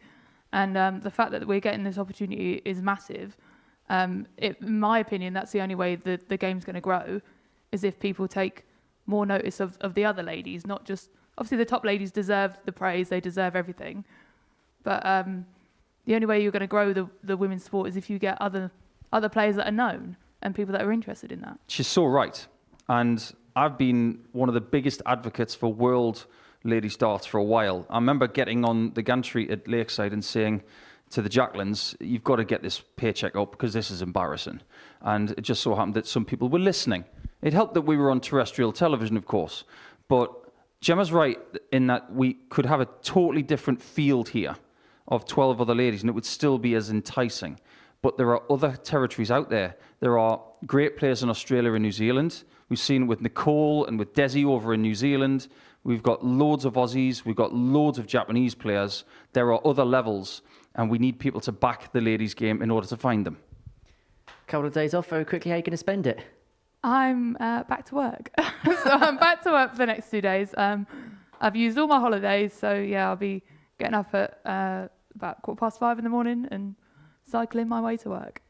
Enjoy that. We shall see you on Saturday night. Thank you so much. Thank you, Azea, for your company, Nico. Plenty coming up on Pluto TV. And you actually get to see a little bit more of Gemma Hayter in action as she takes on Fallon Sherrick in the Championship Tour finals. That took place back in November. No spoilers, Gemma, as to what happened in that one.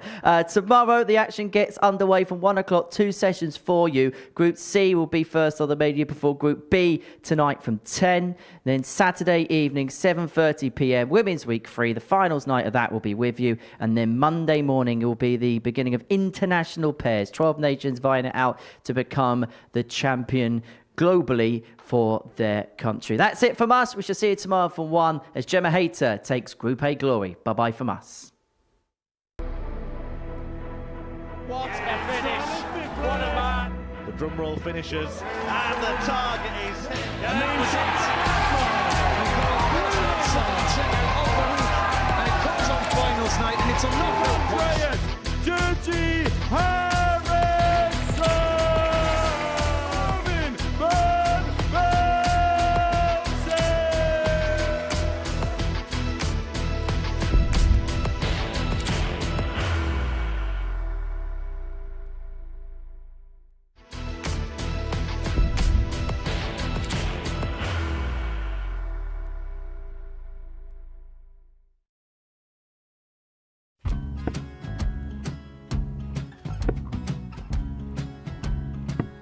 54. Charlie McGuire, 164.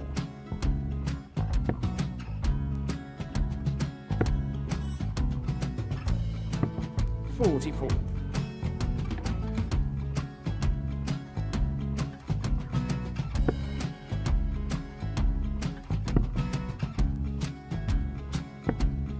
32. Charlie required 120.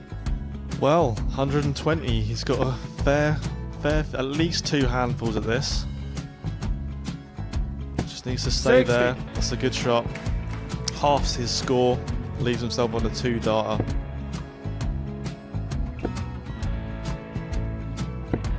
$26. Charlie Time on his required side 60.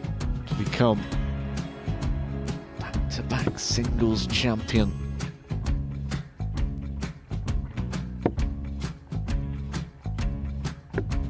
$40. Definitely a couple of nerves in those last 2 darts. But he'll be coming back.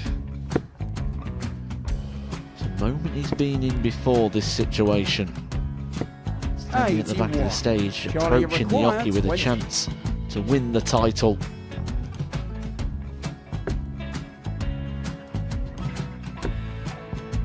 He did this to win the first title, if you remember. 11. I think he's gone. Georgia I think require he's gone to 180. bust it, maybe. The first title he won, he wanted 20. He went 6-7-7 to win it. He had a chance to replicate it again. Yeah, I get the feeling that was for a bust. And 39. on that situation there, George require Scaife wasn't even 9. able to take it out going to the 18s on that switch. Yeah, I think he just panicked a bit, but he's done well to get that big one. Sometimes can be the hardest part. Georgia requires This is it. 79. It's got to be 19s. It's got to be 19s for this shot. Big 20 and a double. He's got the first one. He's going to get a match dart here.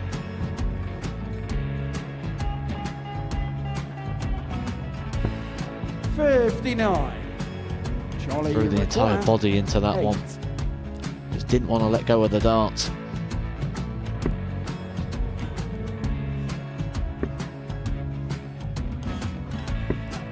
No score. He's given George a chance. Georgia require 20. I think George has been quite good on double 10 today. So many opportunities for Charlie Murphy. Go Couldn't get the job it. done. Got in the match! And the Red Dragon George Modus Scaife. Super Series Influencers Champion, George